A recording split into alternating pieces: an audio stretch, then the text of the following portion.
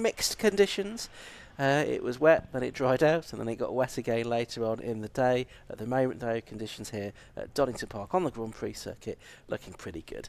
Joshua Barrett is alongside myself, Ian Soman, here in the commentary box. We'll also hear during the course of the day from Matt Suckling. He's on duty down in the pit lane, catching up with drivers after the races and during the races in the case of the two long distance races that we have this afternoon around the 2.5 mile Grand Prix circuit, which of course was famous for the 1993 European Grand Prix and Ayrton Senna's awesome opening lap to that race. And we had some great feats here yesterday, hoping for more of the same today. At the moment, the sun is just about breaking through the clouds, but during the rest of the day, expecting it to be a little bit cloudy, but it should stay dry, and a very light wind as well. Just the flags I can see from our commentary box window fluttering rather limply against the flag poles. Josh Barrett, as I say, is alongside myself, Ian Soman. Looking ahead to today's 8 races, Josh, we've got, as we've said, a couple of long distance races this afternoon, but some sprint races as well, with some championships still to be decided. That's right. I think it's the first time, isn't it? We've had 2 endurance races on a single day at a 750 Motor Club meeting, so it actually means there's a lot less races than we're sort of used to, although lots of track time to look forward to. But yeah, I guess the main championship deciders today are the National Lighting Toyota MR2 Championship and the F1000 Championship. We've got overall titles still to be settled, and then there's some class titles in the Tiguan Club Enduro Championship as well. So we will look forward to that over the course of the day. But we should get some good racing, shouldn't we? It's a dry track, a dry circuit. Okay, the temperatures aren't particularly up high, but that shouldn't make too much difference once the racing gets going. And Donington Park, whether it be the national track or the Grand Prix circuit, as we've got this weekend, always creates great racing. And none less really in what will be our first race of the day for the Lap Helmets Formula V Championship. Slipstream in action aplenty should be coming up to begin our day here at Donington. Yeah, and big grids all the way through the day as well. It's great to see, particularly within the 116 Trophy, which we've got later on. I think they're both going to be pretty much at capacity, almost 50 cars, up to the maximum we're allowed, not quite 50. And there's a big grid in the Club Enduro Championship as well, the Tiguan Club Enduro Championship. And not forgetting the supporting cast as well, with all very decent grids, nothing less than 20 cars on it. So should be a very good and competitive day's racing. That's not a race car. It's not. No, the Donington Park tractor is off out. It's got the sweeper attached to the back of it, and that's because there's probably some gravel to be swept up at parts of the circuit. We did have an off certainly into the gravel in the qualifying session that's just been completed for the Tiguan Club Enduro Championship, which races at 3:30 this afternoon. Marshals there with their brooms, but sometimes it can be a little bit too much work even for the marshals with the amount of gravel that can be dragged onto the circuit. And there were certainly in some of the qualifying sessions this morning, Josh, quite a few drivers losing lap times for exceeding track limits, and possibly that's the case where they've got wheels off into the gravel as well and dragged gravel back onto the circuit and off onto the runoff area as well. And that is going to be more of a problem today than it was yesterday, I think. Yeah, the drivers may not actually be gaining an advantage by exceeding the track limits, but as the regulations are nowadays, whether you gain an advantage or not, if you are outside track limits, first in qualifying laps will be deleted, and then in the race, after warnings, penalties may come. Hopefully we don't get too many of them, because that isn't an ideal situation from everybody's point of view. But we shall see what happens over the course of the 8 race programme. 4 coming up this morning, 4 this afternoon, with a good mix, as you were saying, in single-seaters, saloon cars, sports cars and endurance racing as well. So about everything you could hope for, really, on the programme today. Yeah, that's right. And a reminder that if you're at the circuit or watching on the live stream brought to you by Alpha Live, then you can have a look at the race programme. That's available on the 750 Motor Club website, which is found at 750mc.co.uk, 750mc.co.uk. You can download the digital race programme. You can also access the live timing and the live stream through the 750 Motor Club website as well. So do head to that for all of the information that you need about today's racing. Still that clearing up work being done and the sweeping up being done by the marshals down at the old hairpin. The tractor has gone straight past, so there must be some more gravel that needs to be swept up at another part of the circuit as well. So it is just going to be a few minutes, I think, before we get the cars onto the grid for the first race of the day. We did have various championships decided yesterday. Oh, here it comes, it's coming back the other way to get the gravel off the circuit. We've all got another championship finals meeting as well, 2 weeks today at Silverstone as well, where there's 5 more categories that will reach their conclusion as well. And that's going to be on the Silverstone National Circuit. That's the day after the Burkitt Relay, which of course takes place on 2 weeks yesterday. That is on the Grand Prix circuit. That's fully subscribed, I understand.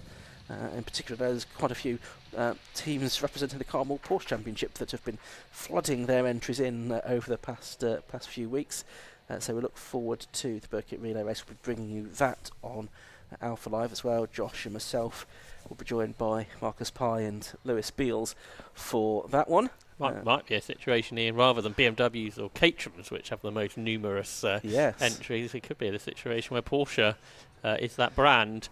Something that perhaps in the past in top line racing you would expected that perhaps at Le Mans to have more Porsches than any other car. Not so much the case nowadays, but the Burkitt Relay could be the first time that happens. And of course it's the Burkitt Relay, a great event, 6-hour relay race for those of you that aren't aware.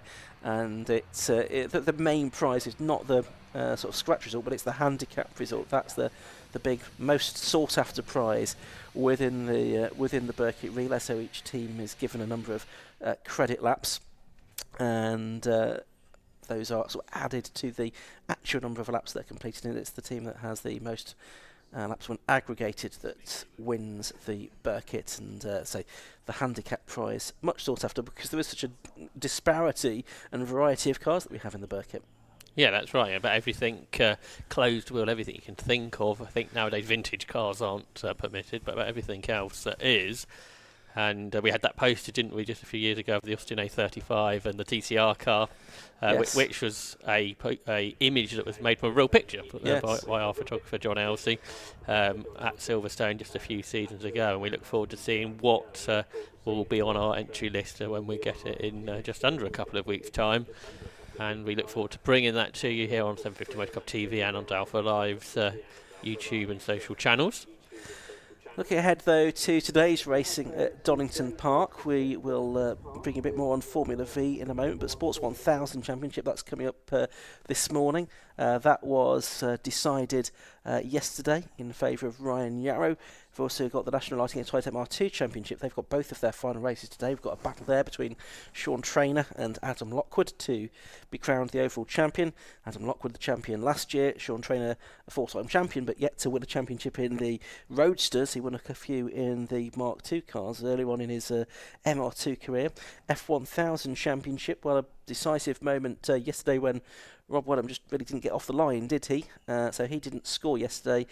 Craig Pollard took a big step towards the championship, although it was Tom Gadd that won the race. But I think we're now going to be close to getting cars out on track for the first race of the day, and that is going to be for the Zamp Helmets Formula V Championship.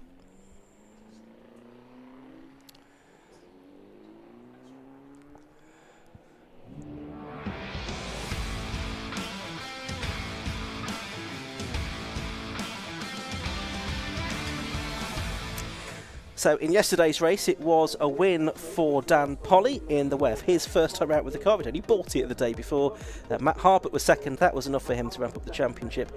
And Peter Studer took third position. Let's have a look at the grid for this race, set by the second fastest times in yesterday morning's qualifying session. So on pole position, it's number 90, Tortola, and besides him is number 99, Craig Bell. On the second row of the grid, it's number 12, Bill Garner, with Leon Frost, number 93, next to him. On the third row of the grid, yesterday's race winner, number 44, Dan Polly, in the WEV, besides number 3, Vaughan Jones, who's going for third place in the championship. Row 4, 33, Matt Harbert on the inside. He is crowned champion after his second place yesterday. Rick Lanier, it is, that is besides him on the grid in car number 24. Row 5 of the grid, that's going to be number 4 Tim Probert and 25 Daniel Lanier. Row 6 is 32 Simon Foley and 66 Phil Waterhouse. On the 7th row, 88 is Francis Twyman and 95 is Oliver Mitchell. Peter Studer, coming from 15th on the grid this time, can he get another podium? Number 5 is on the inside of row 8, next to number 36 Bradley Tarleton. Row 9 is number 50 Lewis Scholes and 47 Matt Topham. The 10th row of the grid will have number 8, which is Ross Price, and number 28 Sam Engineer. On the 11th row, it's 14 David Huckle and 72 Colin Gregory. Row 12, 64 Sam Wallbank and 59 Chris Wilshire. And at the back, 2 drivers that had an incident in qualifying yesterday, 46 Will Malins and 60 Mark Newton. They've both done some laps this morning to get out into the race today. That's the grid then, but Josh, it looks like there's at least one significant car missing. Yeah, yesterday Craig Bell, I think his engine blew on the exit of McLean's, and that's not been sorted. So a driver who's looking to win the title coming into this weekend won't even get out for race 2. As you mentioned, Matt Harbott provisionally won the championship yesterday in his similar AHS Dominator. So that leaves Tortalla then alone on the front row of the grid on pole for what he tells us will be his last race in Formula V. He'd done some races last year, won some races in Class B, as he has done this season. Took his third Class B, so he took his second Class B win last time out at Oulton Park. One of 4 drivers coming into this weekend to have won Class B races. Simon Foley made it the 5th different winner this season. So that's one to look out for. With those 2 Class B cars now at the front, really, isn't it? Leon Tortalla and then the Class B champion, Bill Garner, who will line up directly behind. But it's good to see a good grid of single-seaters. I think this is the largest single-seater grid on average over the course of the season. And it's really been good over the last couple of years, Ian, to see the Zamp Helmet Formula V Championship grow once more. We've had, I think, some capacity grids over the course of the season. Yes, we have, and it's been good to see. Formula V inaugurated back in 1967. These VW Beetle air-cooled engines, something really idiosyncratic still about Formula V, but it still captures the imagination many, many years later, not far away from 60 years now, of Formula V. 750 Motor Club have run it since 1980, of course, and interesting that we've got this variety of chassis towards the front of the field. You've got the AHS Challenger of Tortalla there on pole position.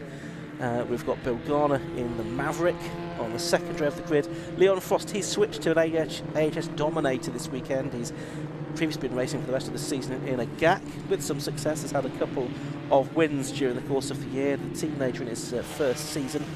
And we've then got the Dan Polly Wave. That's the car that's won the championship twice, in the hands of Craig Pollard 2 years ago, and in the hands of its constructor, Graham Gant, before that as well. And Dan had a win in it first time out, the Irish V champion from 8 years ago.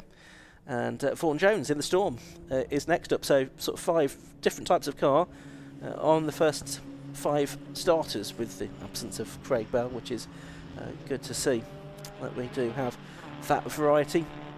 And third place is still up for grabs here. That's between Leon Frost and Vaughan Jones really now, as we move into this final round of the season. Josh has just spotted the slippery surface flag that the marshals are displaying to the drivers on the way into the Melbourne hairpin. We did see one car put some fluid down onto the circuit in the previous session, so possibly that explains what that is doing there. Yeah, it is Leon Frost, who you were telling us about on our screens now, the 17-year-old double British karting champion, looking to take 3rd in the Formula V Championship points this year, but didn't have a very good day yesterday. The car seemed to be cutting in and out at times, so that could give Vaughan Jones the chance to come through, the driver from Wales. He's finished 3rd in the last 2 years. We'll see if he can make it a hat-trick of 3rd places. He's had 3 thirds as his best results this year. He's had 3 fourths, a 5th. He's had 12 top 10s in total. No one else has been in the top 10 that many times this season. We've had 5 different winners. Matt Harbert's won 5. Craig Bell has won 4. Leon Frost, as you said, has won 2. And then Dan Polly and Martin Farmer have won a race each. those two cars then that didn't set a lap time in qualifying, didn't race yesterday, but are there at the back, slot in. So we're about to go racing for the first time today, but for the last time for this season for Formula V. Yeah, Zam Pelbit's Formula V Championship. It's a 15-minute race. The red lights go on, they go out, and the race gets underway. Decent start from Tortulla there from pole position. Leon Frost a little bit sluggish away. He might lose ground here to Vaughan Jones as they battle for third in the championship, but it's Bill Garner trying to go around the outside. You've got coming up on the inside as well the number 44 car, which is Dan Polly, yesterday's winner in the WEV. You've got the champion crowned yesterday, Matt Harbour in the number 33 coming about, 6th position at the moment. There's slippery surface flags at this part of the circuit, so pretty much all the way around the lap, so an extra challenge for the V drivers to contend with, but it's Bill Garner that's got the lead then from Dan Polly in second, Tortulla third, Vaughan Jones fourth, Leon Frost is in 5th position as they make their way through the old hairpin for the first time and then start the climb up towards McLean's on the first of this 15-minute race, and the challenge on for the lead. We saw Maverick versus Webb over the years, haven't we, in Formula V racing with two different drivers aboard today. So they head up the hill with Polly looking to the inside, and he takes the lead then. So through into the lead goes the Irishman Dan Polly. He won yesterday. He's trying to get to the front and away before Matt Harbott gets there, I suspect. Harbott in 5th place. Vaughan Jones has got away from Leon Frost, hasn't he? And we said his best result was in a 3rd. Well, maybe he'd like a bit more than that in this race, because he's right on terms with Bill Garner, the ex-superkart racer. Then Matt Harbott, the champion, in 4th. Tortulla's dropped back a bit in his BAHS Challenger, probably one of the older cars in this front group. And now a big lock-up for Garner, and that's allowed Matt Harbott basically to try and pass all those cars in one go. Yeah, up the inside on the hairpin he went. He's wheel-to-wheel with Garner now, and it looks like Harbour's got his nose in front, so they come up to Goddard's for the first time. But later on the brakes is the Maverick. Tortulla trying to take a wider line as well, but I don't think that's actually done him much good on this occasion. So at the end of the first lap then it's Dan Polly that comes through to lead the race, then in car number 44. Second is the number 33 car of Matt Harbott. Third is number 12 Bill Garner. Fourth is number 3 Vaughan Jones. Then it's Leon Frost, but he's got level pegging with him, Tortulla, as they make their way through Redgate Corner. That's right. Studer up to 9th, by the way. He's made more positions than anybody else on the first lap. We said he started further back. Vaughan Jones has a big twitch down the Craners, and he's got his championship rival for 3rd behind him now, Leon Frost. So they turn their way through the old hairpin. Will start to climb the hill. So good battle developing for the final spot on the podium as Matt Harbott goes after Dan Polly up front. So this is all about the battle for 3rd in the race. Bill Garner, who had one podium earlier in the season at Silverstone, is in that position at the moment.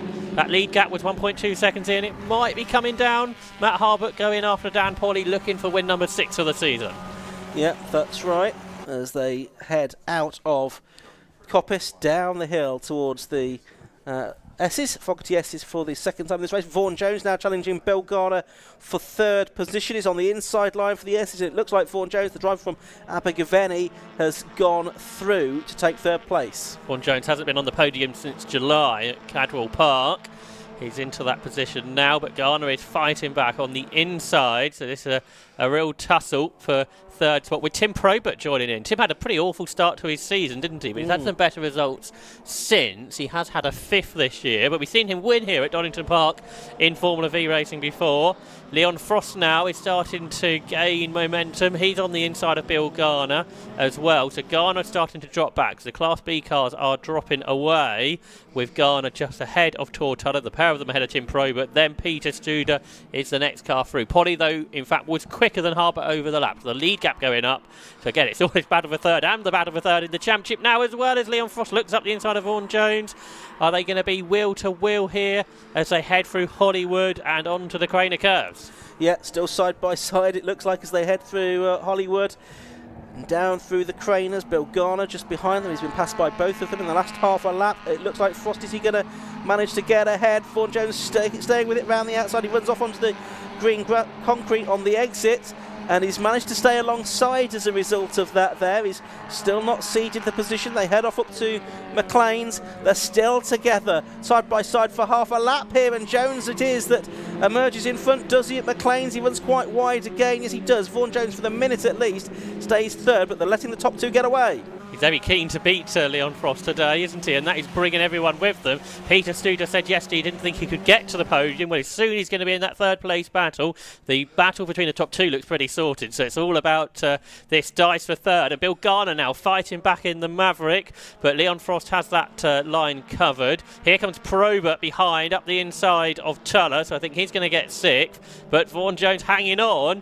And I guess really he needs cars between himself and Leon Frost here, doesn't he, if he's going to get third in the championship. And well, he's going the best way about it. He's staying in third and bringing more cars into this battle. Turning their way out of the Melbourne hairpin up towards the Goddard's corner. This is to complete lap number 3 of the race. Dan Polly from Matt Harbert leading, but look at this, it's almost 3 cars side by side. You've got Probert and Studer involved there, and also Tortulla as well, who has yesterday sort of gradually dropping back down the order. It's Frost now that is in front of Vaughan Jones, so that's changed around.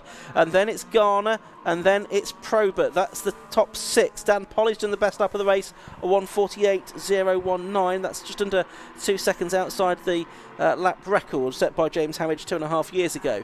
But it's Polly leading now by 2.6 seconds. It's another 4 seconds back to Leon Frost in third. As Colin Gregory in strife, there's another car by the looks of it that had spun down there. That's the number 8 car of Ross Price in the gap. Shame for Ross because he had a good run yesterday. So there's Studer then up to 7th there for the 60-year-old from Norfolk who started racing back in 1983 in the Junior Formula 4 Championship, but for third place in the race Leon Frost is fighting back, and again round the outside of McLean's. He carried a load of speed through the corner. If anything, Leon Frost was a bit slow perhaps, and that has brought Bill Garner in there. But now it's 2 groups of 3, isn't it, rather than 6 cars altogether as we had at the end of the previous lap, as Colin Gregory did make the pit lane, but he's out of it. He is not going to feature any longer. But for Vaughan Jones, good news is coming, because Bill Garner is challenging Leon Frost, who had a good look in the mirror. The Dominator, though, brakes late, but he's heavy sideways, he spins, he's chucked away this battle. Leon Frost and may well have just chucked away third in the championship. Yeah, I think that's probably the case. He's going to struggle to get the car turned around, I think, and he will lose a lot more places. So Vaughan Jones now clearing third, Bill Garner 4th and 5th and 6th side by side. That's Peter Studer and Tim Probert, and Tortulla in there as well, moving up to 7th place after that spin out of 4th position for Leon Frost. Still this battle going on for the minor positions. Dan Polly's done another fast step, a 1:47.146, so he's gone about 9/10 quicker than he did on the previous lap now. Jones over the line, Garner over the line, Probert having a look on the inside of the number 5 TCR challenger of Peter Studer there. Tim Probert in the red Storm can't make it through at Redgate Corner. Yeah, 2005 car Tim Probert is in. Studer's car from 2018, or when it was converted. That originally was an AHS Challenger, like Tuller's car, but it's had some work on it, hence the new name. So through the old hairpin they come. A good battle as Tuller tries to get back involved. The student from Derby, 21 years of age. The younger drivers on the grid. He's at the back of this group, second in the B class. Bill Garner continues to lead Class B. He hasn't had a win since Brands Hatch in that class, so it would be good to go out for him with a class win if he can. Leon Frost recovered, but in 17th, and I think he needs to finish really a couple of positions within Jones, and that looks quite unlikely now. But Jones hasn't got to make the same mistake that Frost made one lap ago. So Vaughan Jones, the 46-year-old, in the car that he prepares with his wife. He's in 3rd spot ahead of Garner then. Bill Garner, the 59-year-old from Cambridgeshire. Started racing back in 1976, but on 2 wheels in motorcycles before moving to supercarts in 1984. Spinner is number 60. That is the car that started at the back, isn't it? Mark Newton in the shame, but he has got himself out of the gravel trap at the old hairpin. Spreading some more gravel onto the circuit, but at least he's got going again, which is good news. Just looking, Josh Malins, by the way, who's one of the others that started from the back, he's climbed up to 13th position in the number 46 car, the 17-year-old, in his, I think, only his 3rd race meeting. He's quicker than a couple ahead, so he could make further progress. Studer is catching the two in front now, isn't he? He has caught Bill Garner as he braked there for Redgate corner on the previous lap. He was only a couple of attempts faster, but I think he gained a lot of time at Redgate on that time through. So Jones hanging on to third, a position he's not finished in since he had a double podium at Cadwell. Then Bill Garner, he's in fourth. He has had an overall podium this year. He's been in the top 10 11 times.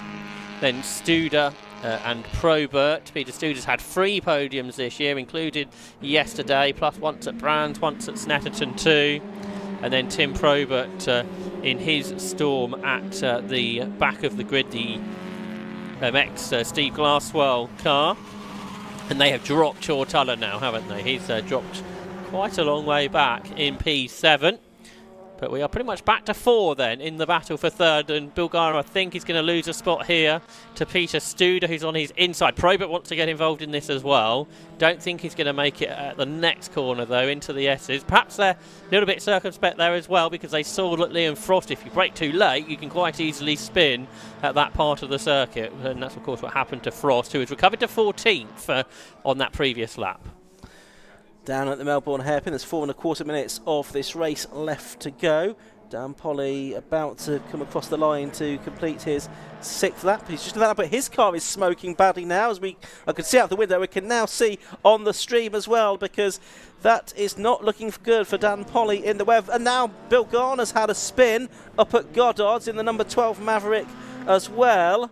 So a bit of a haze hanging now over the start and finish straight. I've got memories of Silverstone when Dan Polly's Shane was smoking just like this, and the track got there with oily. It may be happening again. Dan Polly in the end retired on that occasion. The smoke is slowing down. Whether that's a good or bad thing, I'm not really sure. But that Bill Garner spin means that local driver Tortalla, local student to Donington Park, leads Class B, which he did for a lot of yesterday until it all went wrong. But this time it's his rival, Bill Garner, that's had that spin. So we'll see how that goes. Well, that sounds pretty sick, doesn't it? It does, Polly's car. It does. He's still in the lead, I think, at the moment. Matt Harbert has not yet caught him. There is Matt, and a spin now, another one for Ross Price. That's not a replay. But like Garner, it's at the final corner, and perhaps that's where Polly's car started dropping something on the road. Some more fluid down there at that part of the track now, so something for drivers to be aware of. So we've got now 2.75 minutes left in this race. There is the race leader who's putting a lap on the 60 car of Mark Newton. Dan Polly is still circulating and still at a reasonable pace as well, it would seem. So maybe it's not affected the performance of the car too badly, but Harbert, I think he's a bit closer than he was a while ago, and we'll see if Dan Polly just dive for the pits at the end of this lap. He had a good look in his mirrors. He can't see any more smoke, so he might well carry on if the gauges don't suggest too much is up. Dan, who's 41 from Dublin. As you say, the 2016 Irish champion. Again, the smoke is a lot worse coming across the start line, somewhat bizarrely. There's a black and orange flag, which may well be for him, actually. And I think he is pulling off. Yes, he's going to pull off onto the side of the road into the pit lane. So Matt Harbert takes the lead of the race. Then Peter Studer is actually up to 2nd place now. Didn't think he'd be doing that from 15th on the grid. And Vaughan Jones in 3rd place. So he's still 3rd, but he's lost his spot. So he's still not going to get his best result of the season quite. But 3rd in the championship for a 3rd year running looks more likely for the driver from Wales. But there's Harbert then, leading once more. He's had such a good season. I don't think he'd won a race before this year, had he? He'd been quick, he'd had some poles last year, but I don't think he had a race win until this season, and now he's on course for his 6th win. He's 8 seconds ahead of Peter Studer. The lap times are still okay, aren't they, from the rest? I hope the track is not actually too oily, which we feared could have been the situation that was going to arise. Garner back ahead of Tuller in Class B, so change to the Class B lead again. Bill Garner about 1/4 of a second, 3/10 ahead of Tuller. But that's the gap with a back marker between Matt Harbert and Peter Studer, and a change for 3rd. Tim Probert has got ahead of Vaughan Jones. He has indeed, so Jones now going to try and fight back. We're watching the Studer car get past the back marker there, but in the background we've got Vaughan Jones and Tim Probert, I should say, disputing the position, and it's Probert that comes out of the Fogarty S's in front of the Welsh driver. They're heading off down to the Melbourne hairpin for what with the penultimate time in this race, just about 30 seconds to go. It's been a while since Tim Probert's been on the podium, hasn't it? It has, yes. So that'll be quite something for him. I think he had his only win here at Donington Park, didn't he? And that was were you here for that very crazy race? Yeah, that was a one to remember. Especially the last corner. Yeah. That's where it all unfolded. So we are going to get one more lap, and it's side by side. The second Probert might not just be third, because going on to this final lap, he's on the outside of Peter Studer. He's set a PB, so if the track is slippery for anybody else, it's not for Tim, as he takes second place. There's Jones, he's dropping back in all of this. They're the Class B cars at the back of your screen. Bill Garner's just ahead of Tortella, but for second place, absolutely nose to tail, two long-term Formula V racers absolutely together. Tim Probert and Peter Studer, two drivers that are in their 60s but still pushing on for podium finishes in single-seater racing. So blue flags waving to let the back markers know that there's quicker cars coming through on to the final lap of the race. Then the time has counted down to 0. They're still disputing second place. Tim Probert in the red car on the inside from McLean's, Peter Studer in the TCR Challenger on the outside, Team Crabsbrook Racing, right in his toe as they climb up to Coppice Corner, looking to the left-hand side of the circuit. Vaughan Jones is getting involved in this yet, because he's catching them quite quickly on this lap as they battle.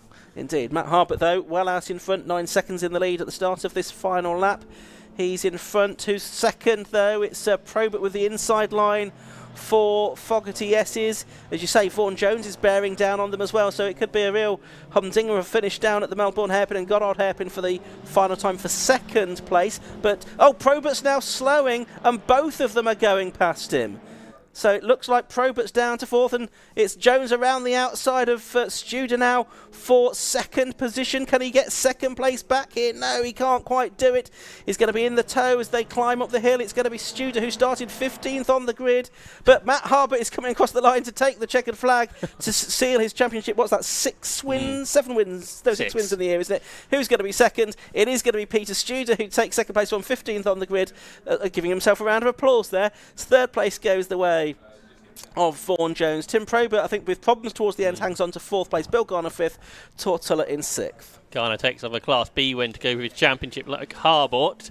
But, shame for Tim Probert, he didn't get that podium, but it's another third for Vaughan Jones in number 3, so it's all the threes all at once. But a 9-second victory for Matt Harbort. Francis Twyman, by the way, came home in 7th, ahead of Rick Lanier, who's had his best weekend of the year, that's for sure. Simon Foley, yesterday's B winner, was 9th, and from the back, Will Mayling's got 10th. Yeah, good result. Leon Frost has faded again, so I don't know what's up with this car. I think he should have stayed in the car he's been in all season, because that's gone much better than this weekend has. That is for sure. Across the line comes Daniel Lanier there. They're still battled through the field. Oliver Mitchell there, the student from Gloucestershire, the 22-year-old. He takes 14th, just ahead of Sam Engineer, another long-term Vee racer. And Leon Frost has lost more places, has he, on the last lap, where certainly the car is fading pretty dramatically. He's going to get 16th, but that's not what he came here for this weekend.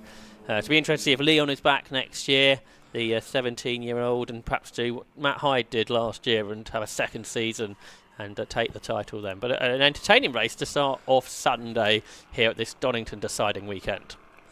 That's right, last few cars coming across the line to take the checkered flag. Obviously the demise of Dan Polly while leading. He got the fastest lap of the race, a 1:47.146, allowed Matt Harbert to sort of take a victory lap, really, have a win in the final round of the season to add to his list of success already. So he's the champion. Craig Bell second, and Vaughan Jones with third place in that race, finishing in third position. Let's have a look at the results then. Confirmation that it was a win for Matt Harbert.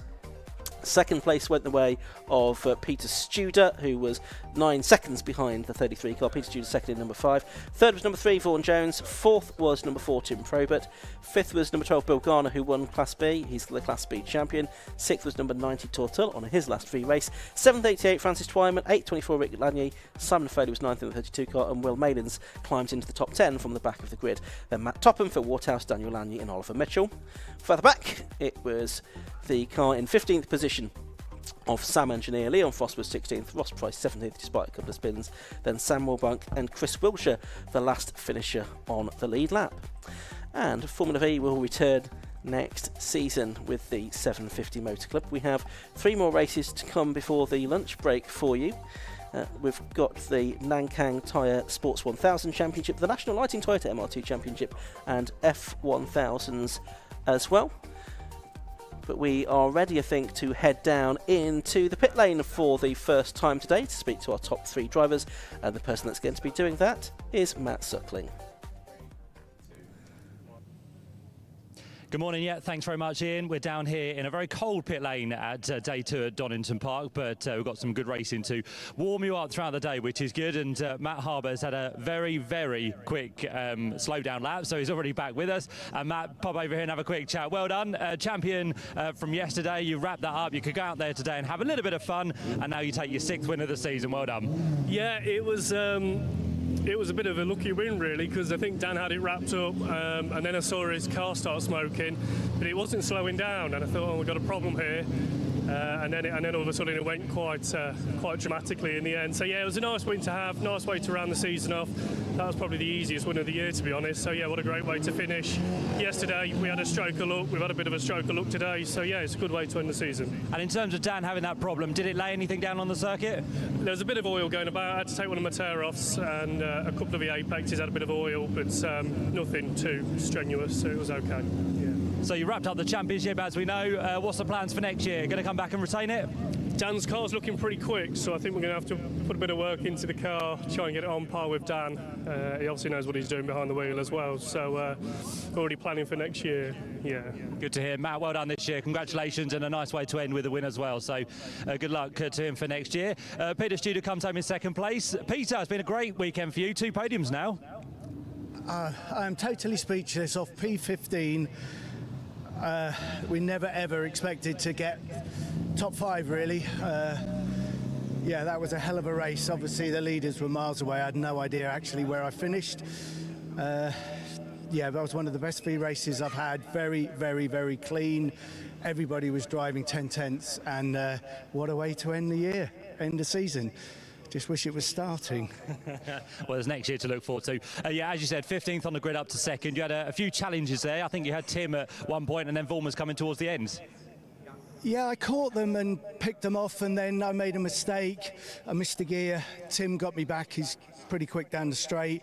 Then he made a mistake, and that let Vaughan back in, and Vaughan got me. And as he just said, I had to squeeze him out the hairpin on the last lap, but yeah, last race of the year, no, whatever it is, but we're all clean, and that's the main thing. Go back on the trailer, into the workshop, and work out how to go quicker next year. But thank you very much. Thanks, Peter. We look forward to seeing you in 2025 as well. And 3rd place, Vaughan Jones. Vaughan, that was a cracking race for you. I think you had some battles early on, and with that result, I think you've wrapped up 3rd in the championship as well. Yeah, hopefully that'll be good, because yesterday's race was a complete, absolute horrible one. But today, no, 3rd is fantastic, and yeah, absolutely brilliant. If I've got 3rd in the championship, that's 3 in a row. So at least I don't have to change the number on the car. It's always handy, isn't it? We did see you battling quite hard with Leon Frost towards the start, and then he kind of disappeared with a spin. Did you see that? Yep, saw it in the mirrors, had a little smile on my face, I should say. But then started battling with, I think it was Bill Garner, and then Peter Studer, and then Tim Probert joined it as well. But yeah, managed to get them at the end. Good stuff. Well done, Vaughan. Congratulations on your season within Formula V as well. So that's them done, as Ian and Josh said.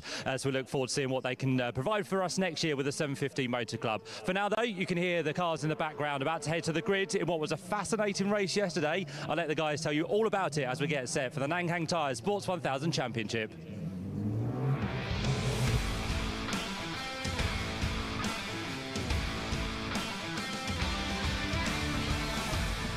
We don't have long enough to tell you all about it, Matt. Let's have a look at the grid for the 2nd race of the weekend, because the cars are already on the grid now, set by the fastest laps from yesterday's race. So pole position is number 24, Rich Miles, and besides him is number 2, Dan Clue. 2nd row of the grid, 42, Clint Newman, and 54, Ryan Yarrow, who is not there by the looks of it. He confirmed the championship yesterday. Row 3 of the grid is 29, Chippy Westmail, and oh no, he is there. He's behind Chippy Westmail in the queue. So 54, Ryan Yarrow is there. 3rd row is 29, Chippy Westmail, making his return. After a few years out, in 28, Charlie Slatton. Row 4 of the grid, 43, Paul Rogers, and 20, Mark Goodwin, so he's well up on the grid. Row 5, 72, Johnny McGill, and 63, Colin Chapman. There's still the Sporting Cup to go for. Chapman and Slatton in contention for that, by the way. Row 6 of the grid, 44, Carl Austin, and 33, Daniel Ashby. Row 7 is 69, Ian Hutchinson, and 88, Richard Webb. Row 8, 98, John Cutmore, 46, I should say, Charles Wright. 111, Mike Whiteman Hayward, and 15, Chris Wilkinson on row 9. Row 10 is 84, Wayne Armstrong, and 34, Stephen Dean, and row 11, 83, Alex Soloro, and 4, John Murphy. We also have the Cup 200 championship still to be decided for the Hayabusa engined MK Indies, the front engined cars, so we'll keep an eye on that as well as the Sporting Cup overall championship already sorted in favour of Ryan Yarrow, who won yesterday's race, which was a bit controversial at times, but ultimately there was a penalty applied to Clint Newman. That was appealed and the appeal was successful, so no penalties applied in the end from yesterday's race. It was Yarrow that was credited with the win from Dan Clues, and Clint Newman with Rich Miles, who won on the road, getting a 5-second penalty for exceeding track limits. That dropped him back to 4th position. 20-minute race ahead of us for the Lancang Tyre Sports 1000 Championship. It is the final round of the season. The green flag is waved at the back, and we're going to go racing very shortly indeed here on the Donington Park Grand Prix circuit, waiting for the final countdown and then the 5-second board to be shown, and then it will be red lights on ahead of 20 minutes of racing. Revs are rising, there are the red lights, out they go, and who's made the best of the starts? Well, it's a good start from Rich Miles. You've got Clint Newman trying to forge his way through from the second row of the grid. He's got himself into the lead of the race already as they head off up towards Redgate Corner for the first time. It is Newman that is ahead, or is he? Ryan Yarrow looks to be trying to make up some ground as well around the outside of Rich Miles. I think he's through second place, so it's Newman leading, Yarrow second. This is exciting. Third place, Rich Miles. Fourth is Chippy Wesmail in the Mattel, just getting up on the inside of the other Mattel of number 2, Dan Clues. That's right. It looks like Cutmore's to the front, or to second in Cup 200. Richard Webb's gained loads of places. Cutmore probably the favourite for the Cup 200 title.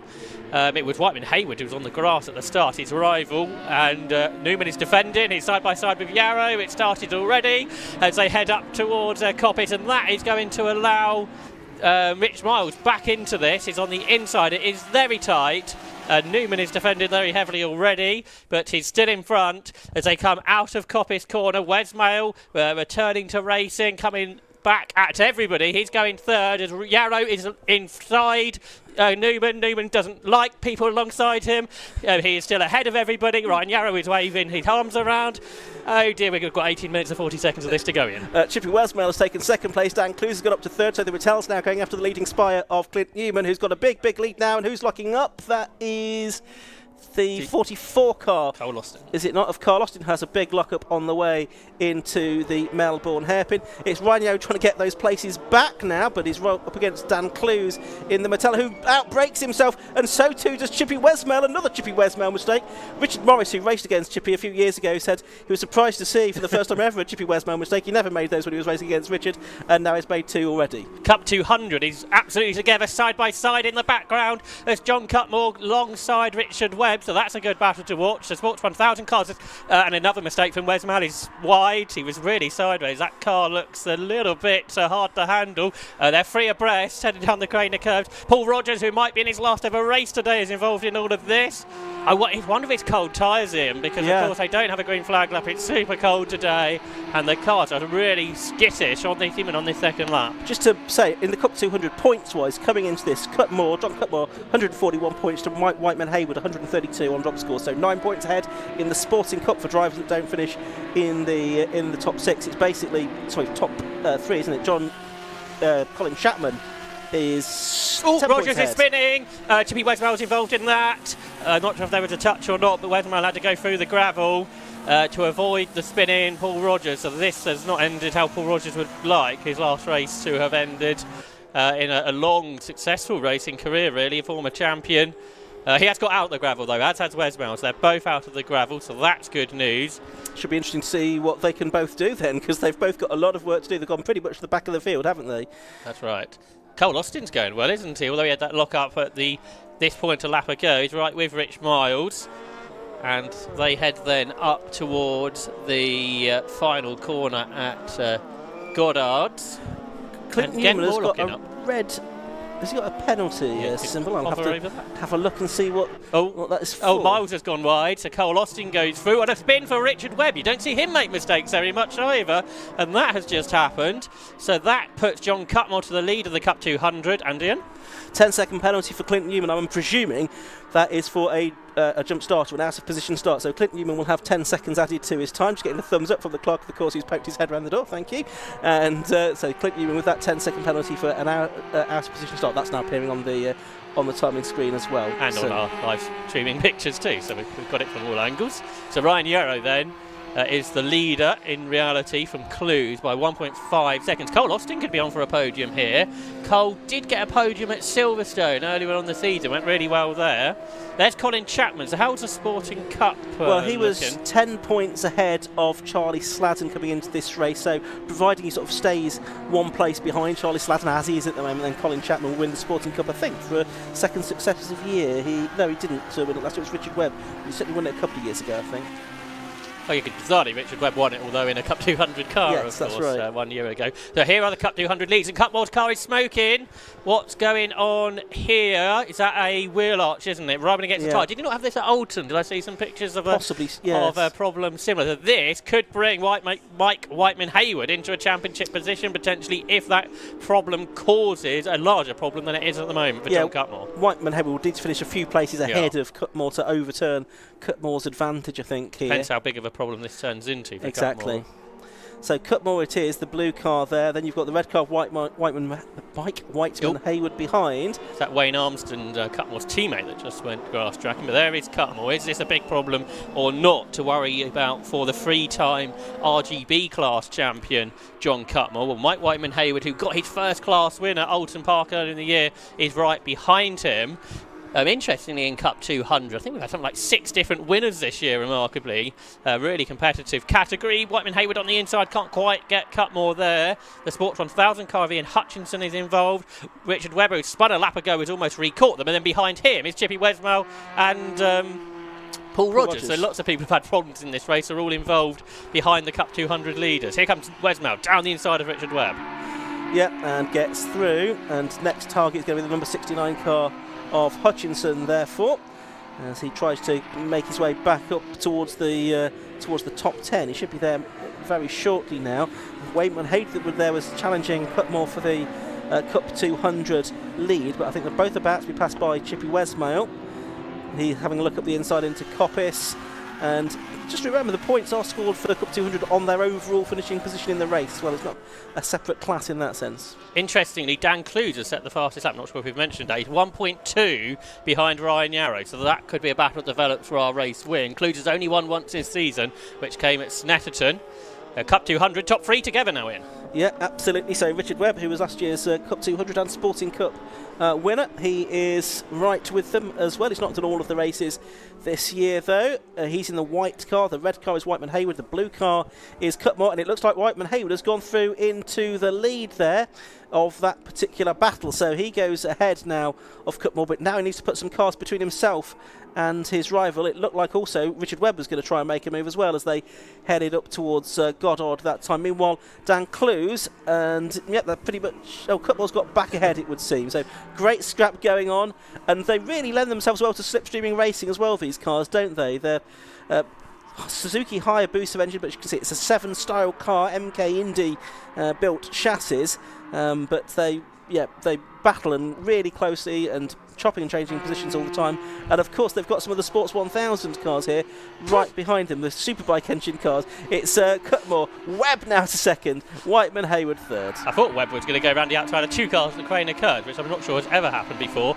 Charlie Sladden and Richard Miles are in the pits. Oh, and problems for Rich Webb now. His car smoking. I don't think that was just a wheel arch like it was on Cutmore's car. No, it might be actually. Yeah. And it just needs to sort of work its way off, I think, if it can possibly help it. Did you see Webb smack the curb on the inside of the corner to try and dislodge him? I'm not sure that actually worked. So this is a bigger problem that may develop. But yeah, I'm not sure why Charlie Sladden pitted from what was 5th place and Rich Miles from 6th. Were they perhaps involved in a problem. So that should definitely give Colin Chapman the Sporting Cup. There they are. There they are. Sladen retired from yesterday's race as well, if you remember right, just before the checkered flag. There's Rich Webb, but you can see the smoke pouring off as the bodywork is fouling the tyre. He's still trying to go past Mike Whiteman-Hayward, and he's done it as well. He's a very accomplished racer, Rich Webb. He's been a Sports 1000 champion as well.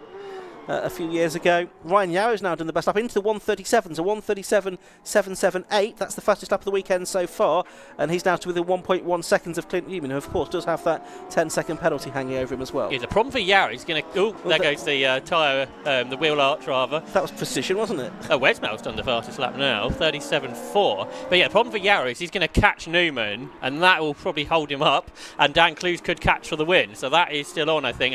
And Yarrow and Clues' lap times are basically been identical. So Richard Webb has now got quite a big gap to John Cutmore ahead. So Cutmore getting away as Webb tried to sort out his wheel arch, which he has now done. Been quite a battle though, hasn't it? With the Sport 1000 runners and the Cup 200 cars all involved in this. It's been really exciting, hasn't it? I imagine if you've been in the thick of that battle, it's been tremendous fun. Chris Wilkinson not far behind, so he's running well.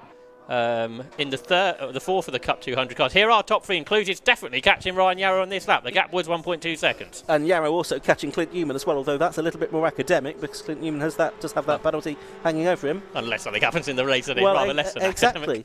But really, Ryan Yarrow and Dan Clues, they can just battle between themselves. They don't need to worry about Clint Newman. I wonder if that's why Yarrow's dropped back on this lap from Newman, because he caught him by half a second on the previous lap. He hasn't done that this time.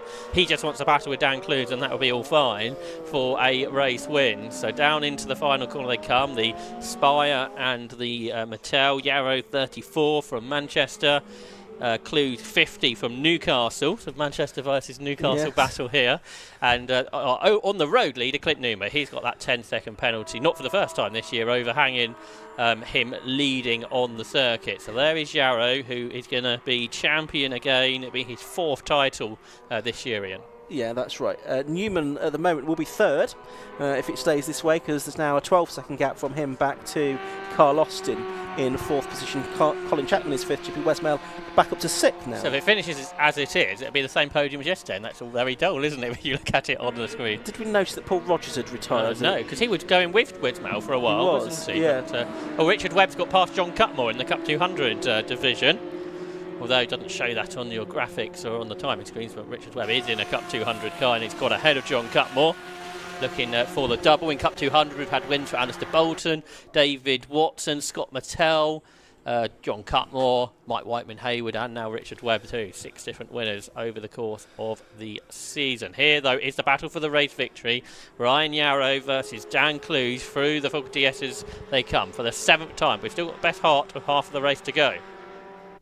Down towards the Melbourne hairpin, and this the battle effectively for the lead of the race then. Ryan Yarrow, number 54, against number 2, Dan Clues. Dan Clues, long-time racer in the F1000 Championship. He was champion, I think, in 2020 in that.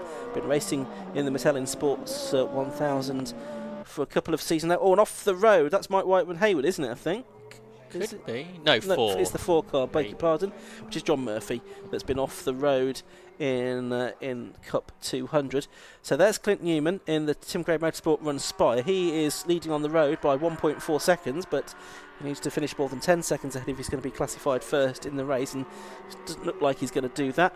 Ryan Yarrow and Dan Clues second and third on the road, but they are effectively doing battle for the lead of the race, and there's not a lot to choose between them. Clues hasn't really been in a position to try anything in terms of a look up the inside or a lunge as yet. Slippery surface flags out again. We've seen a lot of those this morning already. But Yarrow and Clues. Yarrow, who prepares the car himself, privateer entry. So looking for his 4th championship. Clues in the Mattel run car does have a bit of a half look up at the inside into Coppice Corner that time, but nothing came of it. And now they're heading down the straight towards the Fogarty S's. There's 7.25 minutes or so of the race left to go. Clues to the outside for Fogarty S's. Yarrow just taking the line, and that squeezes the opportunity out for Dan Clues on that occasion. Whiteman-Hayward's got past Cutmore, by the way, in their battle in Cup 200. As this lead battle continues between Ryan Yarrow and Dan Clues. Clues in the 2022 Suzuki-powered Mattel. Yarrow. We've got a safety car. I think Mark Goodwin was off at the final corner, but he's got going now. Yeah. So why this safety car? Everybody's come through at the end of the previous lap. Whether it was called and then Goodwin recovered, not sure. Sometimes it does happen that way, doesn't it? And or something's happened on this lap. Yeah, we've not seen anything else, I don't think, that would require that. So 6.5 minutes to go. Even if it is only for one lap, that's going to probably mean that we're going to get a couple more laps at the end of this one. Clint Newman might not end up on the podium now. Well, that's what I was just thinking, because if it brings the cars together again, has he got enough time to pull out 10 seconds over Carl Austin, who's in 4th position again? Possibly not, as they want to say. This is the safety car out again. It was out during the race yesterday, which is where we had a few dramas. Let's hopefully things run a little bit cleaner during this safety car period today. 6 minutes of the race to go. And now yellow flags, of course, waved all around the circuit. The yellow lighting panels will be flashing with the SC symbol and the yellow flashing square, so drivers know that there's a safety car. It was a stall, we think, for the Goodwin car, which it did get going again. So possibly it was just one of those things. The car got going just as the safety car was called, and so they just need to do one lap behind the safety car and then restart. Because once you've called it, you can't. What can Wesmail do here? Because he is in 5th. Yeah. He could get onto this podium for sure, and could he even challenge those ahead? Because of course he is the fastest driver in this race, having done a 1 minute 37.4. Good to see our marshals here at Donington Park this weekend, up there at Coppice Corner. So we've got the safety car leading them round. Clint Newman is following them. Safety car lights have gone out. Interestingly, Goodwin did 2 slow laps. I wonder if he got going and then stalled on the track again, and that's why they brought the safety possibly. car. But he has resumed. So yeah, Wesmail the one to watch perhaps on this race. I wonder if Yarrow will hold back, knowing that he doesn't need to challenge. Well, I think it feels like he doesn't need to challenge Clint Newman. Yes, exactly. He would have seen the board perhaps. And what we're going to have, we might just about have time for 3 more laps. Actually, I thought it was only going to be 2, but it's been a reasonably quick safety car lap, I think, because they knew that there was nothing really that needed to be cleared in the end. So they're making their way up towards Goddard. They'll get green flags when they cross the line this time, and there should be enough time for 3 more laps. It's Clint Newman in the number 42 car leading them around then, but he does have this 10-second penalty hanging over him. It's a bit more orderly through Goddard's than at this point in the safety car restart yesterday. Safety car is in, green flag is waved, and the race gets back underway. You've got Carl Austin and Chippy Wesmail right behind him now. Yarrow's going for the lead on the road as well. Doesn't necessarily need to do this. Looking to go on the outside line at Redgate Corner, but in the end that nothing comes of that, or does it? He's now up on the inside of Clint Newman through Hollywood. And we've got a race on our hands for the lead once more. And it looked like Chippy Wesmail had got ahead of had he? Yes, he had. So Chippy Wesmail, don't rule him out for the win here. Maybe he was last at one point and he could win this. The former champion, he's taken a lot of liberties with the track there on the exit of the old hairpin. There's Chippy Wesmail, who was a winner in British GT here 4 years ago in GT4. Here comes Clues for the lead of the race. In reality, up the inside of Ryan Yarrow. They're side by side. It's going to be free abreast, possibly on the way up to Coppice if Wesmail's got a good enough run. He hasn't quite. He's following his teammate Clues on the inside line, who is wheel to wheel with Ryan Yarrow. They turn out of Coppice Corner. Clues it through. He's taken the lead, looking for his 2nd win of the season, with Yarrow in behind. But the car ahead, that's got a penalty, so it isn't being factored in to our lead battle. And Wesmail trying to follow his Mattel teammate through. Can't quite get there. That could help Clues get away on this part of the track. Yeah, looks like it has done. Wesmail's not been able to get past in the sort of black and gold Mattel ahead of the green and gold spire of Ryan Yarrow. So it's Dan Clues, number 2 now, that leads the race then effectively from number 54, Ryan Yarrow in 2nd place, and then 3rd place is number 29, Chippy Wesmail. It's also got the fastest lap of the race to his credit, a 1:37.400. A spin for number 69, which is Ian Hutchinson on the exit of the Melbourne hairpin, but they come across the line and there's time for 2 more laps in this race. It's Newman leading on the road, Clues 2nd, and he's got about 0.8 of a second over Ryan Yarrow as they go on to this penultimate lap of the race. But now Wesmail's got a penalty, which we're going to assume, I think, is going to be for exceeding track limits. He was very wide at the old hairpin. 5-second penalty.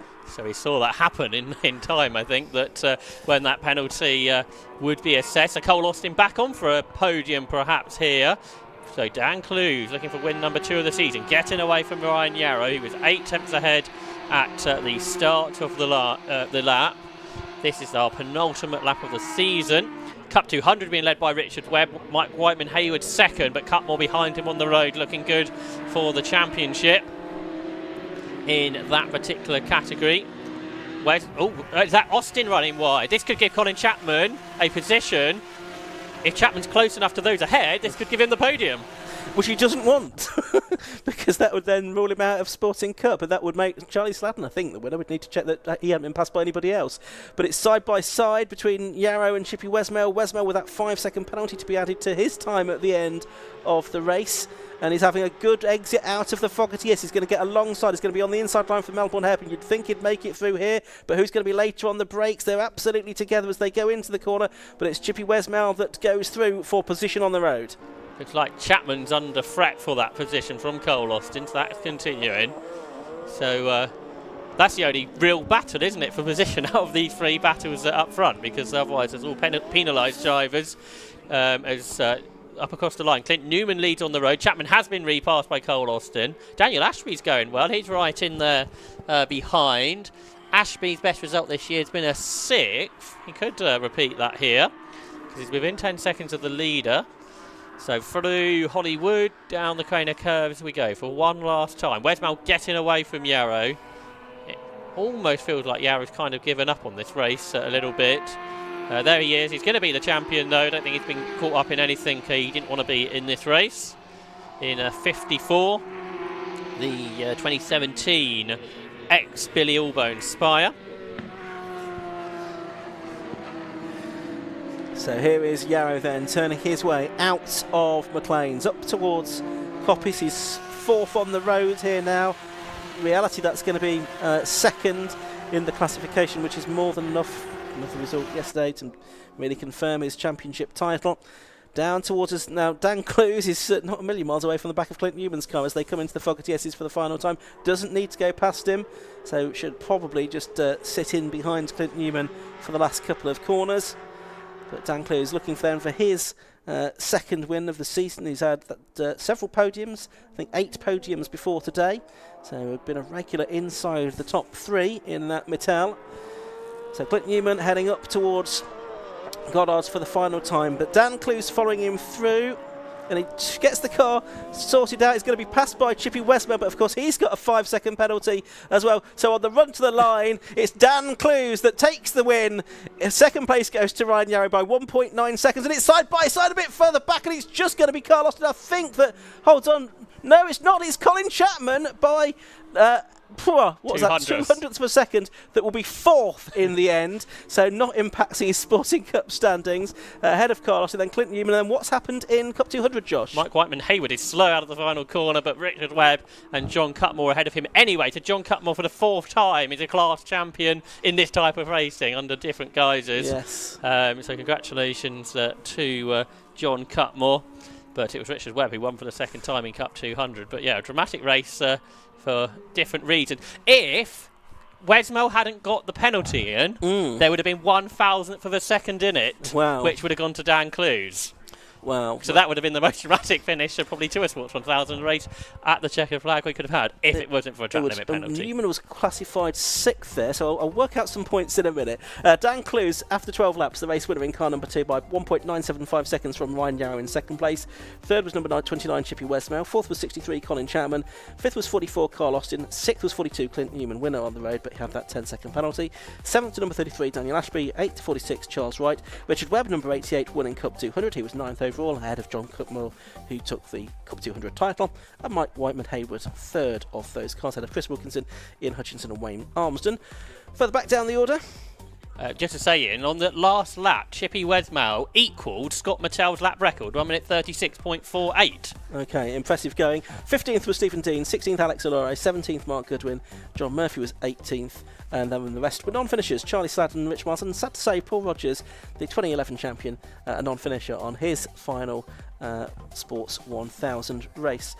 I think we've got Matt Suckling, who is going to be down in the pit lane in just a few moments' time.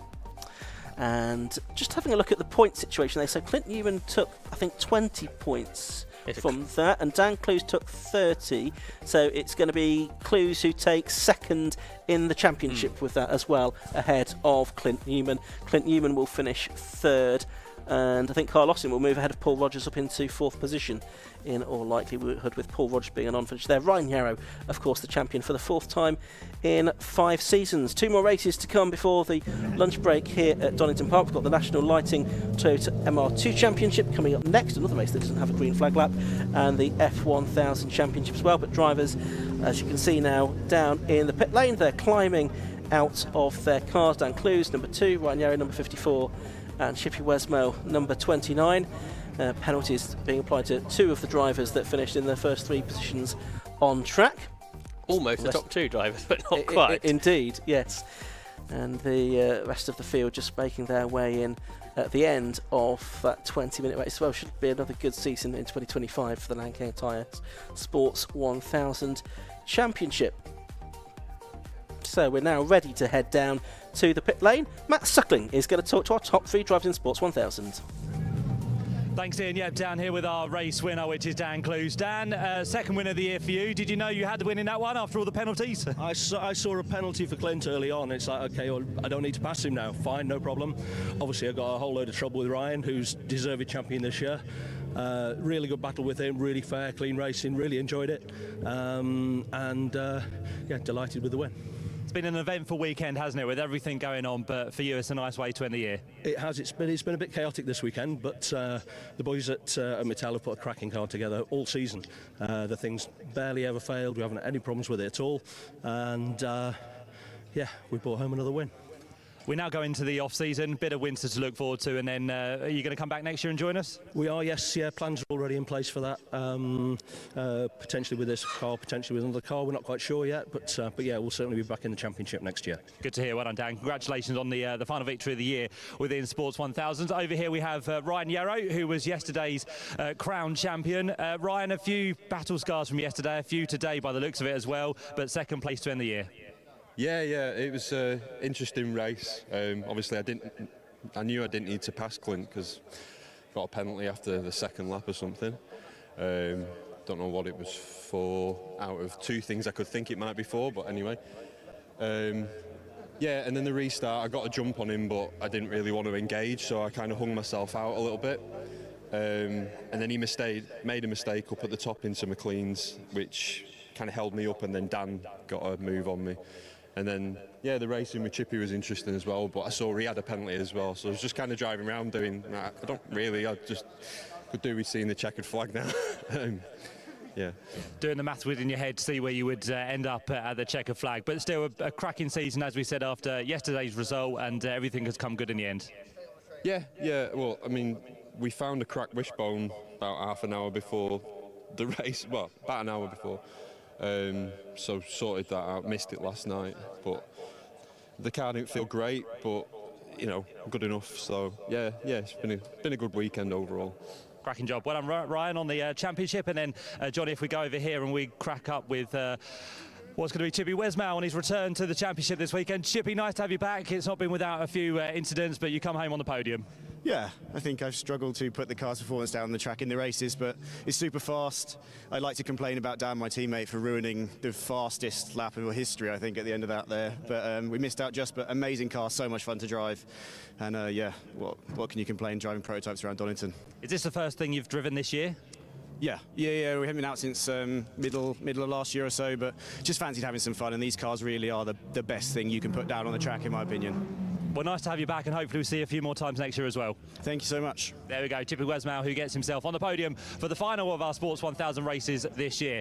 No rest whatsoever, because we've got no formation lap for our next race, which is going to be for the National Lighting Toyota MR2 Championship. So back to Ian and Josh.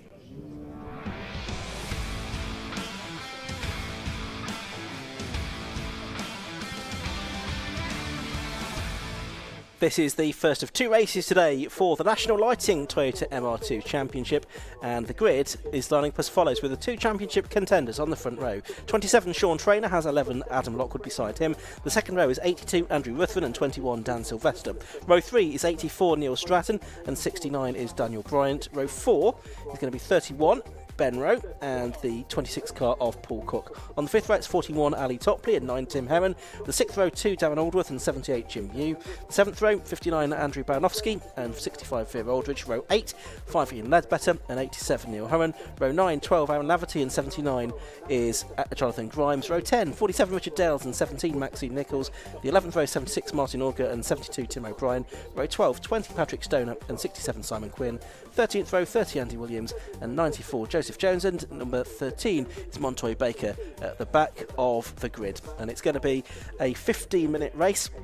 It's very close in the championship between Sean Traynor and Adam Lockwood. After drop scores, there is only a fraction between them, only 8 points between them, with Traynor ahead. But I reckon with the drop scores the way they are, if Traynor wins this first race, then that's him having wrapped up the championship. Lockwood really needs, if he can, to win both races. He's there on the front row of the grid, and as they come into this meeting, the final meeting of the season, it was Lockwood's had the strongest start to the season.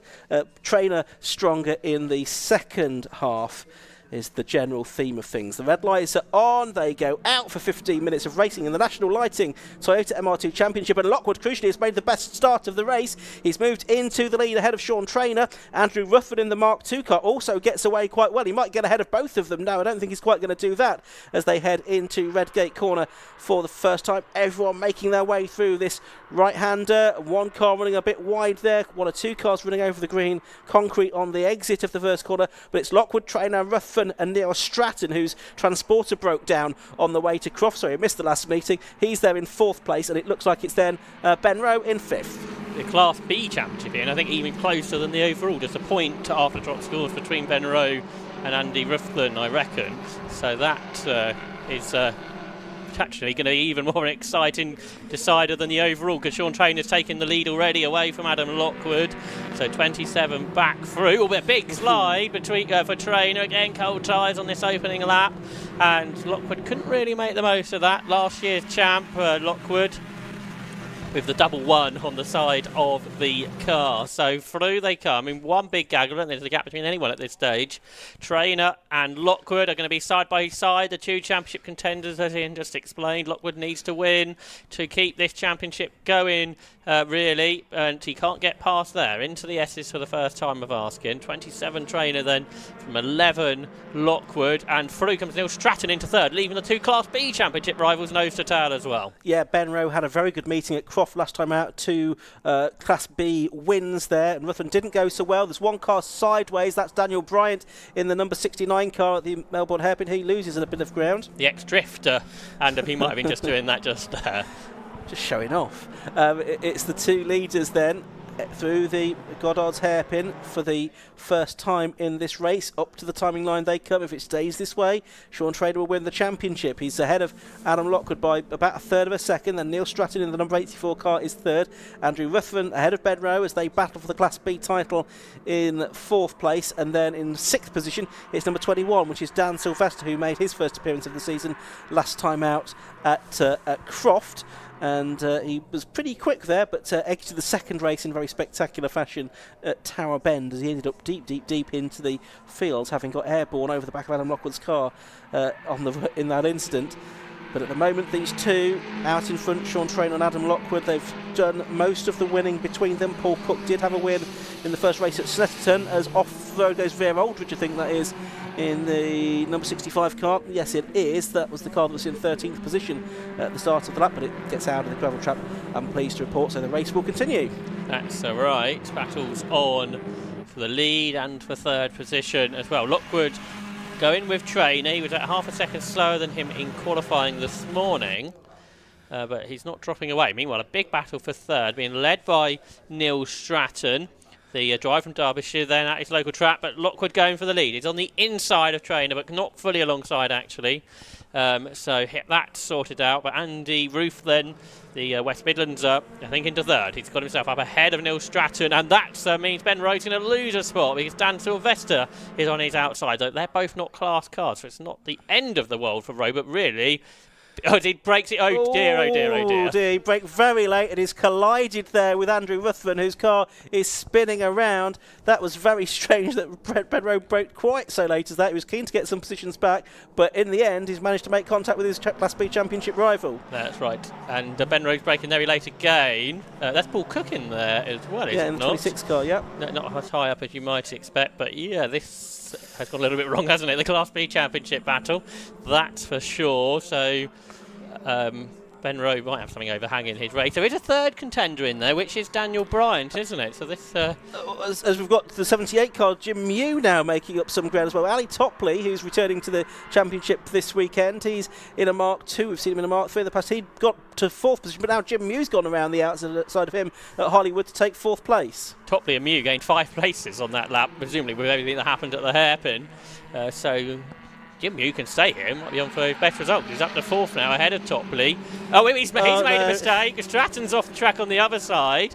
So Topley's back into 4th. Yeah, Mew's dropped back to the back of that group. So who's coming up the order now? Paul Cook, presumably. Danny Sylvester's gone from 8th to 5th. Rowe's on the inside of Cook. This is all quite chaotic, really, isn't it? And was that Aldworth out wide, wasn't it? Sideways in 2. So yeah, this is, oh my word, there's more stuff going on. By the way, Sean Trainer there they are, and Adam Lockwood still leading this race quite comfortably. They're well out of it, and they're probably just as glad about that, because Lockwood, I thought, was going to have a look up the inside into the focus. Yes, don't forget he does need to get ahead, really, of Sean Trainer to take the championship to the final round, as we've got Ali Topley there now up into 3rd position. Dan Sylvester in 4th. He started the lap in 8th place. And then it's Paul Cook, I think, isn't it, in 5th place, number 26, who's won lots of MR2 races over the years. We've also seen him out in various other 750 Motor Club disciplines as well. And then it's Ben Rowe just behind him. And there's a black and white driving standards flag now for number 82, which is Andrew Ruthven. That kind of doesn't make sense in some ways. It's probably for track limits, isn't it, rather than anything else. But anyway, leaders across the line. Lockwood's done the fastest lap, which could be important. 1:53.9. They're a long way ahead. So I guess the furthest back trainer really you'd think would go here is 2nd. As Sylvester is going for 3rd. He's on the inside of Topley. Of course, is the B leader now in all of this. It's a very slow car going past our window, which is the number 5 car of Ian Ledbetter, but he's back up to speed now. I think he had a little spin. Oh, he did a PB on the previous lap, so I don't know what was going on after the finish line. Aldridge there having another spin in the 65 car down at the hairpin, I think that was. More tyre squeal at the old hairpin. Rowe is sideways in all of that, but the car ahead is the one that's on the grass. That's Sylvester, isn't it, who's gone off this time? So Topley is 3rd. Who knows who's 4th? It's Paul Cook. Paul Cook's all very quiet in this battle, isn't he? While everybody else is having dramas, it's not very Cookie-like, is it? The quiet one in the battle. No, normally the centre of attention, isn't he, Paul Cook? But 8 minutes of the race to go, so just coming up to half race distance here. We're on lap 4. As Josh says, best lap of the race to Lockwood, a 1:53.994. Lap record for these cars, a 1:53.36, set by Sean Trainer 2.5 years ago. Interesting, a couple of seconds off of qualifying times, which is unusual. Well, here comes Paul Cook up the inside of Ali Topley to take 3rd place away. And the lead of Class B, of course, here for the Mark II cars. Andrew Ruthven is now into the pit lane. Now, is that for damage? He's stopping... No, he's got quite a lot of damage there. That was where he was attacked, wasn't it, I think? Yeah. As now we've got Topley outbraking himself, and that's allowing Daniel Sylvester in the 21 car, in the Roadster, to try and make up some ground on the inside. The 2 car of Darren Aldworth now is also getting the driving standards flag as well, also for track limits, and possibly we did see some of that a little bit earlier on. So this very intriguing battle for 3rd place, which involves most of the field, it seems, and everyone seems to be taking their turn in front as well. Yes, Sylvester's back there. This will make an interesting YouTube video, won't it? It will. For Sylvester and all his MR2 mates around him. Paul Cook then behind. Looking at the Class B Championship battle, actually, I don't think Daniel Bryant can win it, can he? It is between Rowe and Ruthven, and who knows how that's going to look going into the last race of the season, I think. And Ruthven's got a car to fix. Sylvester there in 3rd, Cook is 4th, Topley in behind. I think Alistair Topley was racing a Ford Focus just last weekend. Oh, we got another car in the gravel. That Mew, possibly? I think so, yes. I think it's Jim Mew, isn't it? Who's not been off at the old gone off. hairpin? Most of the field have, some of them twice, I think, now. We're only on lap 5. So there's Neil Stratton. He was off a couple of laps ago. There's the 59 car as well. There's Andrew Baranowski, who turned 35 in the week, the driver from Chelmsford. He went very well at Croft last time out as well. First season of racing, I think, in the National Lighting Toyota MR2 Championship, and a very warm welcome to National Lighting as sponsors for the Toyota MR2 Championship this weekend. So the best result was 7th before this weekend. Who knows, he could end up higher than that if people keep chucking themselves off the road in front. Could do. So through the Foggers Yeses goes this battle here. The lead as it is still Sean Traynor ahead of Adam Lockwood, but the gap between them has only been about 3 or 4 tenths all the way through this race. They are going to come up to complete the lap. There's going to be, 3 more laps to go at the end of this one to make it an 8-lap race for the National Lighting Toyota MR2 Championship, turning their way out of Goddard's up to the timing line. They will come with 5.5 minutes of the race left to go. So, yep, time for 3 more laps. Into Lockwood's done another fastest lap now, 1:53.575, down about 2 tenths off the lap record of Sean Traynor. Yes, they were under a lap record pace in qualifying, so it's possible they could get there before the weekend's over. So Sylvester there in 3rd. Paul Cook chasing.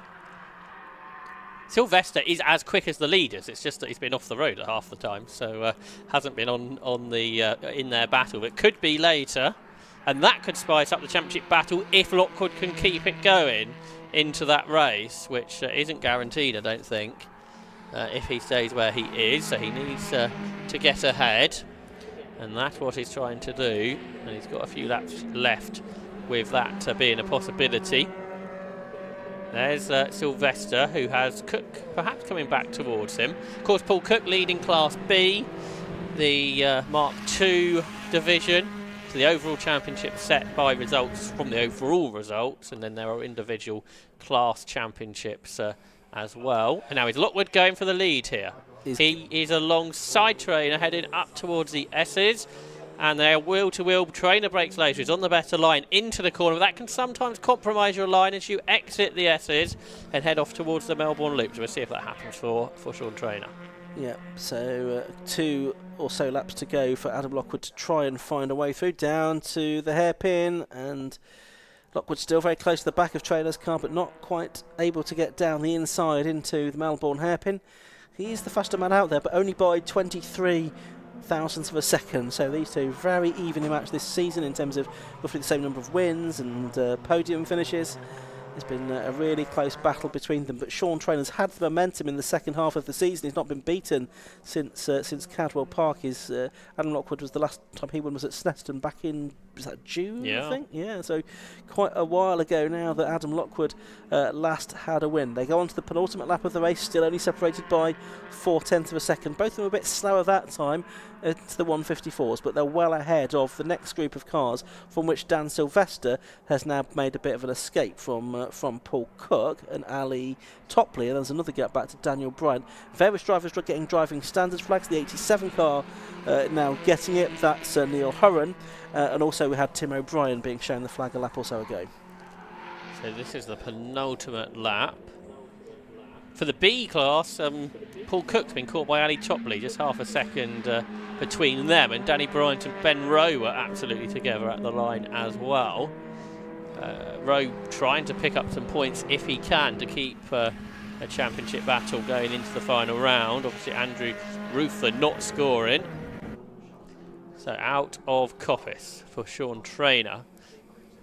Lockwood is in the tow. We haven't seen a big challenge really yet. Perhaps that is to come. There are Class B leaders, Paul Cook and Alistair Topley, both drivers who haven't done a long term battle. Oh, we've got another car off. It's at the old hairpin again. It's one of the Roses. It's the 27. No, the 27. Oh, that's Sean Traynor. Yeah, 80 minute. Yeah, Neil Hurren. That would make sense, wouldn't it? Who I saw racing at Castle Coombe last weekend in the OT Coupe Cup. Bryant was all over the curbs there. Baranowski is going to gain some more spots here. He's going for 9th. The driver who lives in Essex nowadays. And they head off down towards the Melbourne Loop. You've got Darren Aldworth just ahead. Just behind them is Tim Herron. Probably done more MR2 races than just about anybody else. Look at the dent in Ben Rowe's door. But of course, that's where he actually hit somebody else, somewhat bizarrely, how that ended up. 1:53.403, the new best lap. And how does that compare to the record? 1:53.36. So we're not quite there, but we're hundredths away now. But only one lap of the race to go. Trainer 3/10 ahead of Lockwood. Neil Stratton trying to relieve Ben Rowe for 6th position there. Yeah, Lockwood, again, another best lap of the race from him. In 2nd place, he still does need to get ahead of Sean Trainer, though, if he's going to win the championship. He's getting the fastest lap bonus point, but that is not going to be enough for him to take it. So the battle heading on. Here they are, up towards McLean's for the final time then. Sean Trainer, number 27. Adam Lockwood, number 11. I don't know if Adam's done the maths. I don't know if he's worked out that he needs to win this race to take it to the final round later on this afternoon. He's only got half a lap left to do it. Yeah, he's close enough to challenge on the Grand Prix Loop, I think, isn't he? Depending on how risky of a move he wants to try. We haven't seen anything yet. Has he been saving it all up for the last couple of corners? Because he's much more than a car length back, really, from the 4-time champion. Up ahead, Sean Trainer through the S's, up towards the Melbourne Loop. Is he going to be close enough to challenge? Maybe not here, unless it's a big dive. So it's all going to come down to Goddard's, I think, the final corner of the lap. Yeah, that's right. Only a car and a half length between them as they exit Melbourne Hairpin. Lockwood needs a good exit. There's a spin for number 67, which is Simon Quinn. He's digging himself in rather than anything else.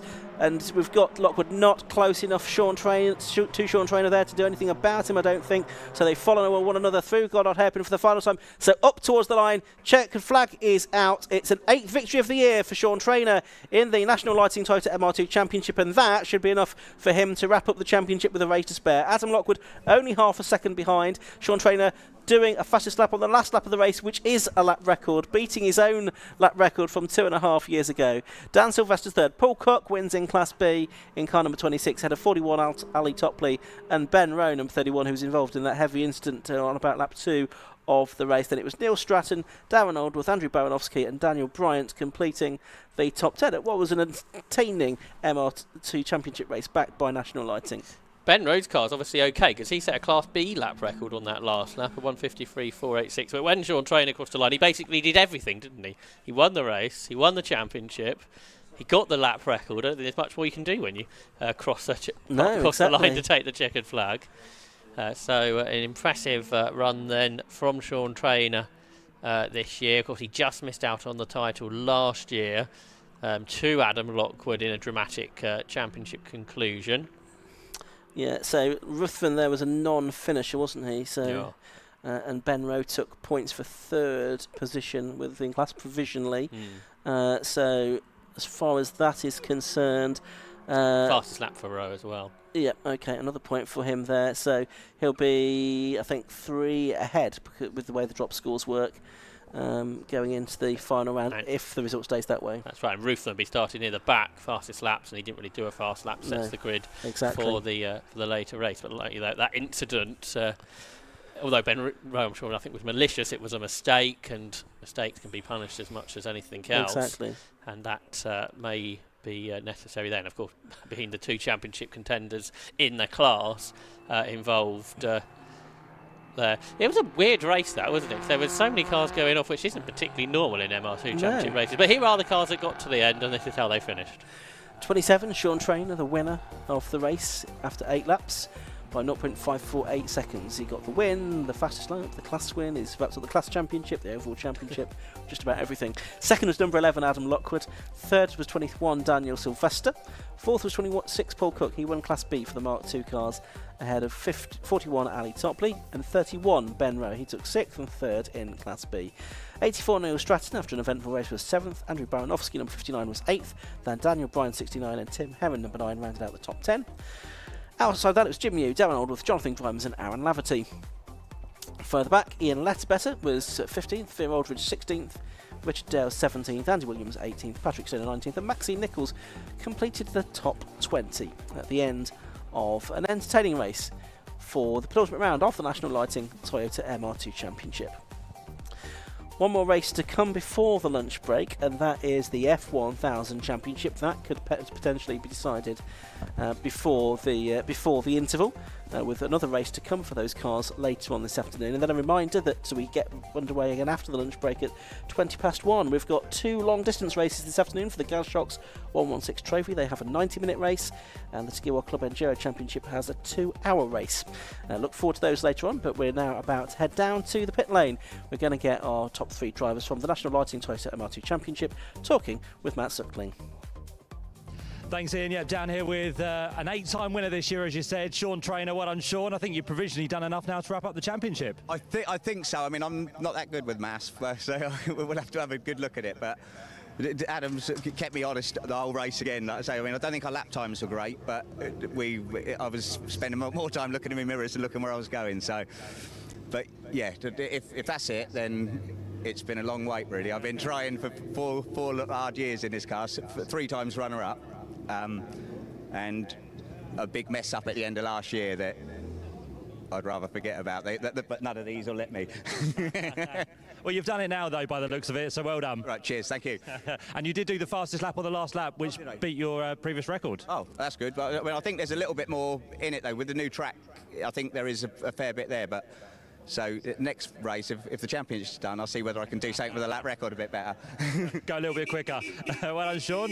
There's a congratulations from another competitor. Adam Lockwood finishing in 2nd place. Adam, you kind of knew what you had to do in your head, but couldn't quite get there. But a good battle. Yeah, I thought I'd nailed it on the start, and then I caught the craners up completely, and I could already see him coming past. So, yeah. I don't know where we are on the points now, but I don't think I could do it. According to Ian. No, it was really close. I needed to win that one and get fastest lap, I think, and no, couldn't do it. You were hanging on to the back of him, weren't you, all the way through that race, though? Yes, and I will continue. Hopefully next time I'll go past just to prove the point. End the season on a high for yourself. Definitely. Well done, Adam. Congratulations on 2nd place. And Dan finishing in 3rd place there. Dan, 3rd place for you. How was the race overall? It was pretty chaotic, good fun. Quite a lot of good stuff on my camera, which is important for me, I guess. No, it was really good fun. I wasn't quite enough to keep with these guys, but yeah, I had to work really hard for the 3rd place. So it seems like the Mark 2s and the Mark 3s are quite even around here. And yeah, you just have to work really hard in this championship compared to a lot of other stuff. I have to push myself more than anywhere else. It's really good. You were embroiled, though, weren't you, as we saw in a battle for 3rd place, which had quite a few cars in there, and you kind of found your way through, which was nice. Yeah, there was a few contenders. I started 4th and then fell back a bit, then got up to 3rd, and then had a bit of a moment at the old hairpin, dropped back again, and yeah, it was just to and fro all the way through. But yeah, a lot of fun, so I'm happy to be here. Are you going to try and take it to the boys ahead of you in the final race? Always. We like to hear that. Dan, well done. Congratulations on 3rd place there. So there we go, your first MR2 race of the day done and dusted. We'll have more from them a little bit later on this afternoon. But next up, we still have a champion to be crowned in what's going to be the F1000 Championship, which is on track next.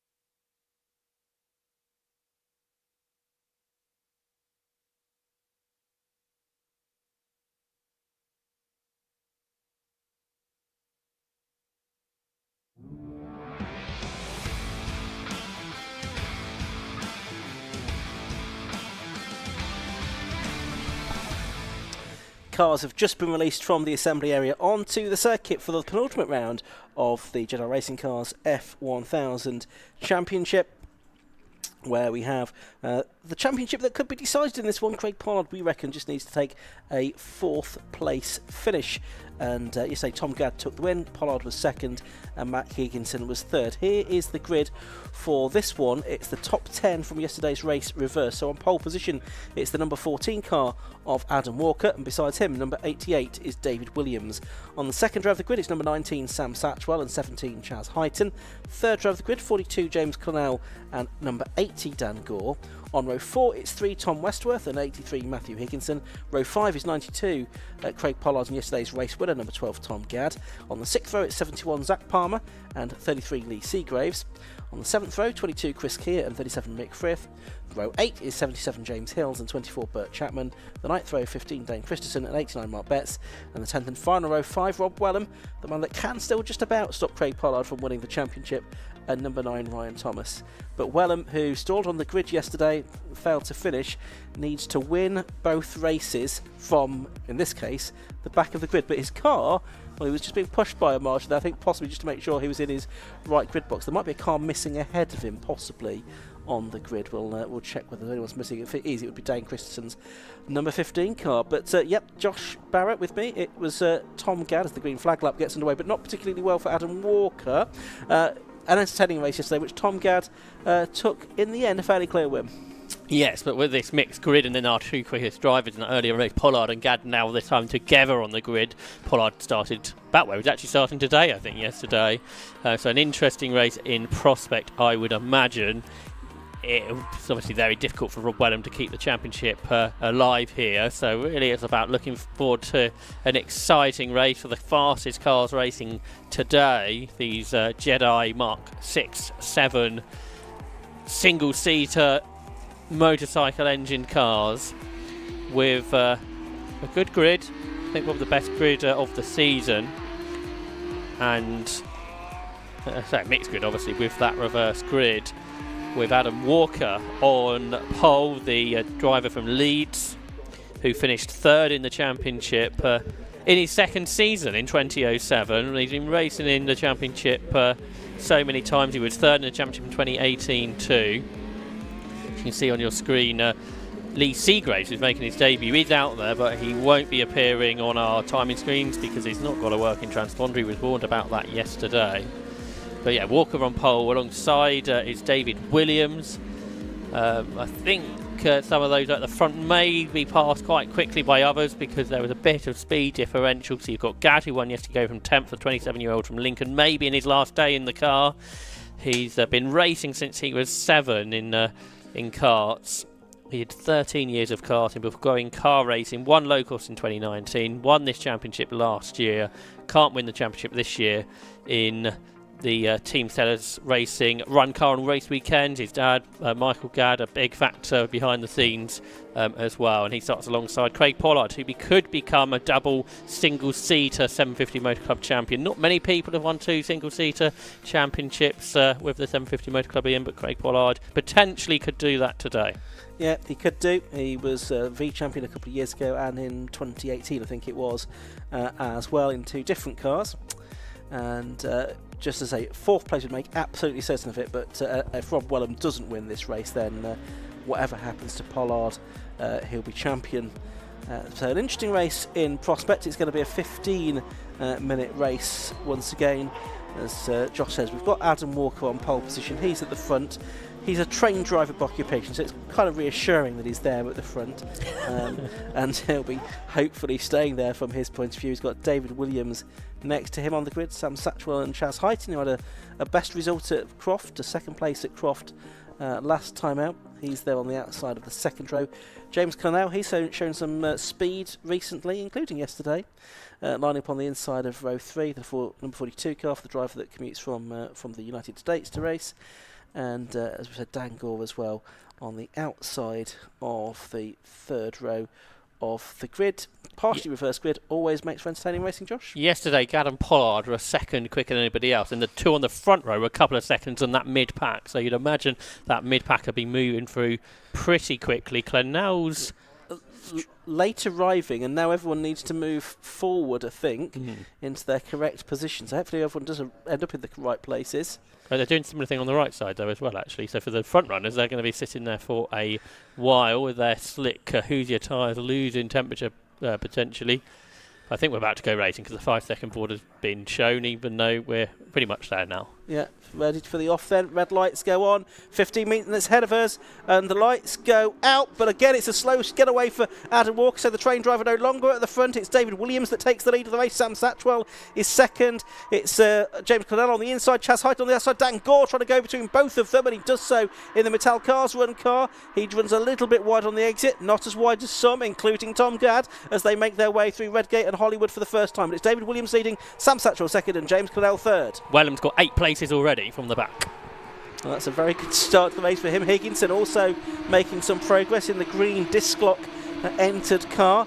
Wellham, as we know, needs to get to the front of the field. Let's see what he can do. It's still Williams and Clennell, who's on the grass and somehow comes out of it in front. Williams' car's on both sides. Clennell was too deep in. He went out onto the run off on the exit of the corner, and Higginson, who was about 5th, came through to take the lead. That was quite something when they all arrived in short as one. Gore is second, Pollard's third, so he's in the top 4 already, and he's going for second. Gore and Gadd are side by side behind. Pollard is P2 now. He'd like to go out with a win. He couldn't manage that yesterday. So he's into second. He knows Tom Gadd is coming. He is fast too. Setting the fastest lap on the new record yesterday. Gadd can't quite get Gore, though, at Melbourne. I think Wellham is 6th, so he's coming through the field really nicely. In the championship, hope's probably over with Pollard right up there, as Tom Gadd now alongside Dan Gore. They're going to be wheel-to-wheel on the run up towards the line. Yesterday we did 10 laps in F1000 racing. Over the line they have gone then, and it's side by side for third position here. Gore and Gadd. Gore has the inside line in the number 80 car, and Gadd in the number 12 car is going to get him on the inside maybe as they go through Hollywood and down through the Craner curves for the second time. He has done, so Gadd goes third. So it's Higginson leading, Pollard second, Gadd third, Gore fourth. Is that Wellham now up to 5th? Yes, it is, I think, in the number 5 car. So he's made up, well, 13 places as it was in the end from the back of the grid. And let's see what more he can do from there. There is a bit of a gap back. Oh, and there's a car, and it is Adam. That's not Adam Walker, is it? It is the... can't see the number on the car because the wing end plate has been... It's Adam Walker. It is Adam Walker, yes. That has gone off into the barriers, I'm afraid, on the exit of the old hairpin. He's gone off onto the inside of the circuit, but there's a challenge on for the lead here now. It's Craig Pollard getting alongside Matt Higginson. I think he's got his nose in front. He's got his whole car in front as they head down to the Fogarty S's. So it's Craig Pollard that now leads. Matt Higginson was concerned about his straight line performance, and that kind of suggests that concern perhaps is valid, because he lost out in a straight line. He brakes really late on the outside. He's got Gadd and Gore with him. Wellham, who gained 11 spots on the opening lap. He's gained another, as you say, ahead of David Williams to go 5th. Here comes Gadd. Higginson said yesterday he was sort of letting others through. At that point, he was keeping Gadd at bay. Let him walk. He's out of the car. He's okay, but out of it, as are Chaz Height and Sam Satchwell, who pitted at the end of the first lap. I'm not too surprised to see Wellham doing the best lap of the race there. 1:29.381. He was 8/10 faster than the car in front, and so has got himself really up into contention here in that lead group of 5 cars now as they work lap 3 of this race. So don't write Rob Wellham off from this position, although Pollard now is getting away from Higginson and Gadd. Higginson, yeah, if he is a bit down on power, that's not going to suit him at certain parts of the circuit. Be quick enough through the twisty bits, but Gadd might well be able to get him on the straight. They've obviously been for a yellow flag zone there with the Walker car off. We've also lost Height and Satchwell to the pits during the course of this race so far. So we're down to 15 cars circuit. It's a great shame for both of those drivers who started well up on the grid. Craig Pollard's getting away while the others try and get past Higginson. Is Gadd going to do it? Yeah, Higginson's car, for whatever reason, does not have straight line performance, which is odd. So Gadd up into second, Higginson down to third, and you've got Gore and Wellham. And I wonder if there was contact between these 2 cars, because Sam Satchwell... It's a damaged front left, isn't there? Yeah, and the front end of Heighton's car doesn't look great either. I think he's lost the nose cone. So they're out of the race anyway. They're in the pits, so they're in a safe place. So we've got side by side here. Rob Wellham's on the outside of Dan Gore. Can't go through there just yet. Might do on the exit though. I wonder if Tom Gadd can go after Craig Pollard. Yesterday was only about a tenth or so quicker, so it'll be difficult. The gap between them it's not showing yet because we're waiting for Craig Pollard to pop up. He does now. He does a 1:28.4. So he's not quite as fast as he did yesterday, but he's pulling away from Tom Gadd. He's 1.5 seconds ahead. Yep, so we've got the battle going on here for third place. Higginson and Wellham now, and Goddard. So Wellham not far away from getting into a podium position here as they move their way up towards McLean's for the fourth time, and he's straight up the inside of Higginson, and he goes into third place without too much difficulty there at all. He's a really quick driver, the driver from Suffolk, champion in 2022. He was the runner-up in the championship last year. He was third in 2021 as well. So he's been there or thereabouts in F1000 for a few seasons now, Rob Wellham. And still, mathematically, at least for the moment, is in contention for this year's championship as well. Gadd might be catching Pollard on this lap for the race victory. Of course, Pollard doesn't want to chuck it off the road here, does he? So I wonder if he's just driving slightly within himself to assure that. Gadd, the two Mattel cars are side by side now. That's Gore, isn't it? Dan Gore in his last day, possibly in this car as well, with Higginson alongside. So the class of F1000 next year might look quite different, I think, with some drivers moving on to other things. Interestingly, this time it's Gadd's time that's not showing, but Pollard's had, so I don't know why that would happen. But anyway, 27, new lap record, 1:27.708 for Tom Gadd. I thought it was quick as he was catching the leader. That's 6 tenths faster than yesterday, so that's another lap record. Tom Gadd's going to have quite a few fastest laps over the course of the season, I think. I think he's the fastest driver around Cadwell Park this year. He won't quite be the fastest driver around Donington Park. The GB3 cars are quicker, but little else is. And he's caught Craig Pollard. Can Tom Gadd go out with a triple perhaps? Okay, he's only done one so far, but he's got huge amounts of pace, and he's on this run as well, isn't he, of wins. He won 2 at Croft, he won yesterday, he's won more than anybody else this year, and Craig Pollard might find it hard to keep him at bay. He's just had that unreliability, though, at times during the season that has meant that his championship challenge has not really come to anything this season. He was close enough to challenge into Fogarty. Yes, he couldn't make it through there, but he carries good speed out of the corner now. Craig Pollard, of course, doesn't need to get drawn into a battle for the win here because he only needs a decent finish to wrap up the championship. Well, not even that, unless Rob Wellham gets past him. But for the moment, he is hanging on here, Craig Pollard, the number 92 car, the accountant, finance director from Suffolk, ahead of number 12, Tom Gadd from Lincolnshire, former low-cost champion, of course, as well as the F1000 champion last year as well. I think it was the 2019 low-cost title winner. Over the line they've gone with only a quarter of a second between them. No improvement on the lap times from either of them, though, on that occasion. Rob Wellham, did he make any ground towards them? Yes, he did a little bit. But not a huge amount. But he was a full second quicker than Pollard, I think, because Pollard's starting to defend. Yeah, he puts the car not right out on the racing line into the old hairpin. So that compromises him, and Tom Gadd then can perhaps challenge. So I wouldn't be surprised if Wellham gets with them if Gadd can't get past, which he can't at the moment. Craig Pollard stays ahead, uses all the curb, although Wellham's not really caught any more on this lap, seemingly. Through Coppice they turn. There's Wellham in third, ahead of Gore, who's fourth, and he's gone away from Higginson.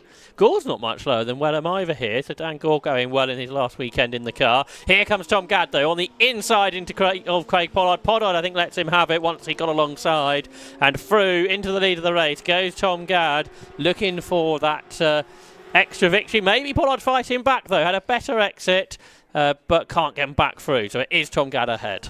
And Wellham continuing to close in on both of them as well, I reckon, as they're probably just slowing each other down a little bit. Maybe now Tom Gadd has got in front, he can get his head down and pull away from Craig Pollard. He's got 6 more minutes of the race to go, probably 4 more laps of this race to go here. Could conceivably be even more than that, couldn't it? Just depends on when they show the check flag. I don't think we quite had 15 minutes yesterday. It was 14 minutes 56 yesterday. But this time it is Gadd leading by 4/10 from Pollard, and then it's another 9/10 basically back to Wellham in third. But he did a personal best lap time that time through, 1:28.247. So too did Dan Gore actually, who's in fourth place, but now a couple of seconds behind Wellham. Just wonder if Tom Gadd will rethink what he might be doing next year with how this weekend is going. Because he is absolutely flying aboard his Jedi, the 27-year-old, in his Suzuki-powered car. Then Pollard is second, the double V champ, and Wellham in third. Dan Gore is going with them, isn't he? Which he wasn't able to do yesterday. He is lapping about a second quicker than he did yesterday, is Dan Gore, the driver from London, the ex-Caterham race winner, and he's been in the championship since 2019, and he's, I think, won about 6 races in the category in that time. There he is at the back of the group. Meanwhile, battle's a bit further back. That includes James Hills, who is catching David Williams. So 88 Williams, who started at the front, has been caught then by James Hills for 9th position. Hills has been about half a second or so faster in this race than David Williams. Ahead of them is Chris Keir, who's come through well from 13th on the grid. Didn't have such a good race yesterday. The ex-Clio driver from Newcastle in his Suzuki-powered car. And here is Hills up on the inside of Williams, and he squeezes his way through there to take the position. So that is 9th place that he takes there. Now getting ahead of Williams. Williams trying to fight back on the way into Redgate Corner, but I don't think he's close enough to make that work. Meanwhile, Gadd now has a 9/10 of a second lead over Pollard, and Wellham didn't really make much ground up towards Pollard on that lap, did he? No, that's all right, because Pollard's done a PB that's helped with his case. Gadd's done another 27, which is impressive, because of course we didn't get to that point yesterday. Question mark now over where Zach Palmer is, because he's got a little exclamation mark next to himself on the timing screen. We've lost Bert Chapman to the pits as well, by the way, but Zach Palmer in the number 71 car may have gone missing out on track. Meanwhile, that is the battle going on between Higginson and Tom Westworth now for 5th position. Tom, who went well yesterday, didn't he, is now challenging Higginson for P5 as they make their way through. Was there a driver there with the marshals standing on the marshals post halfway down to the Melbourne hairpin? Possibly that's maybe where we've lost Zach Palmer. Westworth 22 there in car number 3, 22 years of age, an ex-Northwest Cadet karting champion in a new car for this year. The driver has been karting since the age of 6. Chris Keir, who had been going so well, he has stopped near a marshal post on the run down towards the Melbourne Loop and is out of 8th position. You're doing a very good job of cursing drivers this weekend, Josh, I'm afraid. So Chris Keir now sadly out of the race. So that's going to promote that Hills and Williams battle. And also Ryan Thomas, I think, will come up into the top 10 as well. He was a non-starter yesterday, so we'll be pleased to bounce back with that if he can keep it there all the way to the end. Behind Westworth, James Clennell there in 7th place. He's not too far behind these two after that dramatic opening lap he had up towards McLean's. Of course, absolutely right. He finished on the podium in the 50th anniversary Formula V meeting, did Clennell. There's Keir out of his car, and he is with the marshal there. Good battle, although for one car that won't be classified, of course, because that's the 33 car of Lee Seagraves. But he is with Mark Betts in 89, long-time 750 Motor Club driver in the TGM run car. So they climb the hill towards Coppet. Pollard's got into the 27s, by the way. 1:27.992 for Craig Pollard. So he's going with Tom Gadd. I wonder if he would have fought a bit harder for that win if he didn't need to finish that race where he was, just so he can clinch the championship, because he seems to be pretty much on par with Gadd. Higgins, I sort of think, has slowed across the line. We didn't see that on our screen, but I just saw that out of our window. He's been passed by Westworth, and there was a slow green car going past our commentary box window a moment ago. And yellow flags, I can see. Yeah, so it looks like he's probably come to a stop. There he is, just on the run up to Redgate Corner, just by the pit lane exit. So quite an attritional race this, Josh. Quite a few cars not making it to the end. It wouldn't surprise me if we did get the checkered flag at the end of this lap, even even though it might be a few seconds before the 15 minutes, because there are now a few cars spread around the circuit. Wonder if Higginson's engine, that's perhaps been a bit sick, has given up totally now. So that's also promoted James Clennell into the top 6. There's Hills and Williams, so they're still together in 8th and 9th, which becomes 7th and 8th. So 77 is in 7th, 88 is in 8th. That's a nice symmetry to it, as the leaders are down at the Melbourne hairpin for the 10th time in this race. Gadd and Pollard making their way through the hairpin up towards Goddard. There's Gadd, there's Pollard. Can't see a checkered flag, so it looks like we are going to go the full distance with 5 seconds to go. Wellham still there in 3rd. The gaps have gone out a little bit at that time amongst all 3 of them. Gadd has done 10 laps, 5 seconds quicker than he did yesterday, despite starting on the 5th row of the grid rather than on the front row. So that shows you how quick this race has been. So Dan Gore, who's in 4th, would have basically done those 10 laps as quick as Tom Gadd did yesterday to win. Yeah. But for whatever reason, okay, we had some rain yesterday, but it was dry by their race, I think. In full dry conditions, the lap time's really fast today. The top 4 have all gone quicker than anyone did yesterday. And I think we went about a second underneath the lap record yesterday, so the lap time is absolutely phenomenal this weekend. Spoiling that symmetry, David Williams has got ahead of James Hills and up into 7th position now in the number 88 car. The number 77 car is now down to 8th place. Leaders already down towards the Fogarty-S's for what definitely is the final time of this race, the 11th lap. They're turning their way through there now, down towards the Melbourne hairpin. So Tom Gadd is going to secure a 4th race win in a row, and he's definitely now won the most races this season. He'll be up to 6 altogether. But Craig Pollard is going to be in 2nd place. So through Goddard for the final time, it's Tom Gadd, 6th race win of the season, but Craig Pollard's 2nd place is enough for him to wrap up the 2024 F1000 Championship. He's done a single-seater double with the 750 Motors Club, former Vee champion 2 years ago, F1000 champion this year.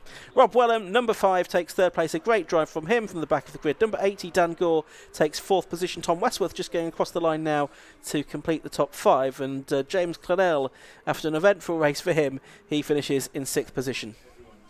That's right, and those 6 a long way ahead of anybody else. They were in a class of their own, all lapping, I think, underneath the lap record before this weekend. So such is the pace. But it's absolutely side by side for 7th. Aku the line. Can James Hills get back through? No, he can't. He was 43 thousandths of a second away from David Williams. So that was a very close finish between those two. A lap down there, Mick Frith. He takes a checkered flag. The ex-World Sidecar Championship passenger. And then the final car takes a checkered flag now, so that ends the penultimate race of the season for F1000. It does, and James Clennell, by the way, has gone back ahead of Sam Satchwell in the race for the Clubman Cup as well, with that 6th place finish and a non-finish for Sam Satchwell there. So another very entertaining race in the F1000 Championship, a very fast race as well. We squeezed another lap out of it compared to yesterday as well. Tom Gadd the quickest drive, but Craig Pollard wrapping up the championship. Here's the confirmation of those results at the end of 11 laps. It was number 12, Tom Gadd, that took the victory.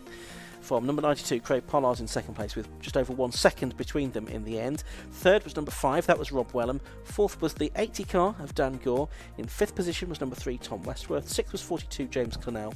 7th, number 88, David Williams. 8th was 77, James Hills. 9th, number 9, Ryan Thomas. Rounding out the top 10 was the number 89, Mark Betts. Then 11th was Michael Frith. And I think the only other car that will have finished that race in actual fact is going to be the car that gets taken out of the results. The car that's taken out of the results. It's Michael Frith, effectively the final finish. So quite a high rate of attrition in that one. We're going to go into our lunch break very shortly. We'll hear from our top 3 first of all. Josh? Maybe it's a good job for some that the race isn't for some time. Their Yes. final race, because there's a lot of cars to be sorted for Yes. that final race of the day, the final race of the weekend, which will be for these cars. That's 5:45. Yes, after lunch we're getting back underway at 1:20 with the Gashox 116 Trophy. That's a 90-minute race. We've got the second race of the weekend for the National Lighting Toyota MR2 Championship. That's a 15-minute race with that championship now decided. The Tskiwa Club Enduro Championship is underway at 3:30, a 2-hour race, and at 5:45 we're going to have the F1000 Championship. So I think the only sort of championship we still need to sort out now is the Clubman's Cup in Club Enduro. I think everything else really has been, apart from Class B and MR2s, that's really what we still need to do as well. Anyway, they're ready downstairs now. Matt Suckling is going to have a word with our top 3 at the end of the F1000 Championship race. Thanks, Ian. Yeah, down here with Tom Gadd, who is now a 6-time winner this year. You like to carve your way through the field. You did it nicely in that one. Yeah, so always with these reverse grid races, you know, when you've got the quicker guys who finish on the podium before, they're going to be ahead of you, so you've got to get through with them and get through as quick as you can. And it was nice and clean, everyone left plenty of room, and it was good racing the first couple of laps. I just carved my way through nicely, and I knew Craig would head me. I hope I was going to catch him, but I thought I'd sit behind him if not, but I knew he wasn't going to risk anything, so I knew I had to put a move on him and try and get ahead of him if I could. Some really quick laps as well from you, Tom. I think you did the quickest lap once again, and every single lap was just quicker and quicker and quicker. You must be pleased with that. Yeah, my feet were getting a bit cold. I was struggling to brake in some places. I couldn't feel my feet, and I was like, oh, it feels quick, but I was like, I'm starting to struggle a bit here. But no, it's been a good weekend. Thanks for everyone at the team, and yeah. I think you're the only man this year who's done the double. You've done a double last time out at Croft, I think it was, and you've done a double here so far this weekend. No one's done the triple, so do you reckon you can get that at the end of the weekend? It'd be nice. I've not done a triple since Croft 2019 in the low cost, so I've not had one since. But no, we're going to go for it. I'd like to dedicate that one to my niece, nephew, cousin. I don't know what relation she is, but it's her birthday today, and they're all watching at home. So happy birthday, Dottie. There we go, you've done it. Tom, good luck for the final race as well. Craig Pollard, who finished in second place. And Craig, we think you've done enough now to be provisional champion for this year. How do you feel? Yeah, I think you're right. I think that's about it. We were only working out the maths this morning. Doesn't quite feel real yet. Yeah, so much has gone into this year, and it comes down to the last weekend, and you can barely enjoy it. You feel sick. So really, all I want to do now is go out and enjoy the last race. That's what you got to do. It was a tough one there, though, wasn't it? Because Tom was coming and you were trying to fight to keep him at bay, but did you kind of realise in the end just to let him go? Yeah, definitely. I think at the end of the day I was driving in my mirrors. I wasn't looking where I was going anymore, so I thought, Tom, you go ahead. I can try and keep on the back of you, then that's the best I can hope for. It's been a hard-fought season. You've done well. You've got there. You can now have some fun in that final race. Yeah, looking forward to chilling out, and that's the reward for everyone else. My dad, Tony, Graham, everyone, Peter, everyone's worked really hard this year. So pleased. Great, congratulations. Go and let it sink in now. Well done, F1000 champion for this year. The man who lost out, unfortunately, Rob Wellham. Rob, you get a podium in this second race. Unfortunate in yesterday's encounter. What happened first off in race one? The master switch went, so it could have gone all year round or in testing, but it decided to go this weekend. But it's one of those things, parts have their lifespan, and it wasn't meant to be. Well done to Craig and all of his family. They've done well this year. But yeah, no, we're just going to enjoy this end of this year and look forward to the next one. You can keep your head held high because you had a cracking race there. You've had a cracking season, to be fair. You flew from the back of the field up into third place. You were just trying to pick your way through as best as possible. Yeah, I'm surprised the start I sort of got. It was an okay start. It wasn't the best start in the world, but just picked them off one by one, and everyone just sort of bunched up in the right places, and I just managed to creep through. And then I saw these guys ahead, and I was pushing really hard, but just the tyre, I think I'd cooked the tyres a little bit too much in the first stint, and then they started coming back to me towards the end, but that's fine. That's just one of those things. I'm glad to come from the back to at least third, so it's not worth it this weekend. So one final push though, try and get the final win of the year. That would be a nice way to end the season, wouldn't it? Yeah, I'm sure me, Tom, Craig are all going to go for it in the next one. I don't know what lap times for the grid, so yeah, it will be a fun last race of the year. Unlucky, Rob, but good luck for the final race as well. So there we go, our F1000 drivers done and dusted for race number 2. They've got the final hurrah to come later on this afternoon. Do not miss that. It's going to be an absolutely fantastic race. In the meantime, we're going to do a pit walk in just a few minutes, but first, here's some ads for you to enjoy.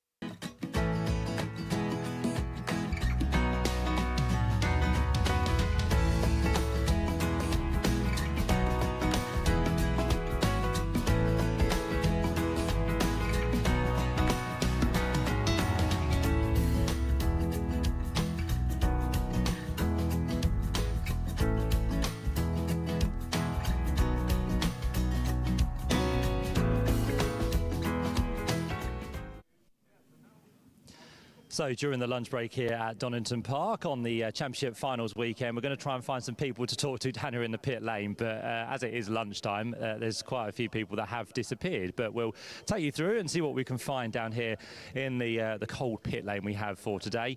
Here's Alistair Topley's car, a man who was out, as Josh alluded to, in the Focus Cup Championship at Snetterton last weekend. So just trying something a little bit different, but back to his natural home for this weekend. And the team just working on the back of the car. Hopefully no major issues there for them, but a couple of drivers just lurking at the back of the garage, which might be a good idea for us to maybe try and see if we can have a quick chat to some of them. Let's see if the driver at the back here is going to be in for a chat. Is this Montoya? No, who we got here? Go on, give us your name, Richard, do you want to come and have a chat to us on our live stream? We're going to go on. You're fine. It's all right. It's all a bit of fun. Richard, how are things going for you today here at Donington Park? Great. We had a fantastic first race, and it's a great championship because you know you can always find a bunch of people that you can have a real good ding dong with. MR2s, how many years have you been doing it now? First season. How was it? Yeah, for an old man. And how did you get into it? What kind of brought you to this championship? Just the usual midlife crisis, really. But you are enjoying it? Oh, it's fantastic fun. I couldn't. I've got my daughter and son-in-law here today, and I think he's obviously caught the bug. So, who knows? That's the thing. It can be expensive, but if you find a championship which is kind of mid-range or good cost effect, for the fun, it must be about one of the cheapest ways of having so much fun. And a friendly paddock, as you said as well. It's great, yeah. It's great. Well run, and everybody's good. What are you looking for in the second race? To stay on the track. It's a good start, and if we could gain a couple of places, it would be good. Good stuff. Thanks, Richard, for your time. We'll let you enjoy your coffee now and the rest of your lunch break as well. So we'll go now through the back of the garages. This might be the place to be, actually, because we find drivers lurking here quite a lot. So we'll see who we can kind of find. There's Adam, who's finished second in race number 1 of the MR2s. There's Patrick Mortel. I'm just wondering if Patrick might be up for a quick chat about the championship. I know it's busy. His phone's ringing. I'm going to try and see if he's going to be up for a chat or not. Let's see if he's going to answer the call. This is a bit like Deal or No Deal, isn't it, really? He's going to answer the call, so we can't get him, unfortunately, for now. We might come back and see what he's up to. Right, who else have we got? Down through the garage, we're going to walk down and see who else is here. Is that Andrew? Is that Andrew? Andrew, do you want to come and have a quick chat with us? We'll pull you away from your screens, if that's all right. Having a quick look there, you looking at anything important on the screens? Just looking at all the action from that last race. It was quite busy in front of me, but I managed to keep it on the black stuff and made up a few places off of it, which was, it's a bit of a result. Were you embroiled in any of that at all? No, managed to keep myself completely clean of it, but yeah, it could have gone the other way very easily. I had a couple of cars, old hairpin going off in front of me, and thankfully they managed to get out the gravel behind. I was checking in my mirror, but it was, it's very, very busy. It's a great circuit though, isn't it? It's a nice change to race on the Grand Prix circuit for a change as well. Yeah, love it, absolutely love it. This is the closest circuit for me as well, so I got to sleep in my own bed last night, and it's wonderful. The park circuits with their undulation are just so much fun, and it took a little bit of nerve this morning to go through Craner, all like flat out pretty much, but yeah, got it sorted now, and it's very, very rewarding when you get it right. And you got the best of the conditions this weekend as well, because yesterday we had quite a lot of rain, which kind of challenged the drivers, but today we're all dry by the looks of it. Yeah, I was sort of, I was hoping for a little bit of a wet one, to be honest. I mean, obviously it's much nicer to be wandering around the paddock in the lovely sunshine, but we only had one race, our first race of the season at Brands in the wet conditions, and I quite enjoy the driving challenge, especially with the MR2s. They're great fun. So I have to wait for next season, I guess, and see if we get any then. It's a nice leveler as well, isn't it, the wet weather? It kind of evens the field out very nicely. Yeah, I've been finding, so this is my first season, and I've been trying to find all the little setup, gains that you can find through the season that bring me a little bit closer to the front. As you say, the wet weather maybe negates the impact of some of those little things, but on the course of the season, I've managed to work my way forwards a little bit, so very pleased with that. And every meeting you go to, is there something you kind of change or you improve on? Well, always try and do one thing at a time so you don't overdo it and then wonder which thing it was that you know, which one was the improvement and which thing maybe wasn't an improvement. But the paddock have been absolutely fantastic. The MR2 drivers are all so friendly and helpful, and they, you know, guide you in the right direction. It's not like Formula One, you know, keeping setup secrets and everything. So I can't thank the other drivers in the paddock enough for, you know, the learning process of getting faster through the season. And as you said, it's your first year within MR2s. Any previous experience in any racing at all? No, this is my first season in motorsport, full stop. Done sim racing and karting here and there, but nothing, you know, truly competitive. So I didn't even get a chance to drive my car when I finished building it. Driving it out for the qualifying session at Brands Hatch was literally, other than driving it off the trailer, the first time that I'd driven it. So it was, yeah, it was a nerve-wracking moment, but it's, you know, still get the butterflies going and the heart rate rockets sitting on that start line, and the starts have been my my worst point, I'd say. Getting it off the line, that's something you cannot practice outside of, you know, trying to find a big expanse of tarmac and a friendly farmer or someone like that, you know. But even on a track day, that's a really difficult thing to practice. But yeah, it's been a good season, and you know, I'm looking forward to the second race this afternoon, and yeah, hopefully more of the same. You can practice your starts probably at the traffic lights, getting up to 30, and then kind of that's it. I've actually recently bought a road MR2, so yeah, don't tell anyone. I definitely won't be doing that. So. Final race of the year to come later on, as we said. What would you be kind of happy with? A top 10 finish would be absolutely fantastic. I picked up my first trophy of the season at Croft, which can see it as a little bit of a gift because the grid was substantially smaller than it is. But it's, as you said, last meeting of the season, all the big guns are out. You know, so top 10 would be absolutely fantastic. Well, good stuff, Adam. We'll get you back to the action, catch up on race number 1, and we look forward to seeing you in race 2. Thanks, nice to speak to you. There we go. Adam Baranowski down here in the pit lane. So we'll now move down and see if we can find any more drivers to talk to. We've got Sean Trainer's car in here, race 1 winner. I think everything's calm with Sean. He's just kind of looking over the action as well and making sure the car's good and just chilling out, really. Nothing really to do to that car. He was happy with how it went in the earlier race. We've got the second place car there of Adam Lockwood. So that's Adam, who we saw briefly towards the top end of the pit lane.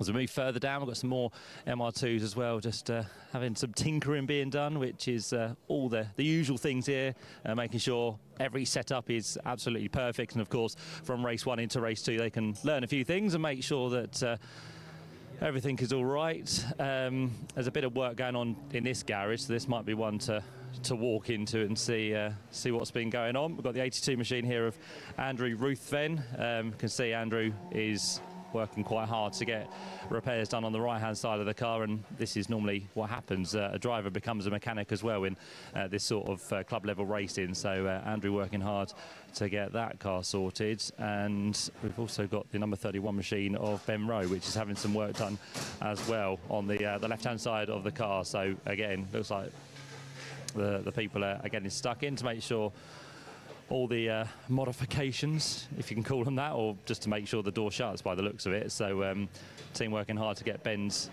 car sorted. I think he had a bit of a run into Andrew down towards the Melbourne hairpin in that earlier race. So yeah, a little bit of a dent on the left hand side for him. So we'll carry on down, and we'll be very shortly, I think, getting into the garages for Club Enduro, which is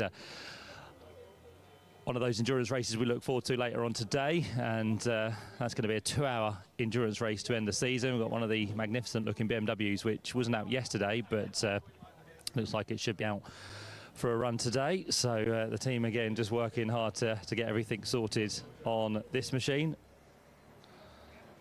Josh Lawton and David Blackie are going to be the 2 drivers behind this one when we get underway later on this afternoon. So hopefully the team are all good. Any drivers about? I'm a driver. Josh or David? I'm Josh. Josh, come and talk to us, Josh. You're with us right now. So this is your wonderful BMW, racing in Club Enduro. Everything okay at the minute? Not great. We hoped to do the road spots yesterday, but we had an injector issue right at the start of the qualifying. We got a source 1 injector. We'd like to do all 8. And it seems it's a common fault on them, but we have changed the fuel system as well, so we're chasing our tail whether it's what we've done or if it's just a coincidence. Gone out in quali today and it's done another injector, which I guess they're all the same age, done the same life, so we've managed to get another 8, but second-hand ones, so we're going to change all 8, go out again, fingers crossed we'll get out for the race. Been a tough day, tough weekend for you so far then, so you want to get this out on circuit, you want to get a good result, but it's just kind of a few problems at the minute. Yeah, that's it. We'll be happy. I mean, we come in just happy to finish. It's our first Enduro race, so but yeah, we'll see how we go. 2 hours is going to be a long race as well, isn't it? Yeah, definitely. So a lot can happen. I mean, I got a lap in, a decent lap, 18th. It's not the best, but we can move up from there. So. So everyone working hard to get this done, and you're hoping to be out in about 2 hours' time for the race. Any previous racing you've done within this car? Not in this. Well, David has done Thunder Saloons all season. It's been a super reliable car up to now. But yeah, and he's had good success with it, so we figured we'll try to squeeze this in sort of as a test for next year, because this is what we plan to do next year. But yeah, it's been a good car. Yeah, that's it really. It's a good healthy grid as well, isn't it? So lots of competition out there. Yeah, that's why we come here. I've raced with 750 before, and the competition's best in the UK, so that's what we come for. Good stuff. Well, Josh, I'll let you get back, and good luck for the race later on as well. Thanks for your time. So the BMW continuing to have some work done at the minute. So Josh Lawton down here in the pit lane. Right, let's carry on down and see who else we can possibly find. This is the Audi TT, which is Ryan Parkin and Dylan Breitcher. That car unfortunately had issues yesterday, but they were kind of using the Rosport race as a test session in yesterday's encounter, and hopefully things for them today will be slightly better, but Ryan and Dylan are going to be looking for a good result in that number 6 machine. So that's the Audi TT. We can hover down and move into our next garage, which again has a couple of BMWs, a couple of Mazdas as well. Got a nice group of people down here. Let's see if we can interject and have a quick chat. Hello guys, we are live streaming, so don't say anything you shouldn't say. Who have we got here? Matt Simonite from JMS Racing. What are you in, Matt? We're in the Mazda MX-5 behind. This is obviously end of our season now with James, so we're hoping to get a good result this weekend. Yeah, got some dry running, so car seems all right for qualifying. Yeah. What result did you pull out in the bag for qualifying? We were P6 in class, but we know where the pace is. So we're not concerned we can't move forward in the race. Obviously 2 hours long time. There's a lot of things to go off. So yeah, just hoping to get to the end of this one. I think we're P3 in the championship at the minute, so still got something to play for. A couple of quicker cars here, what can take that place from us. But we'll see how it goes in the race. And that's the thing, isn't it? With these sorts of races, they are longer. There's a bit of strategy to come into play as well. So you've got to play it in the right kind of way. Yeah, that's it. So the car what's immediately in front of us, we obviously race against them all year, so we sort of know their driver pairing and how we can match up against them. So it might alter how we carry out the race, who starts first or whatever. And then yeah, the other cars have got a decent gap to us, so we just traffic and stuff's going to help us for them potentially, or any incidents for them in the race. We just need to race our race and try and finish as high as we can to try and lock them points in. And on the full Donington Park Grand Prix circuit, which is a nice challenge for everyone, how are you enjoying that? I like this circuit. We did the round here last year. We had some gearbox issues, so we didn't complete the race last year, but we got some good times out of the car. And I raced Type R Trophy here last year, same layout, so I know it quite well. It's a local track for us. We're 45 minutes up the road. So yeah, I do like this layout and circuit. James is not much of a fan, but we'll change his mind by the end of this, hopefully. So yeah, it's good for us, this one. Yeah, if you pull the right result out in the bag, it could be James's new favourite circuit. Exactly, that's it, isn't it? So it'll change his fortunes and his feelings towards it. At the minute, he says he's indifferent, so we can get him more positive, because it's a local track, so like I say, it's a good one for us. And in terms of Club Enduro, it's been a great season, as you said, third within the championship. Plans for next year, would you like to come back? Yeah, hopefully. We've got to go away from here and obviously have a conversation, speak to some of the sponsors and stuff, because obviously without them it wouldn't be possible. So yeah, a bit of that in the winter. A few changes to the car where we can potentially pick up some more performance, make it a bit more competitive. Some of the Hondas have always got a significant power advantage over us. Yeah, that'll be the main thing of winter, and then if not, maybe look at something else, single make or something like that. Yeah. Well, good luck today. No worries, thanks a lot. Thanks for your time, guys. We'll let you get back to your little chat and see how it goes later on. So off we go down the pit lane a little bit further. There's a couple of the BMWs we saw out yesterday in Rosport, having a good time within the wet conditions. As we move through to some of the other cars we have in Club Enduro, there's a couple of the Civics, got another Audi TT and a Volkswagen in there as well. We've got the bonnet up on the number 117 machine, which is never too good. So let's see if the guys are about to have a quick chat. In fact, it looks like there is some oil possibly leaking from the bottom of that car. So, yeah, see if we can grab a team member or a driver about what possibly is going on for this BMW Compact. In fact, this is the Ian Jones machine, which was out yesterday and ran well. I don't know if Ian or Martin are about to have a chat to us. They're just looking over the phones at the minute, and of course they're going to be eagerly working to try and get this car possibly out for the Club Enduro race later on today. So I don't know if Ian and Martin about. Oh, the driver's briefing. Okay, that always helps, doesn't it? So anyone want to talk to us about the car and what's happened? Anyone?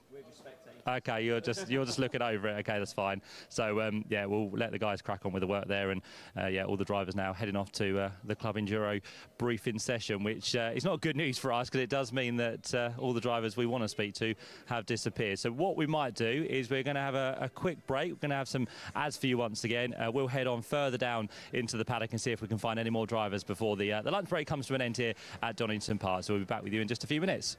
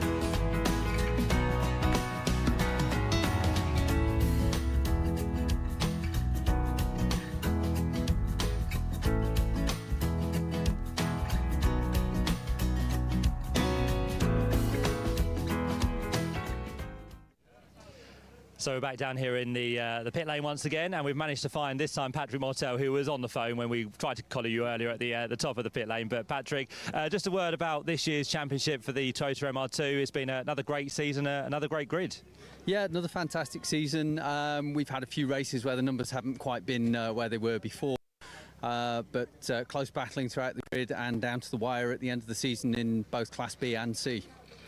And in terms of Sean Trainer this year, of course, he's provisionally wrapped up the championship, so he's done the job there, which is good for him. He was pleased with it earlier on.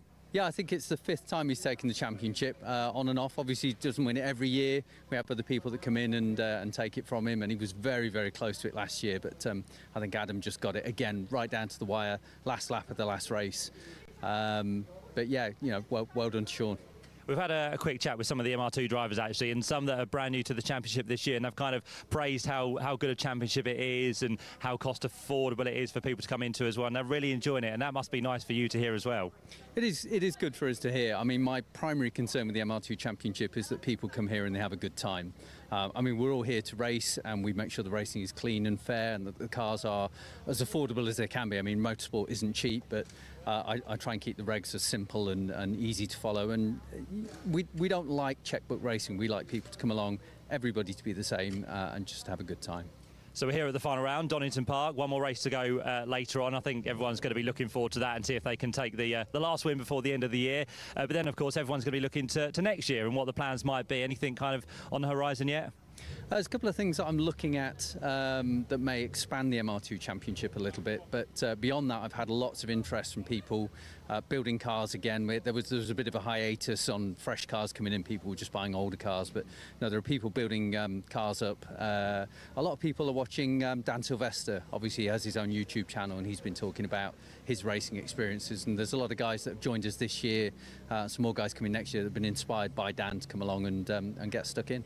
And that's the thing, isn't it, with people's own social medias, and of course with it being live streamed as well, people can see this sort of racing which they probably don't normally see, like Formula One and all the more international stuff that people watch on telly, but it's now more kind of achievable for people to see it. Yeah, I think the social media stuff, the YouTube videos and the vlogs and that kind of thing help people to see behind the scenes of a club level racer. So people have watched Dan's journey particularly and seen him build up his own car from scratch and move from the middle of the grid towards the front of the grid, and then he switched to a higher car and ran in 2 championships at the same time and all of that kind of thing. I mean, he's been out in Japan this year doing some racing as well, so it does show you that you can do all of this kind of thing at a club level. And you're keeping busy in the paddock. You always like to get involved and make sure things are kind of looked after. Yeah. I mean, I'm actually down here at the moment helping somebody out in road sports who happens to have an MR2. They've got a very small problem, well, a very big problem for them, but something that happens all the time that we know about in MR2. So we were able to get them out and running straight away. Good stuff. Patrick, thanks for your time. Good luck for the final race. We'll look forward to seeing how it all goes. Super. Thank you very much. There we go. Patrick Mortel, the man behind the MR2 Championship, which we saw earlier on. So we're going to now carry on and see who else we can possibly catch a word with as we see some more cars disappearing now, actually, because a few of them, as we said, are off to either head to the assembly area or just to do some more checks. We've got the 87 machine, which is now getting fired up. That's going to be the next race, which we look forward to, actually, which is the Gaz Shocks 116 Trophy, which had a couple of sprint races yesterday along with the 120 Coupe Cub, but they are going to be heading out for what's going to be a 90-minute race. It's always great to see these cars out on circuit, and they do really provide some fantastic racing, and I don't think this race today is going to be any different with what is going to be a capacity field of 116s, so there's going to be action aplenty with pit stops to look forward to as well. We've got driver changes happening within those races also, but yeah, that one now heads off. Let's see if we can head back up this way. We might actually go through the front of the garages this time because we've done the back route, and we can now head through and see what's going on out the front of the garages. Another immaculate BMW turn down, which will be out in Club Enduro a little bit later on. There's the planes as they head off from East Midlands Airport, someone I'm sure going somewhere a lot sunnier than here in the UK, but that's the benefit of being here at the East Midlands Airport. There's William Beach's Cupra. That one is just having some work done as well, making sure it's all lined up properly, and everything is absolutely a-okay for that Cupra, which we're looking for a good result in that 2-hour race a little bit later on. And you can see all of these cars actually just having the the lines set out on it. There's the 78 Audi, which will be driven by Matthew Stockford and Alan James.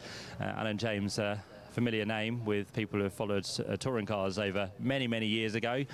Runs with the Team Dynamics customer racing backing as well. That's another car which has turned out really nicely. So see how that Audi gets on the RS3. Then we move up to the next of our garages. We'll see a front view there of the next of our Cupras, which is going to be in the hands of, I think, Claire Norman and Alan Blenko again. That had dramas yesterday in the Motorsport race, so that's hoping for a better result today. Claire Norman was a bit frustrated with herself, and just wondering if Claire's about. I don't think she is, actually. Let's have a quick look and see if Claire, no, Claire's not about down there, unfortunately. So Claire and Alan are going to be looking forward to seeing how they get on. We've also got the 69 machine here of Matthew Hampson and Andy Schultz. Andy's done a lot of GT racing previously, but now given the Club Enduro Championship a go, and we'll see how they get on as well a little bit later on. Here's Matt Stennin and John Peerless's car. I think that was another one which served a penalty yesterday, unfortunately.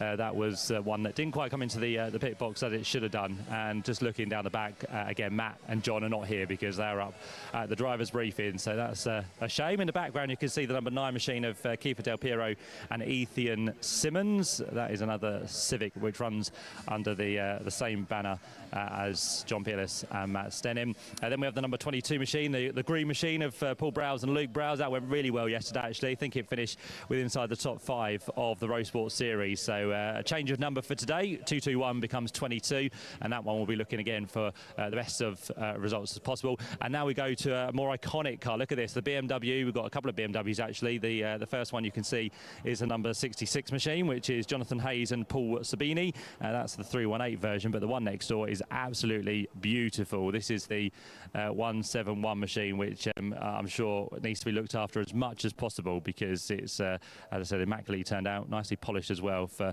Senna Osman and Jodie House, that is the BMW 325i, which looks beautiful, and we'll see how that gets on a little bit later on. So there we go, we've done our walk up and down the pit lane. Unfortunately, we haven't had too many drivers to speak to because, as we said, they're all in driver's briefing, getting ready for what's going to be a 2-hour race for them to end the season here at Donington Park on the Grand Prix circuit. Once again, stay with us though, because on the way very shortly we are gearing up for the 90-minute race for the Gazshocks 116 Trophy. That'll be heading out very shortly. We'll be right back with you after these short ads.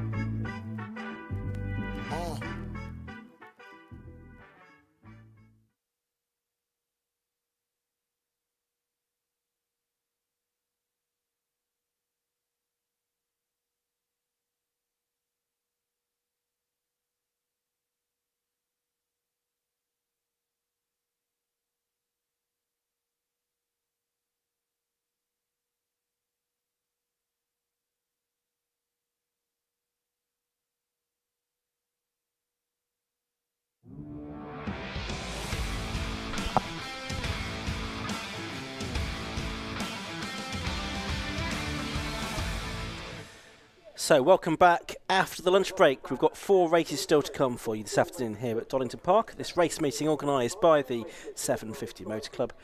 Only 4 races, but 2 of them are rather long. We've got the Gasshocks 116 Trophy coming up in a few minutes' time. That's a 90-minute race.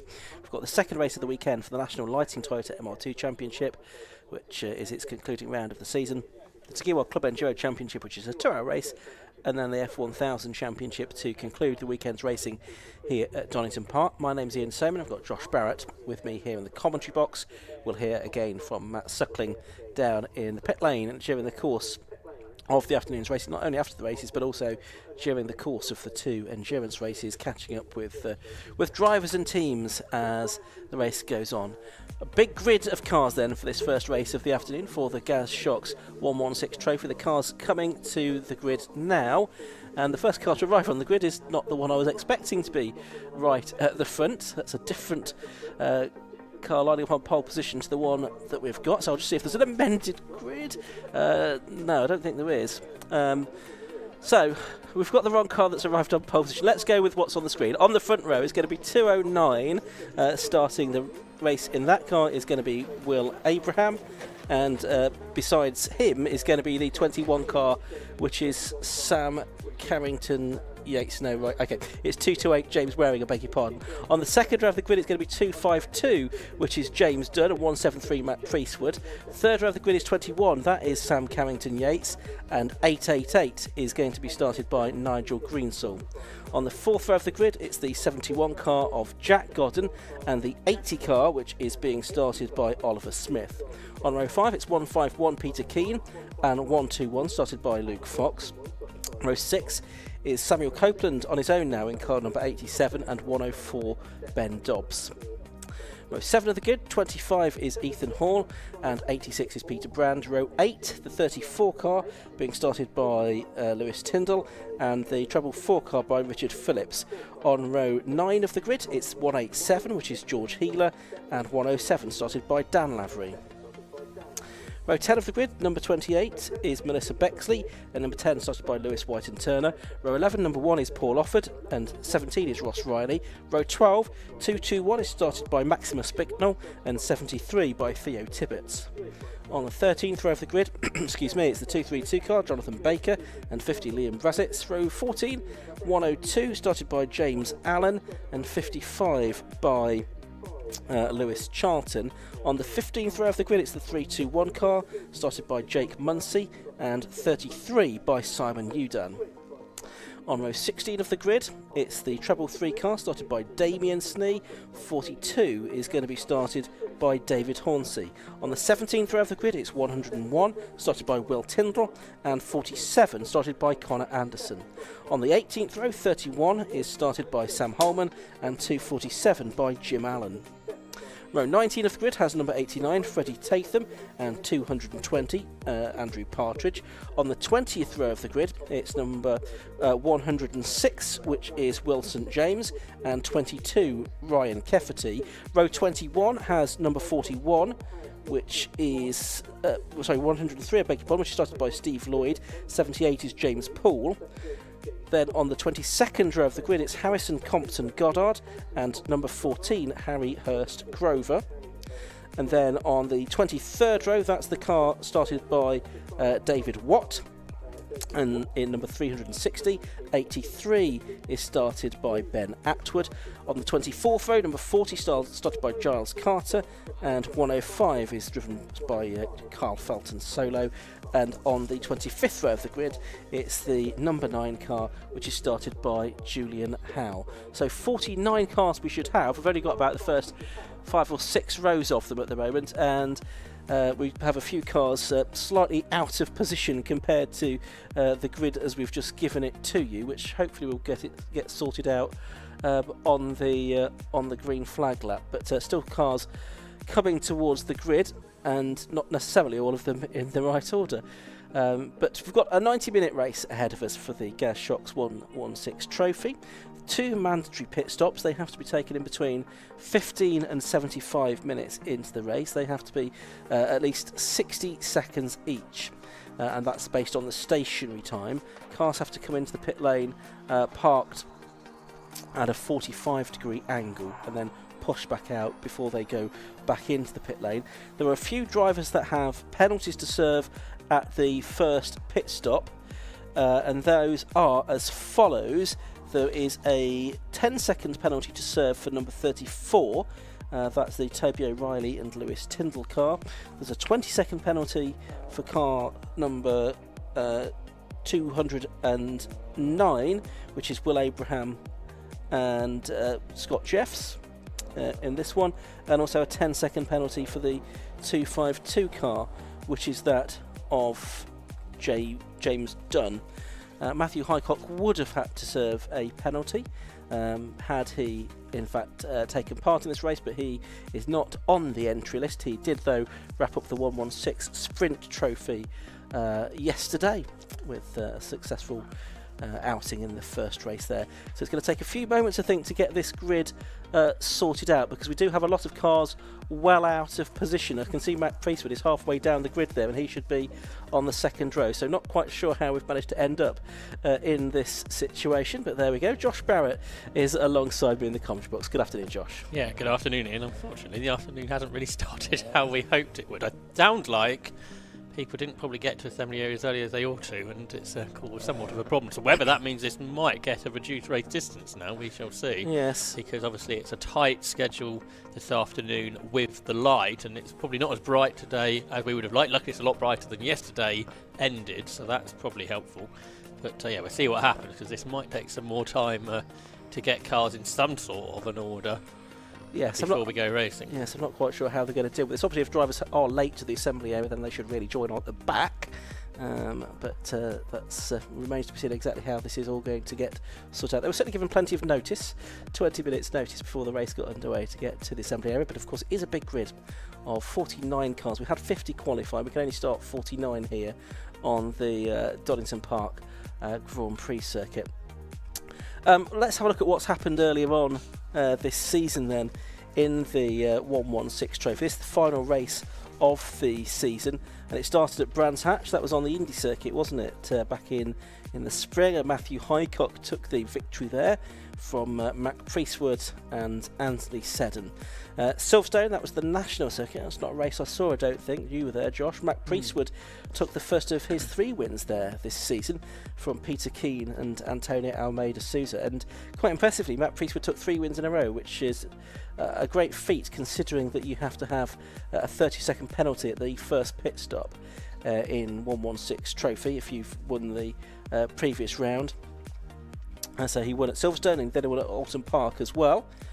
And then at Anglesey, where he beat the Tom Sibley and Andrew Woodbine car, and Peter Keane was third at Anglesey as well. Snetterton, James Waring, 16-year-old, had his first victory ahead of Antonio Souza and Toby O'Reilly. And then last time out at Croft, Matthew Hycock returned to winning ways there, taking the victory with a move on the final lap of the race, getting ahead of the Scott Jeffs and then Will Abraham driven car. I think that move was done basically on the way through chicane on the final lap. And then James Dunn it was that completed the podium in a very eventful 116 Trophy race up at Croft about, 3 weeks ago. But this is the final race of the season, 90-minute race for the Gas Shocks 116 Trophy. I mean, it's great to see, Josh, that it is so well subscribed, so many cars that have been entering the 116 Trophy this season. I suspect it's probably the highest average grid of any series or championship in the UK this year. I would think so. I mean, it's often been almost, if not quite fully at capacity. Which has been great to see, and 49 cars here, a capacity field, and it's a really popular format that we now have, with the 90-minute race usually on a Sunday. Most of the meetings have a couple of sprint races on the Saturday, and a lot of the drivers do both. Not all of them. Some just do the trophy race, don't they? The endurance race on the Sunday. But it's a good format, and these are credible cars, aren't they, for this for endurance racing? That's right. They're good rear-wheel drive cars, and they're pretty credible for sprint racing too, aren't they? We saw that over the course of this season, some good racing. I think there are 88, or maybe 87 actually, 87 registered cars this year in 116 Racing. So I think we're going to go with what we've got, aren't we, with this grid? And I think for our pole man, Will Abraham, he knows he needs to move in front of James Waring, so that's been done. Not quite sure what's happened to Matt Priestwood in all of this, but he might have to come through the field. Yes, the grid that we gave you didn't bear complete resemblance to what we now have, I'm afraid, but we'll go with what we've got, and it's going to be a rolling start, of course, for the 116 Trophy. Had standing starts yesterday for the sprint races. One thing to note about the 116 Trophy is that you're not able to take your pit stop, or either of your pit stops, if the safety car is out. So you can't dive into the pit lane when the safety car is out. One car being pushed off the grid there. It looks like that's the Udan car, the number 33 car of Simon Udan, who was going to start that car, and Sean Udan. So does that mean the reserve will be in? It could do, couldn't it? Which would be 12 Tom Sibley. If he's there and ready and waiting to go, he should be able to go from the back of the grid. That is the case. The Udan car, though, is now driving down to the end of the pit lane, so if that's able to join from the pit lane, that will probably get priority, I would think.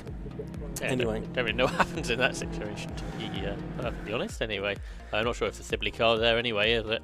So not unless someone else has withdrawn, of course, at some point, and maybe Tom Sibley's on the back anyway. But we'll enjoy what we've got for 90 minutes of Gadshock's 116 Trophy Racing. What I was saying about the safety car, we did see at Croft drivers almost anticipating the safety car, and we did have a few of them at Croft, and diving into the pits just as the safety car came out, which is okay. You can anticipate it, but you can't head into the pit lane when the safety car is already out. So this is a 2-minute lap, so you can do your 60-second stop before you will go a lap down if you're a front runner. Yes. So I suspect we'll see a lot of the front runners pit early and get the first pit stop out of the way, and then see where we are after that.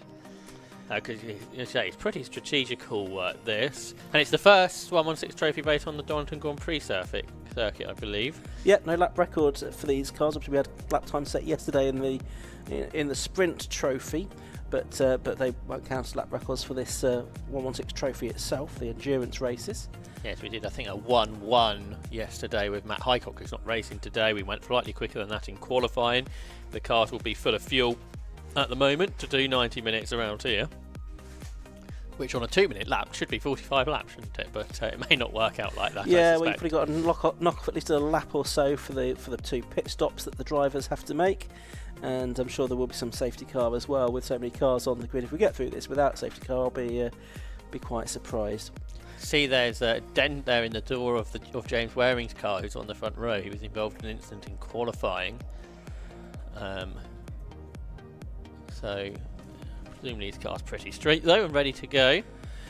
Safety car's already pulled into the pit lane, so it's with Will Abraham, number 209 now, to control the pace here at the start of this Gadshock's 116 Trophy race. Still got 90 minutes showing on the clock, although we're probably about 9 minutes late starting this race now. So they turn their way through. Oh, Matt Priestwood's trying to take his position, which he has just about done now. Anyway, he's done that. Red lights are on, and they are going to go out, are they? Waiting for them to go out. Still waiting, and out they go.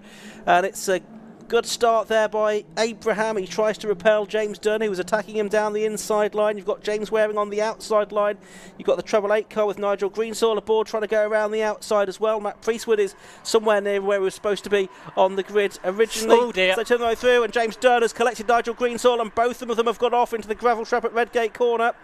They both spear off to the left-hand side of the circuit. First accident we've seen like that during the course of this weekend. It looks like it's James Waring that's got the lead then from Will Abraham as they come down through the Crater curves for the first time. Matt Priestwood up to 3rd position. It's Jack Godden in 4th place as they head now through the Old Hairpin. This big field of cars turning their way through the Old Hairpin. It looks like the front half of the field has got through their safety, but not necessarily through Redgate Corner. We'll see if either of those cars have managed to recover themselves from the gravel trap, but it's Abraham who's got the advantage over James Waring in second place. We do have a safety car that will pick them up at the end of the lap, but in the meantime, and now they do get the safety car lighting panels and safety car boards being displayed, so no overtaking. Now these are being shown with both of those cars, Josh, in the gravel trap. Yeah, I think James Dunn lost it and then he came back across the track, hit Greenstall. I imagine that's destroyed the steering on that car, because then it just drove off left through the gravel.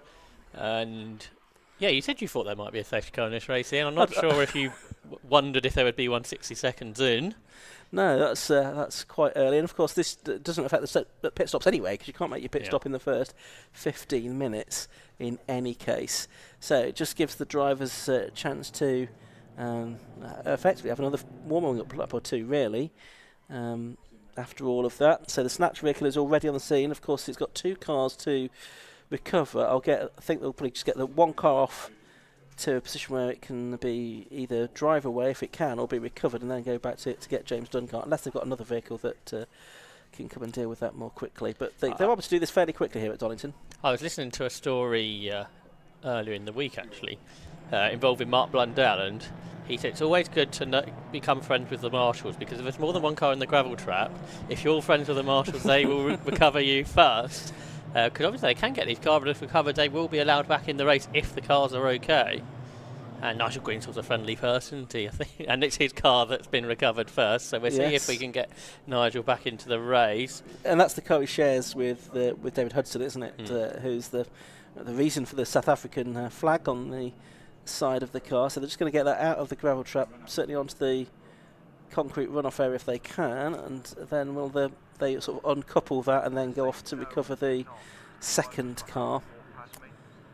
We'll see exactly how they deal with that. The pack, of course, is going past the incident that's being recovered. Several places made up by Dan Lavery in the 107 car on the opening lap, up into 10th position, so 8 places made up. Further back, a few drivers and teams made 5 or 6 places. Quite a few did that. Paul Offord, I can see, dropped about 9 places to 30th. Not on such the a opening good lap. from a Great Dunmo driver, is it? No, it was Great Dunmo, that hotbed of Essex Motorsport. And anyway, good news is that up at Redgate Corner, both drivers out of the cars being recovered. Yeah, so they'll be recovered behind the barriers then, won't they, as the drivers aren't in, as you can see. And perhaps a marshal behind the wheel just to keep the wheels in somewhat of the direction it would like to go in. Yeah, so... there might not be much left to the front right corner of that car. No, it's obviously had a heavy swipe, didn't it, on the way past, as James Dunn sort of speared across the front, didn't he, more or less, I think, of it. And so quite a bit of damage on the front end of that 116. Just as well, really, it's the last race of the season for these cars. And we hope that... David Hudson and Nigel Greenstall will be back out again next year. Obviously, Nigel Greenstall, an experienced driver in just about any form of racing you can choose to mention. That's right. But certainly he's often to be seen at club racetracks supporting sort of relative newcomers as well and helping them to learn their craft. Yeah, well, I think I spoke to him before about 116 Trophy. He was quite a big supporter of the format, about getting drivers in and taught how to drive quickly. David Hudson does some historics as well, so it's not just racing in 116 Trophy, but I think we've seen lots of young drivers come in, haven't we, to learn their craft, and it's just about the most affordable way of going racing, I think, particularly in rear-wheel drive machinery. Probably the car's no more expensive really than any other budget race car. No, exactly. That looks like there's that car's not in the best of health either. Talking of young drivers coming into it, we've got Harry Hurst Grover on the grid today in the number 14 car. Not quite sure where he's running. I don't think inside the top 30 at the moment, as far as I can see. But he is just 16 years of age. He's from Littleborough in Lancashire.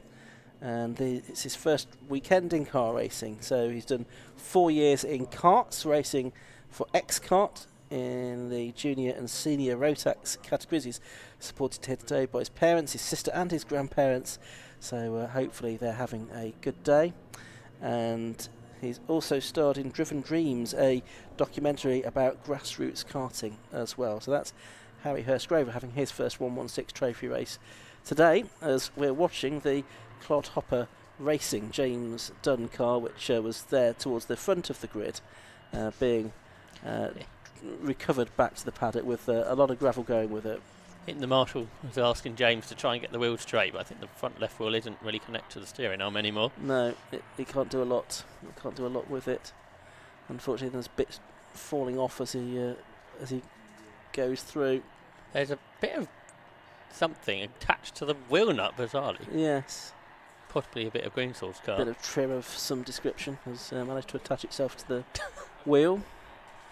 But soon these cars will be out of harm's way, and it won't be there therefore very long before we get racing back underway. We've had 7 minutes of the race so far, so still another 8 minutes before the pit window opens. Having got the car that far, they now need to try and work out how they can actually get it behind the barriers, don't they? Because the car not able to steer.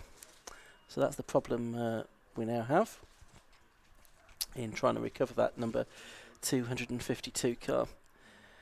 Reminder that at the end of the first lap, it was Will Abraham leading the race from James Waring in second place, Peter Keane in third, Sam Carrington-Yates, who's won many a 116 trophy race in the past, in fourth place. He's showing the car with Harry Ormerod, who's just down beneath our commentary position, I can see.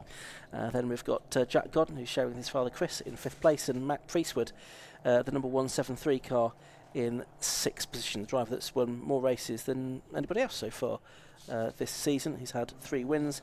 Matthew Highcock has had 2, and the other win went to James Waring at Snetterton in August. The recovery team know what they're doing. They've attached a rope to one of the rear wheels so they can have some further control, I think, of what it's doing, and it's behind the barriers. So one further lap behind the safety car should be enough. Yeah, I would think so. And the safety car, it's probably just too late, isn't it, for it to turn the lights out, because it's usually been turning the lights off during the course of this weekend as it sort of goes on to the Grand Prix loop. So just a little bit too late to do that now. So I'll do one lap. I imagine it will pick up the pace a little bit on the next lap, knowing now that the circuit is clear, and then the surviving cars will be able to go out into the race. But yes, just one more lap behind the safety car in this Gas Shocks 116 trophy race. Well, Abraham's not done too many trophy races this season, has he? He's been focusing on the Sprint Championship, I think, when that became a bit less of a realistic championship winning option. I think he did Croft. He finished second at Croft with Scott Jeffs, who he's with again today. So that is the leading car. Will Abraham, who was racing in the Fun Cup at Brands Hatch a couple of months ago, was a front runner there as well. Just looking at it, the only 2 cars we've lost are Dunn and Greensall, as we thought. Could have been more, couldn't they? It could have been, which it was surprising it wasn't in a way. Simon Udan did get out of the pit lane to start the race as well. He's at the back of the field. So we didn't get Tom Sibley at all, I don't think. No, I don't think we did. So there's the queue. I think the safety car sped things up now that we can get racing underway at the end of this lap. Interesting how much curb people are using there behind the safety car. But anyway, they in this one long line. So what, we've got 47 cars running. So it's still a massive grid. Still, I think, more than what we've seen in 116 Trophy before. So Abraham, Waring, Keane, Carrington, Yates and Godden, the top 5. Yeah, well, Abraham was pipped that victory at on the last lap at Croft last time out. I'll be keen to avenge for that. The 20-year-old from Hungerford, a university student, raced in Rotax karting and the CSC Racing prepared car that is out in front. That's number 209, and we've got James Waring, the teenager, just behind. The marshal's getting ready to remove the safety car boards because the safety car lights are out and we're about to go racing once again. with still an hour and 19 minutes left to go. Good to see there's lots of marshals on the marshal post here, isn't there? So there's a good number of marshals here for a circuit which sometimes struggles for numbers, so that's good to see. In particular on the Grand Prix circuit, where sometimes meetings have had to be switched back to the national circuit because of insufficient marshals. But great to see them supporting the 750 Motor Club this weekend. Many, many thanks to all of you that are doing so. So here comes Will Abraham into Goddard for the 4th time in this race, about to go on to lap number 5. The green flag waves. And the race gets back underway then. So Will Abraham, number 209, has the lead from 228. James Waring in second. Peter Keane under threat here from Sam Carrington-Yates as they make their way into Redgate Corner. Carrington-Yates looking to the outside line, but he can't make a way through there. And Jack Godden, who's back up to speed really in this meeting, is 5th. And Matt Priestwood, the 3-time winner, is in 6th.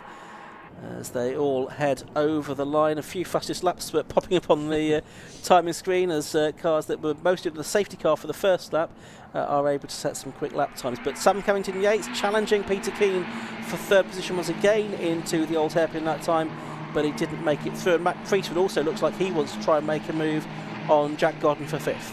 Yes, Godden was a winner yesterday, wasn't he, in the 116 sprint finale, but Matt Priestwood is on his inside.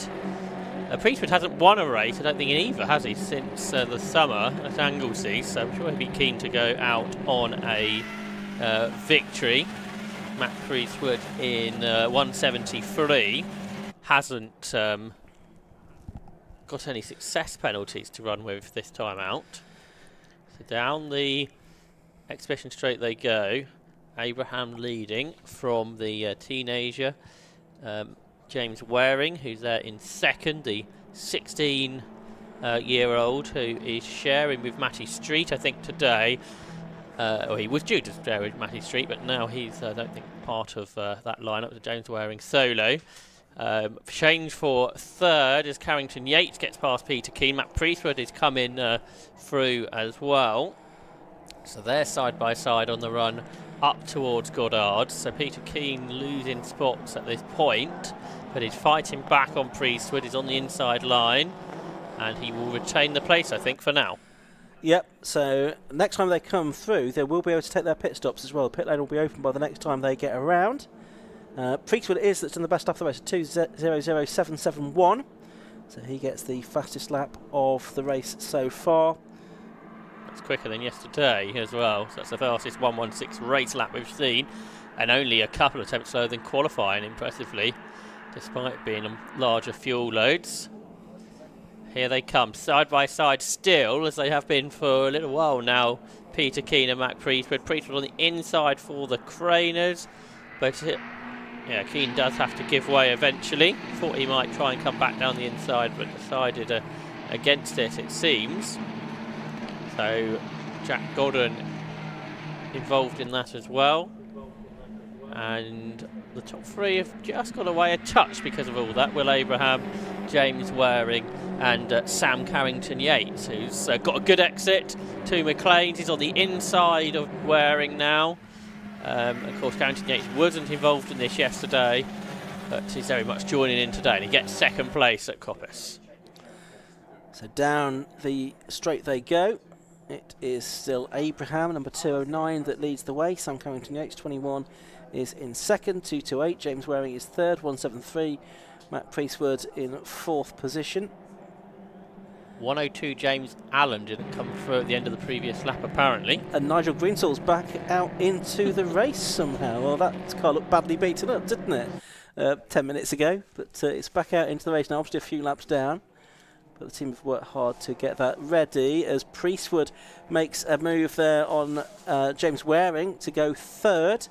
So Matt Priestwood in the white and pink car, the powder coat from Halifax, goes through to take 3rd ahead of Waring in that 228 car. And then just behind Waring, it's Peter Keane in 151. The pit lane window is open, and already we've got drivers heading for the pit lane, Josh. That's right. One was Carrington-Yates, I think, and James Waring was the other. So 21 and 228 from that front group have come in immediately. Ben Dobbs in 104 is the next, and 34 Toby O'Reilly, 25 Ethan Hall, 444 Richard Phillips are all in. If you're a triple squad, which there's not many of actually this weekend, You wouldn't really want to be early because you haven't done many racing laps at this stage. 28, Melissa Bexley is the next one in. So not a huge amount has gone immediately, but I wonder if it won't be much longer before others do. No, and it's interesting you say there's not too many triple drivers, 3-driver teams, Tom. I think there's been fewer and fewer 3-driver teams over the sort of seasons that 116 Trophy has been running. I think people have realised that maybe 1 or 2 drivers is the way to go. 3 drivers is good, but it can be a bit of a handicap in terms of your performance, but it does get more drivers seat time and more experience as well. And we share the cost with more people. Exactly, yes. But yeah, like you say, less people feel the need to do that, and what the competitive edge. What we're watching. God, sorry. Car has already got a track limit warning, 321, which is Jake Muncie, who is sharing with Bert Chapman, who will be in later, the F1000 racer. Yeah, I was just going to say we've seen on screen Pete Brand and Dan Lavery. Dan, who had that very good first lap, made up several places. That was the battle for 8th and 9th. But of course, with pit stops already happening, and Sam Carrington-Yates or Harry Ormer heading back out onto the circuit, and James Waring as well, then obviously the order from this point on is going to be rather jumbled. 50, which is Liam Brezitz, has also got a black and white driving standards flag as well. It seems we have lost 102 James Allen. He hasn't come through. The car he shared with Sean Frey. So we're about to see how many more are going to peel in this time. Whether Will Abraham is one of those. 86 involved in a battle. That is Pete Brand, I think, going solo today now. He's caught to 107, very close to the back. And 107 was started by who? Dan Lavery. Dan Lavery. Will Abraham and Matt Priestwood both into the pit lane as well. So Jack Godden is the leading car still out there, number 71. Abraham and Priestwood coming in together. 87 is also coming in this time. That's Samuel Copeland, who's now driving that car solo. So quite a few more coming into the pits on this lap. That's the 151 car of Peter Keane, which is also now in for his stop. Liam Brezitz in there as well in car 50, as you can see on the inset. There's this battle going on though between Pete Brand and Dan Lavery. They'll be up a few more positions with cars ahead of them having pitted. Will they make their stops anytime soon, I wonder? So we'll see where the cars that pitted on that previous lap come out in comparison to the likes of Abraham, Priestwood and Keane. So that should be all happening pretty shortly. But Jack Godden, the leading car in the race from... I was going to say, Harry Onward has got into the 21 car because Sam Carrington-Yates has just appeared on the pit wall. So we know which driver's in that. I suspect Sam will get back in for the final stint. I think that's what happened at Croft last time out, where Harry Onward basically spent about 20 minutes driving around behind the safety car, and that was about it. There's Abraham. He's about to go. If we go quiet, we can hear. So they were almost pushing the car back out. Yeah, no, because I think Scott Jeffs has got in and he hasn't been belted up in time, had he? So yes. I think they've lost some time in that. The CSC racing car, now we can't find first gear. We shouldn't really have been in reverse, I don't think. No, exactly. Yes, first gear is the gear that he ought to have been in.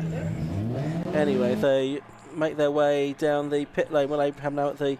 Well, sorry, Scott Jeffs now at the back of that group. The car he's taken over from Will Abraham. He's behind the Bicknells, who were 19th, so they've lost a lot of time in that pit stop. Changing drivers, but not being able to do it as quickly as they would have liked. So it is Jack Godden that leads by 2.4 seconds from 80, which is Theo Millward. Oliver Smith's in that car at the moment, I think. Oh, okay. Pete Brand and Dan Lavery, the two that were battling, have come in as well from 3rd and 4th positions. And as too has the Luke Fox car as well. So we do have this situation where the double and triple driver cars, we don't necessarily know for certain who is in all of them now for the rest of the race. We know who's starting them, but we don't know who's in them at any given point in time, unfortunately. And everything's a little bit confusing at this stage as well, isn't it, with the pit stops having been done. Well, there's Omerod, and he's ahead of Peter Keane. And this could well be for our leading pit stopper. Down towards the Melbourne Loop they go. We see if anyone's in front of them. Priestwood. Yes, and he has pitted as well, hasn't he? So Priestwood there, who is in the 173 car, is a little bit up the road. Driving standards flag for car 25, which is Ethan Hall. goes out. How many penalties are we going to get in this? Could be a few, couldn't there? Because we've still got an hour and 10 minutes to go. As Peter King goes up the inside of Harry Ormerod, that's for position. What may well be second position, possibly, of the stoppers. And so he will now try to track down Matt Priestwood, who's a few seconds up the road in the 173 car. He's in 25th, Matt Priestwood. Peter Keane 5.1 seconds behind him, and it's Harry Ormerod third of those. But I can't see anyone else ahead of Matt Priestwood that I would expect to be. So I guess it's just a question now of whether someone like Jack Godden, who's still out there, can make a really good stop and get in and out and come out ahead of Matt Priestwood. That's right. Big battle here here between Pete Brand and others, including Peter Keane, who had a go at getting past him. He did get past, though, Harry Ormerod recently, and now here he comes alongside on the run uphill towards the left-hander at Schwantz Curve. They're wheel to wheel. Pete Brand on the inside for McLean's, but Peter Keane's able to swoop around the outside and go through. James Waring's behind there, so he's lost some time in the stop as well. I think this is the problem. If you pit with everyone else, you've got to push your car back out into the into the pit apron, and you might get caught out by others. So I think if you do pit when others aren't, you probably can do a quicker stop. Yes, there is something in that. More driving standards flags going out. That's to number 80, which is to Oliver Smith now, the car that's now pitted from second position. So it's really only perhaps 10 cars, 15 cars that have yet to make a stop now. Jack Godden, the first of those, is 86, which is Pete Brand, gets ahead of James Waring for position, and Waring is going to try and fight back. Harry Ormerod just behind as well in the 21 car as they dive their way down to the Melbourne hairpin. Dan Lavery, he's not too far behind either, because of course he was battling with Pete Brand before they made their pit stops. That's right. Waring is waving his arms about in the cockpit of the car. They went wheel to wheel through the S's, and perhaps Waring felt they were losing time battling here. We've got the car that Bert Chapman might be jumping aboard in a moment. Could have a problem. We've got a mechanic looking under the car. The Ryan scaffolding backed 321, which Jake Munsey started. So the pit stops are plenty, as you've been saying, Ian. Yeah, so that's cars being held until they get to the 60-second mark, of course, when it will be allowed back out into the race. Peter Keane's in for a second time.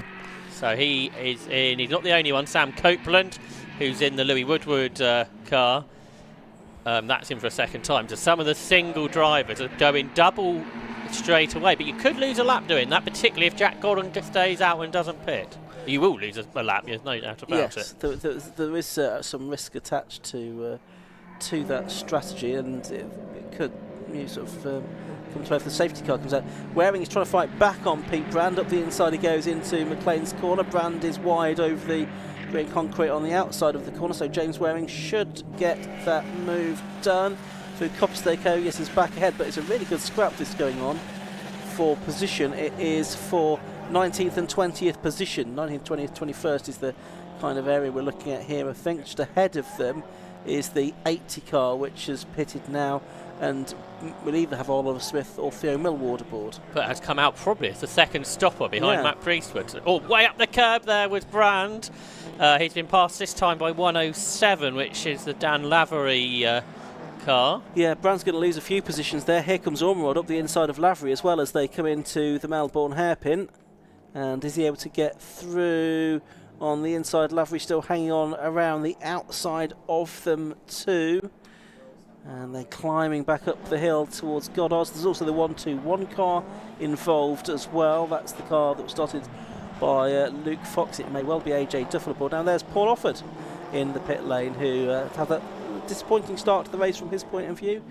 But he's just heading out. But now it's Matt Priestwood in for his second stop as well. Interesting, the teams are electing to do both these stops early, because, as I say, if you drop off the lead lap, that puts you in a risk that I don't really see the need of doing. So that's interesting, because Jack Gordon is staying out there, perhaps putting other people's plans, making them more difficult than what they had hoped. He leads by 13 seconds from Theo Tibbetts, and then Sam Holman in third. James Paul is in fourth. And I think up into fifth place has come Giles Carter. All cars that haven't stopped at this stage. So Priestwood heading down the pits, but will go a lap down to Jack Godden.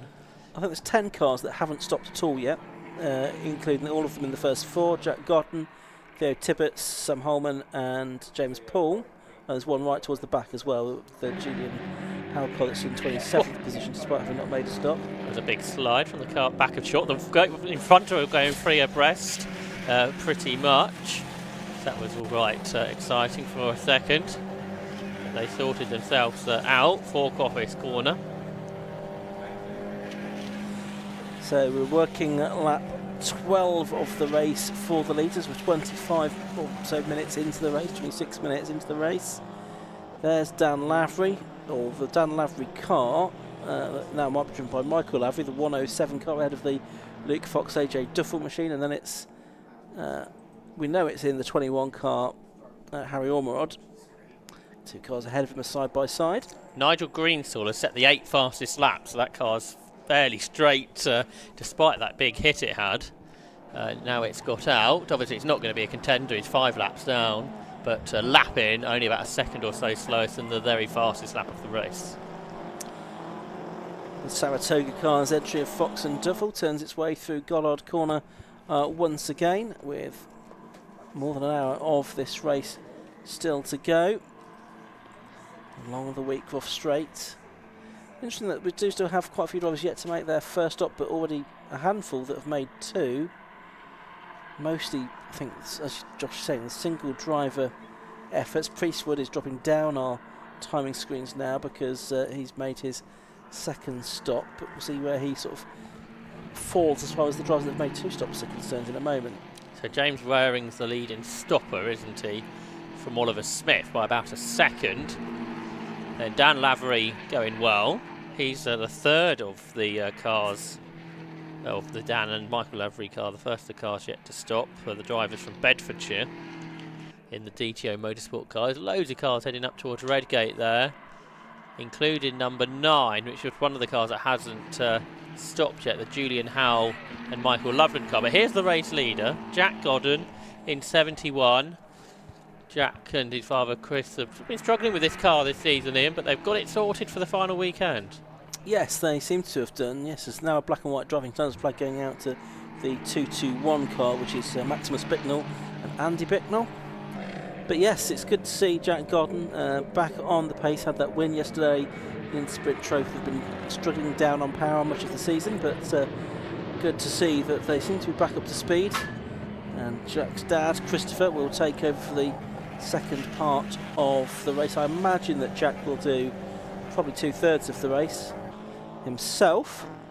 Whether Christopher does a middle stint or takes the car home at the end. Tell you what, if everyone keeps doing 2 stops, they could almost find themselves into a nice strategy here, couldn't they? Yes. They just keeps out. Might as well try and do something different, because if you do the same, maybe that's just sort of going to be similar to everybody else. Then, if you do something different, you could find yourself in a better place. So we've got the 40 car in the pits as well. That's Giles Carter and Daniel Paris, drivers from Yorkshire. Giles Carter started that car in his 2nd season this year in the 2005 BMW 116. Built by 4040 Racing. Now this battle is pretty intense. There's 4 cars in it. 220 is at the head of the group. I think it's a battle for sort of minor positions, but it's a really good dice. Andrew Partridge and Austin Browser's car at the front of the group. I just show you, Ian, it doesn't matter if you're at the front or not really, you're going to find someone to race against because there's so many cars out there and everyone with the same type of car. Yes, I mean they're very, very consistent in the lap times all the way down the field in the 116 Trophy. So always someone to battle with. The second car in this group is Ben Wilshire's car. Ben, who's designs racetracks, and one of his sort of colleagues in doing that was David Brabham, and we saw David drive in this car at Snetterton. But Ben himself, he was part of the redesign of the Yas Marina circuit at Abu Dhabi. So he knows what it's like when you're trying to make these new circuits around the world. And himself is he's an ex-supercar champion. 34 is into the pits. That's Toby O'Reilly and Lewis Tyndall in the Anthony 7 Racing Run car, counting down the time to 0, and they're not ready to push the car back out yet. The driver's door is now closed, and the car gets back out into the race. That's the number 34 car. Theo Tibbets is in, the 21-year-old from Cambridgeshire. In his first season, Carter was the TKM Festival Cup karting winner in this car that he shares with his father Matt. He's also from Cambridgeshire, the ex-Ultra Grass racer. But in the gravel is Ben Wilshire, after talking about him, the car that he shares with Will Tyndall. Well, he might get out though, this is at the S's, and hopefully he can rejoin safely because there's not that much vision there. But yeah, he used lots of lock to make sure he didn't use up too much track, and he will carry on. But James Waring, who may have passed him in all of that, and I probably didn't, is in for a second time. So a lot of the fast guys are going 2 stops early on. Is this not what happened at Snetterton? And then we sort of had a mixed up order, didn't we, which James Waring won. Yes, he did. But it had sort of some more unlikely people on the podium, perhaps. We saw Toby O'Reilly pick up a podium there. Just saw James Waring in the pits then, and the penalty for Liam Brezitz. I imagine that's for track limits. It's not yet appeared on our screen with the detail. There it is, 5-second penalty for exceeding track limits for Liam Brezitz. Godden is in, so this might help some people's strategies out. Jack Godden is into the pit lane from the race lead. He's done 1/3 distance, and that could promote James Paul into the race lead if he stays out. I think potentially James interested in getting involved in the Swift Sport Challenge that will be introduced next year, Ian. Yes, looking forward to that. I'm hearing from James Stanley, the 750 Motor Club earlier on today, over 100 sort of expressions of interest, I think, for the Swift Sport Challenge for next season. Well, if they all come true, we might have to do heats and finals. That's a suspectable fall by the wayside, but it's good to have that level of interest at this early stage. That was only announced a couple of months ago at Silverstone. That's a real entry-level point for sort of hatchback racing. There's the 78 car that did come in then, the Paul car, didn't it? It was one that you thought might take the lead if it stayed out, but it's not. 360 though has, so that is David Watt, but I think this might bring other cars onto the lead lap again, won't it? So that's not worked out as badly as it may have done for the likes of Matt Priestwood and Peter Keane and James Waring. We'll see if they are on the lead lap in a few moments' time. But for James Paul, the pit stop continues. Yeah, so, well, there's the Godden car though. I think it probably is Jack still out there at the moment, which is making its way through the old hairpin up towards McLean's corner. That's the 71 car. Where did it come out? Can we see? We'll have to wait to the end of the lap. Yeah, we're going to have to wait, aren't we, for the end of the lap. Where it's going to come back in. 78 car goes back into the race as well. 55 minutes of the race left to go. And a busy bit of track down there at the old hairpin. You can see the Lewis White and Turner. Paul White, number 10 car, is at the head of that group. Paul White in the ex-Formula Ford racer. Also in that group is the 209 car of Scott Jeffs, taken over from Will Abraham. He was 14th and about 20 or so seconds behind the leader of the one stoppers. That's how much time they lost, around 20 seconds with that long stop, where they didn't do the driver change in the sort of the 1 minute time period that they would have tried to. But I think we have got confirmation now that Matt Priestwood and the others who have made 2 stops are on the lead lap.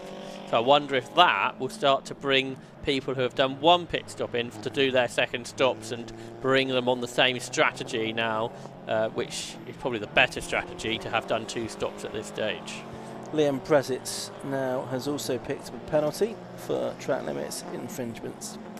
So that's 2 already. We'll see if any more are picked up. So lead now taken by the 360 car, which was started by David Watt, sharing the car with Tom Hand. But second, having now made 1 stop, is Jack Godden, and he's only 5.6 seconds behind the Watt and Hand car. So it's only now, I think, 3 cars possibly that have yet to make a stop at all. very busy at the final corner, but I guess the bigger point about Jack Gordon is he's 7 seconds ahead of everybody else that's pitted one. So that later stop, having a clear pit lane, I think does work out to doing a bit of a quicker pit stop. Here's Scott Jeffs on the outside line of the Whiten and Whiten Turner car as they go into Redgate corner. Was Jeffs not at the back of this queue and we started looking at the battle? We did, yes, he was, and he's now got past the car that was at the front of it, which is the Whiten car. He passed something like 5 or 6 cars then, hasn't he, in a lap? Which is impressive. More penalties, I think now one going out to the 47 car, which is the Andersons.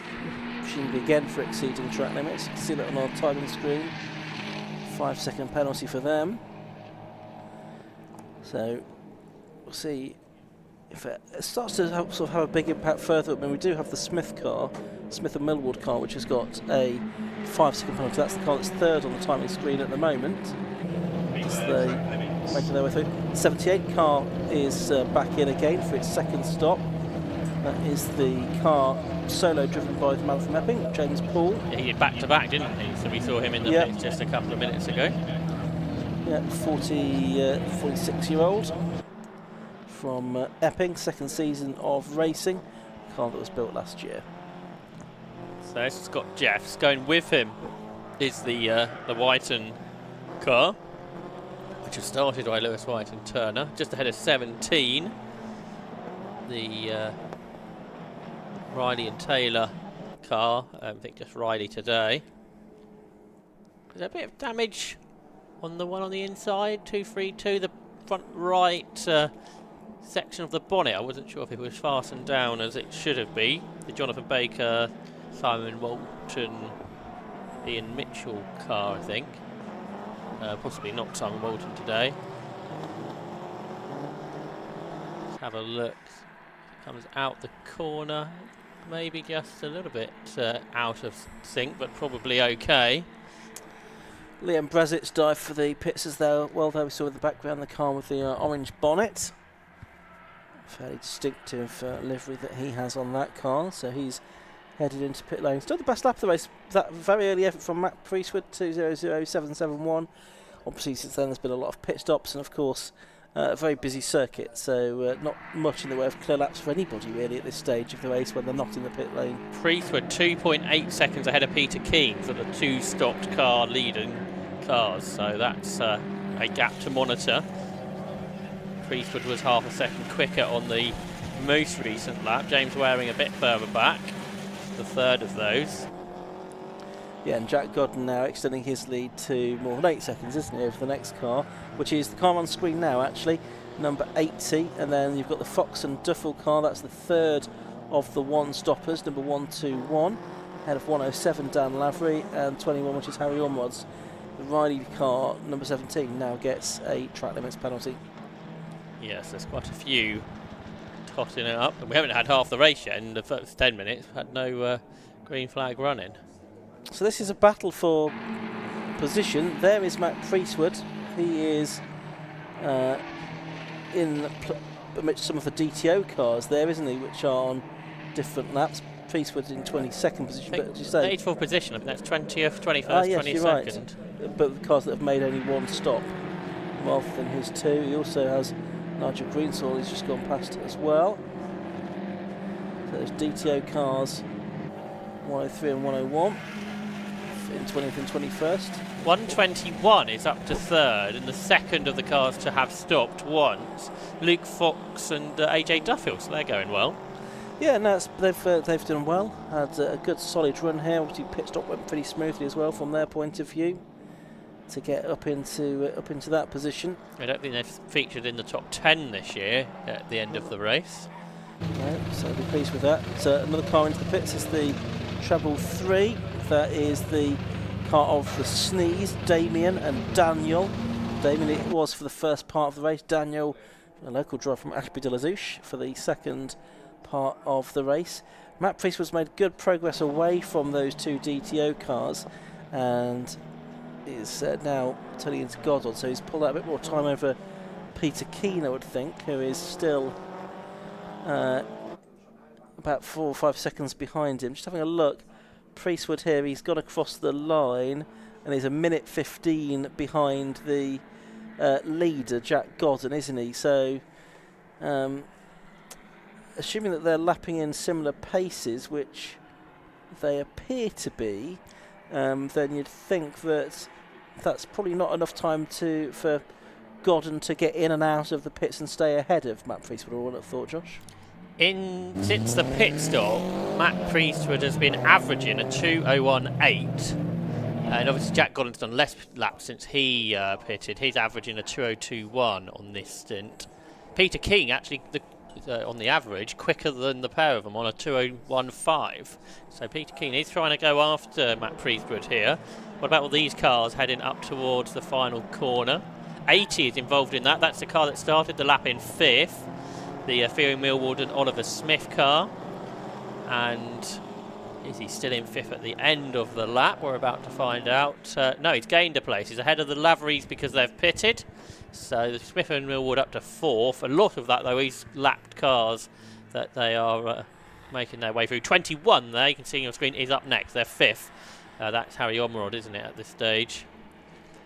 And then about 10 or so seconds behind is Scott Jeffs, who continuing to try and make progress. Scott Jeffs is averaging a 2:09, a 2 minutes 2.4, so not quite as quick as Matt Priestwood and co, but pretty good effort considering he's having to overtake a lot of cars to position.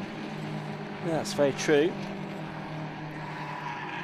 So we're coming up towards the halfway point in this race, and yeah, we're now in a situation whereby the majority of the drivers have already made one stop, apart from I think just one car now, and several have now made 2 stops. So we're more than halfway through the pit stops in this race, but not quite halfway through the timed element of it, which means that it may settle down into the later stages.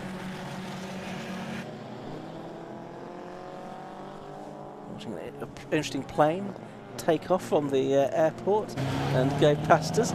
No time to be watching that though. If you're looking after the 187 car, which is that of George Healer, drive from Winsford, that's about to be pushed back out. There's a plain black livery on George Healer's car, very standard, probably as it was bought. The Andersons have got a second time penalty now for track limits. The next one would be, I think, a drive-through, yeah. In this race it would be a drive-through, I think. So that's 5 plus 10, and then next it will be a drive-through penalty if there's any more track limits breaches by the number 47 car between now and the end of the race. So still with this situation, the Watton Hand car has just finally come in for its first stop, car number 360.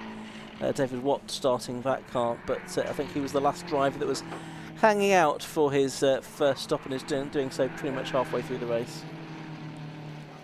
There's Ross Riley. He's another of those that have had a penalty, I think. He is 12th currently in 180 in 17. Just up the road, he's 187. George Healer after his stop. The 80 car is in. That is the Theo Millward and Oliver Smith car. It looks like it's Smith getting into that car once again, judging by the name on the side of the helmet. Wondering what drivers did that, make it a lot easier. But wouldn't it? So in that case, Theo Millward's not had a lot of time in the car, has he? Because Smith started the car as well. Looks like got some quite hot front brakes, steaming away. So that driver change is almost complete. Door shuts on the Ellsworth BMW Specialist car. And that will shortly be back into the race. Will Abrahams and Scott Jeffs are the latest car to get a track limit penalty. For much longer it might be easier to tell you which cars don't have track limit penalties, because there's a number of them starting to come in. There's the 220 car, which is the Fox-Lux car, which is very sideways and is going to be passed by the 221 car of the Bicknells. So that's the Andrew Partridge and Austin Browser car that was very much sideways there. And that's a very unusual place to end up for James Poole in number 78. It looked like there might have been some contact with another car down the straight, but he's gone way off to the right hand side and found the barriers there at that part of the circuit, and Marshall rushing to assist, but before he can get there, the driver drives off. He's taken off one of the corner markers as well, hasn't he? Corner markers as he's headed down the grass. That's right. I'm not sure what the other car involved was. 9 is in, I think we can see. That's the car that Mike Loveland is part of, the ex-classic touring car racer. There is a bumper, which might be from a DTO Motorsport car. Yes, just from the limited clues that we have. That's in the gravel trap, I think at Old Hairpin, isn't it? That car has gone off. Well spotted. It's the 104 car we're hearing of Ben Dobbs. So Ben's had a moment. There's the Fly Motorsport, the RLI Motorsport car, the number 9 of Julian Howe and Michael Loveland. So that's the car that was, I think, late to make its first stop. It's this, I think probably its second now though. Check on that as they get back out into the race. Yeah, 2 stops now made by that car, which is in 46th position. The last car, bar the Greensall car, which was obviously several laps down.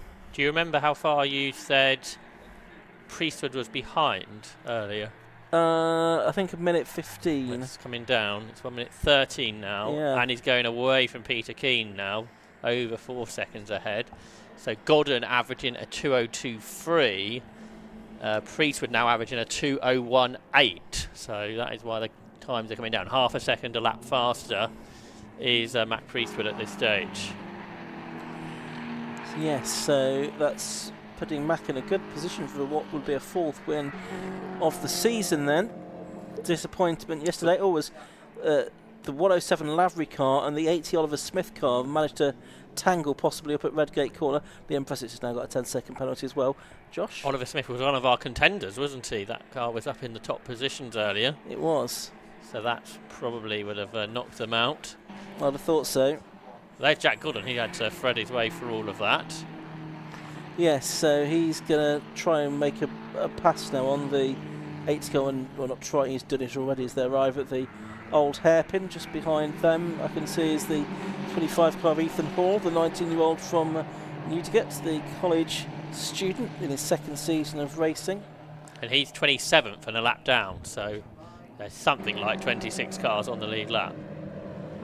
Yeah, it's Hall, I think, he's made 2 stops, hasn't he? But so that probably is why he is showing a lap down, but it's usually someone that's there or thereabouts inside the top 10 or even top 6 places. He must be about 3/4 of a minute therefore behind Priestwood, who's also made 2 stops. Something like that. More cars are making 2 stops this time because Priestwood's up to 6th. So the 2 stop cars are coming towards the front. So it's might start to become quite obvious who our contenders are here.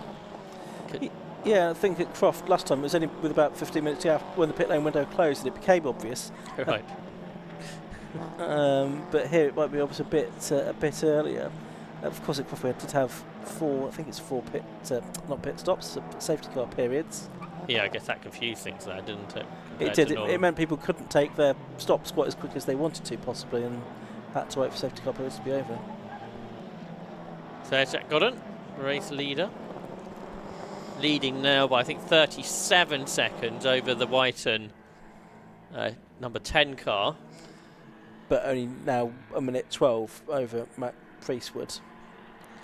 And the Jeffs and Abraham car is in, it has got a penalty, I should say, now. Yeah, with 5 seconds. 5-second penalty.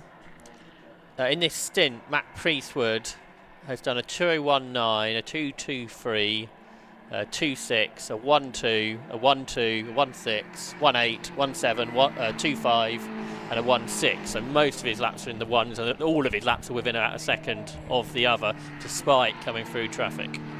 Impressive effort, isn't it? Very consistent.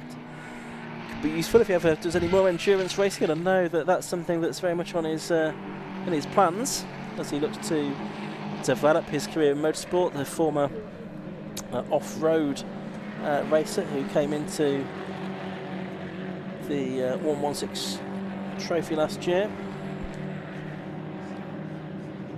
2nd season of racing, the 3 times Polaris British SXS Racing champion. And the Anthony Seddon Racing prepared car. So Priestwood has come through in 4th. He's 4.3 seconds ahead of Peter Keane now, so it's just edging out fractionally at a time. They are a long way ahead of anybody else who have made 2 stops. One car that has just come in for the second time is 209. That was Scott Jeffs. Let's hear how his stint went with Matt Sucklin, who is down there in the pit lane. So let's catch up with Matt right now. Thanks, Josh. Yep, down here with Scott Jeffs, who's just jumped out of the 209 machine. Scott, look like you're having a good run there, but we've just heard you may have got a penalty. Yeah, I think I got just a 5-second track limits penalty, but I mean, I didn't practice or anything, and I haven't driven this car around this track, so I was pushing a little bit hard, overdriving, trying to get the pace out of it straight away. Unfortunately, I've made a couple of mistakes and gone off. 5 seconds isn't the end of the world, but yeah, I'm annoyed I did get that because I could feel myself overdriving. I just couldn't bring it in at all. Enjoyed your stint out there and how it's gone? Yeah, I did enjoy it. It was tough. Like I'm sort of guessing at what I was doing. I didn't want to do too much because Will's been here all weekend. I wanted to make sure he has as much time in the car as possible, so we can really push now and just get on with it. I think we need a safety car to bring us back in though, as we had to stop for an extra 20 seconds on the first stop. So yeah, hopefully get a little safety car and then we'll be right back in the mix. They're good little cars though, aren't they? Good fun to drive, I imagine. Yeah, really fun. Like really forgiving. I think for any ability, if you're just getting into racing, it's a really good starting point. I mean, a grid of 50 cars is ridiculous. I've never raced in a grid that big, and I think that's such an attractive point to anyone looking to get into motorsport because you know, where else are you going to get that? I don't have anywhere else that's going to get that. So you're now done for the race. You're going to watch Will and kind of cheer him on? Yeah, no, for sure. I'll be watching every lap. Yeah, I just hope we have a bit of luck fall our way because we started to. My suit wasn't fully done up, and I didn't know. So then we had to pull the car back in, do my suit up, and then go back out. So we lost another 5 seconds there. But we're all done with the pit stops now. It's down to Will just to absolutely nail some laps. Scott, good stint and good luck for the rest of the race. Yeah, thank you very much. There we go. Scott Jeffs down here in the pit lane. Back to you guys. Thank you very much, Matt. Scott Jeffs co-driving the 209 car, which you can see on screen now, which has Will Abraham back behind the wheel, heading in the general direction of East Midlands Airport, and he has got 36 minutes of the race left to go. Car 17 has got a 48-second stop-go penalty for pit lane speeding even, and that is the Ross Riley car. We said how well AJ Duffel and Luke Fox were going. They've made both their pit stops and they are in 9th place, so that is a really good run from 121. There we see Will Abraham. We just heard from his co-driver in the pit lane with Matt. Looking here into the hairpin, the Barlow's car, which had a difficult start to their campaign at Brands Hatch. It's been better since then for Lewis Charlton and Jakob Nowak. So they will come up across the line in this big group, led by Liam Brezitz, who's in 18th. And then there's that lapped car between Brezitz and then Charlton and Nowak, who's 19th. And Oliver Smith's in there after his spin. Also in there, the Baker and Mitchell car. And one of the triple-driven cars, actually, the Atwood, McCullough, Ganari car is 22nd. So apart from 33, I think that is all for position, this battle pack heading towards the old hairpin. Outside the top 15, though, at the moment. Brezitz's a bit sideways. He did, and that's going to allow you, Dan, to get back on terms with him. So, wonderful sight these cars make, and so many of them are still circulating despite 1 or 2 incidents. That's one of the cars that was involved in an incident, went off into the barriers. There's a little bit of damage to the front of the car. It was only a fairly light touch, I think, for James Poole in the number 78 car, but some damage sustained. Back into the pits for an unscheduled stop. It's already made its 2 mandatory stops, that car, the Huppin Queensbury liveried car.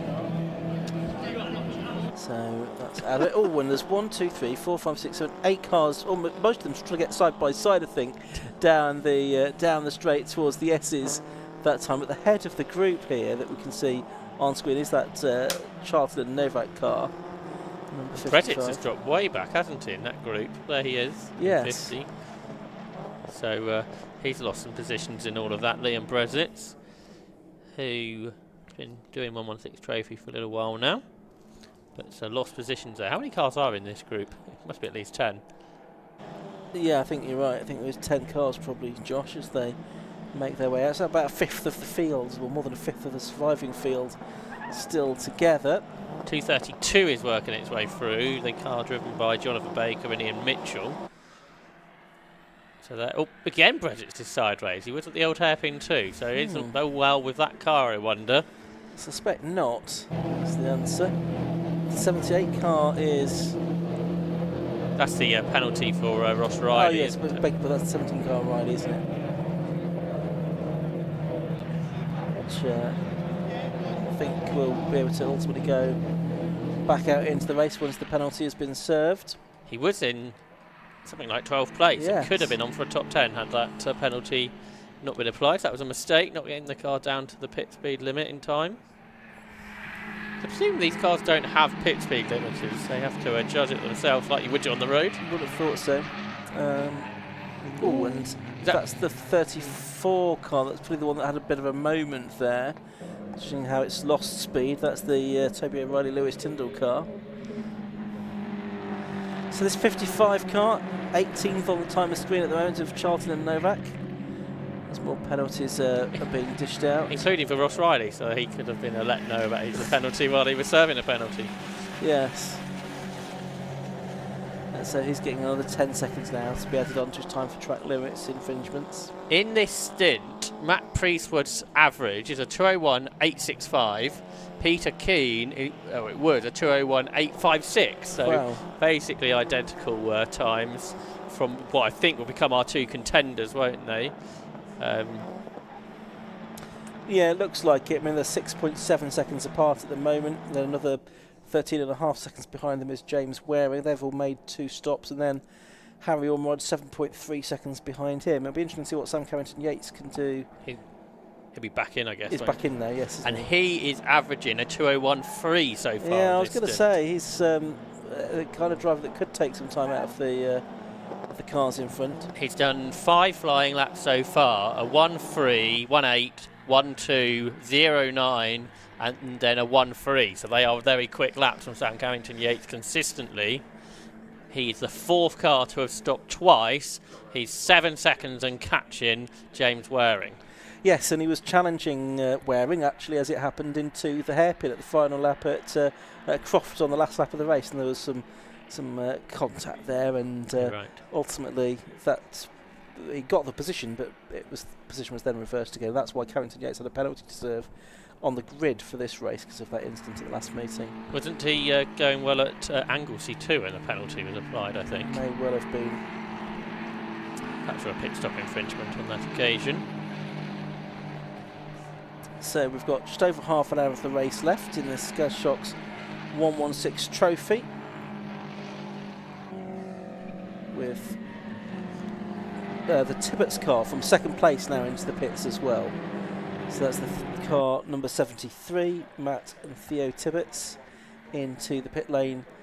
And then that really, of the front runners, just leaves Jack Godden. So the question is going to be, where is he going to slot in?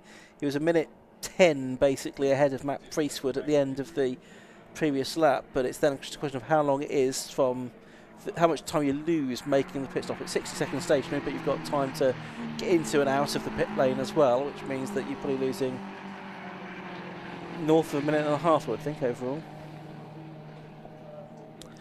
So it'll be interesting to see where Jack and Christopher Godden slot in. I think it probably will be Christopher that takes over for the final stint as well, unless, and it is in now, that 71 car, unless potentially they decide to keep Jack in the car all race long. It would be quite useful to see if we can get a view of the 71 car in the pit lane, just to see what he's done with that.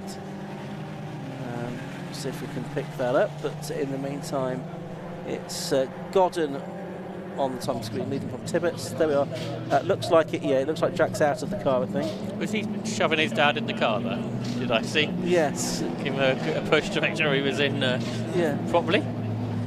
360 car, that was one of the cars, the last car to stop first time around, wasn't it? That's in for its 2nd stop now, just from 15th position. So Matt Priestwood and Peter Keane, we think, will probably come out ahead of Christopher Godden. You'd have thought so, and also then Christopher, with the best one in the world, probably not as quick as Jack. Well, we haven't seen him sort of recently in a car that's capable of going quickly, No, so we'll see how he gets true. on. That is true. So remains to be seen what will happen, but I think it's probably going to be between Priestwood and Keane this race. We just need to keep an eye on Waring, and in particular Sam Carrington-Yates as well, to see if he can do anything. There's going to be, well, there's just under half an hour left to go, so that's going to be probably 14 or 15 laps. There is Christopher now out into the race. Priestwood well, there's and Peter Keane. Yeah, I've gone through. He's gone through. And I suspect Waring is going to be touch and go if he's ahead of Waring or not, I think. Yeah, Waring's already crossed the line. Yeah. Probably closer to Carrington-Yates, I'd imagine. Yeah. So if we can stick with this shot, we will see about 13 seconds later James Waring. 228, he's at the top of the hill. So James Waring, I think, will probably be through into third place. Let's have a look. Yeah, there's James Waring, isn't it? 228, the first of these cars. So he's third now. Yes, that's right. So he's up to third position. And being caught by Sam Carrington-Yates on the last lap by 1.2 seconds. Little battle going on further back. This between 220 and 31. 31 car being that of Sam Holman. And I think it was Neil McDonald in the end in that car, wasn't it? And the 220 car of the Partridge and Browser car. 321 is getting a 10-second penalty for exceeding track limits. That's the Bert Chapman and Jake Munsey car. Bert Chapman, who's also out in F1000 action this weekend. Change of pace for him today. There's Waring in third. Just gone through our shot. Just lapped the 103 DTO car of Steve Lloyd and Sammy Walton, I think, today.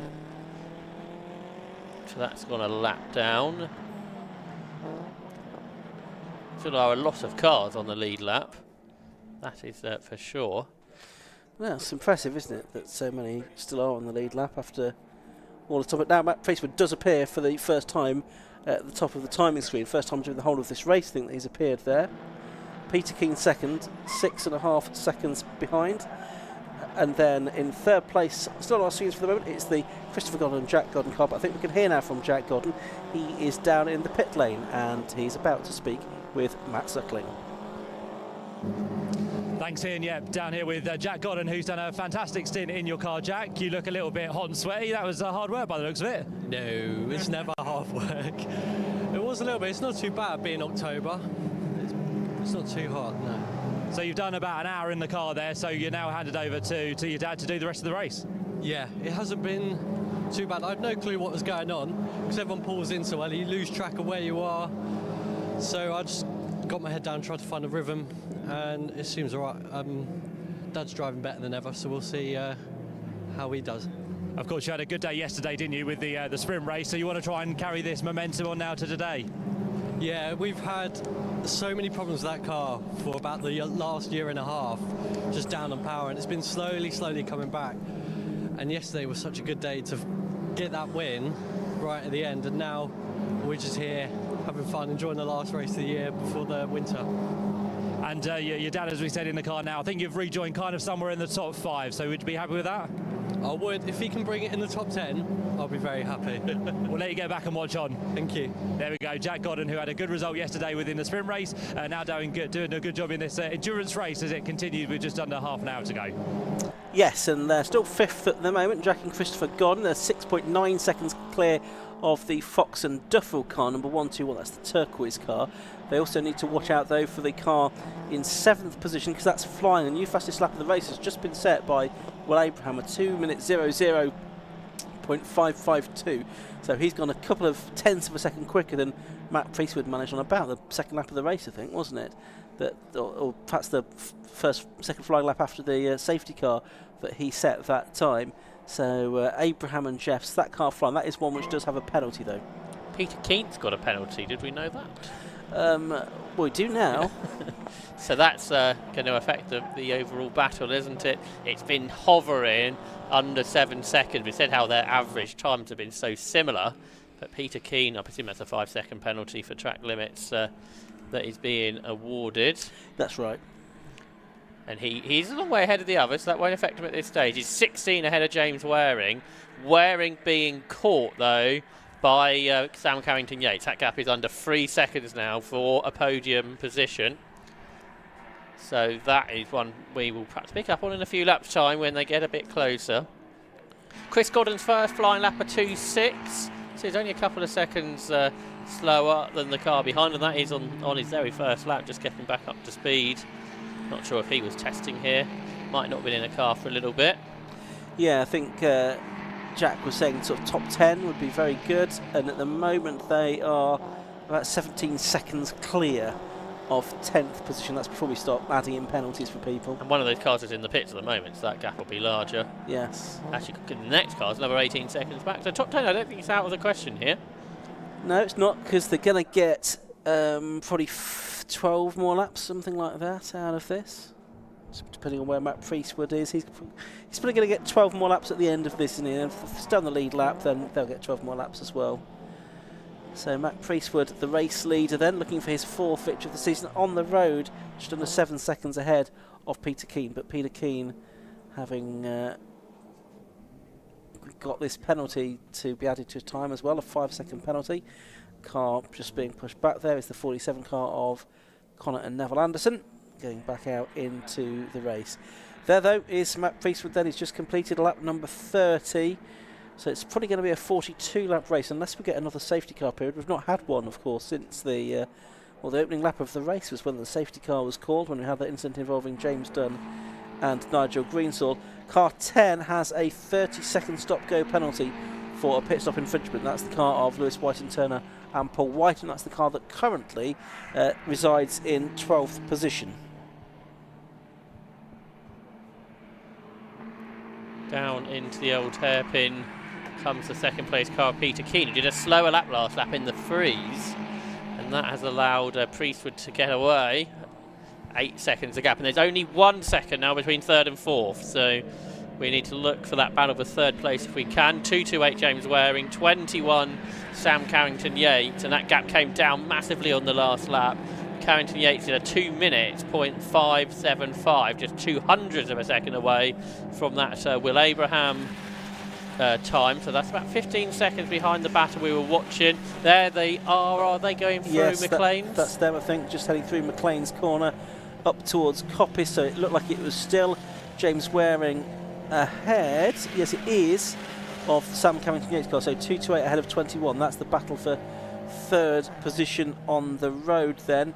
They are 15 seconds behind Peter Keane, who just have that 5-second penalty added to his time. Here comes Sam Carrington-Yates up the inside of James Waring into the S's, and the much more experienced Sam Carrington-Yates, and some Formula Ford racing as well in his time, has gone through to take 3rd place on the road. He's 15 seconds behind Peter Keane, who has a 5-second penalty, so effectively 10 seconds behind. Of course, if Peter Keane and that reaches track limits again, that'll be 10 seconds more to be added to his time as well. So let's wait and see what happens there. Yeah, and Carrington-Yates has got the pace to closing anyway. He's average about 6 tenths quicker than Keane. But Keane's times are starting to drop away now because he's 10 seconds behind Priestwood. All of a sudden, it was hanging around 6 for so long. So Peter Keane just started to struggle now. So despite having to gain a place, Carrington-Yates was 1.4 seconds quicker on that lap. Waring switching to the other side of the Anderson car, which is effectively being lapped by these two. And they go through at Redgate Corner. So these are the two for 3rd and 4th position at the moment in this race, which has 20 minutes just over left to run. You can see Carrington-Yates here pulling away now from the rest of them. Sam, who it was probably about 3 years ago, something like that, when he was winning the majority of the races, it seemed, in 116s. Yeah. But since then, of course, it's become much more competitive, hasn't it? Many more cars on the grid and more quick drivers as well have appeared over the years. Maybe it's as well people getting used to how to set the cars up and how to drive them as well. That's true, yes. As you say, we've got more cars within say a second or so of Sam Carrington-Yates at times. There weren't that many people who were able to do that. No, not at all. Well, Abraham's got 5th now, away from Christopher Godden. Chris Gordon's been caught by the Fox and Duffield pairing, who are on for their best result. And George Healer behind is just in a personal best lap time as well in 8th place, the 187 car. The car that we can see in the pit lane, that's the 232 car. That's got some engine dramas, we understand. Jonathan Baker and Ian Mitchell. Not an expert on BMW 116s, but I didn't think the engine was at that end of the car. No, that's what I was thinking. So whether it's something in the exhaust, maybe. Who knows? Well, they've lost the engine. Yeah. If that's where the engine is, that is the problem. Yes, maybe. Anyway, that's Sam Carrington-Yates, 21. Let's see what he's been able to do this time. Now he's got clear of James Waring. Well, he hasn't, because Waring's still right with him. So I think Waring's now able to stick with Carrington-Yates. Yeah, Waring's just did his personal best lap that time for a 2:01.402. They're both much faster than Peter Keane. 1.7 seconds. Yeah, that is interesting. And obviously, the gap in reality is about 8 seconds, isn't it, after track limit penalties are applied? That's correct, yeah. And at almost 2 seconds a lap, that may be reduced by the time they get to the end of the race. So if James Waring can hang in here with Sam Carrington-Yates like he did on the last lap, a podium could be on. I imagine what he will try to do is, as you say, do exactly that, stick with him, follow Sam Carrington-Yates around knowing that it's a good benchmark, and attempt to go with him and ultimately try to seal 3rd place in the race. This lap seems to be losing track a bit more though, doesn't he, of Carrington-Yates, where he was only 6/7 behind at the start of the lap. It looks more than that now.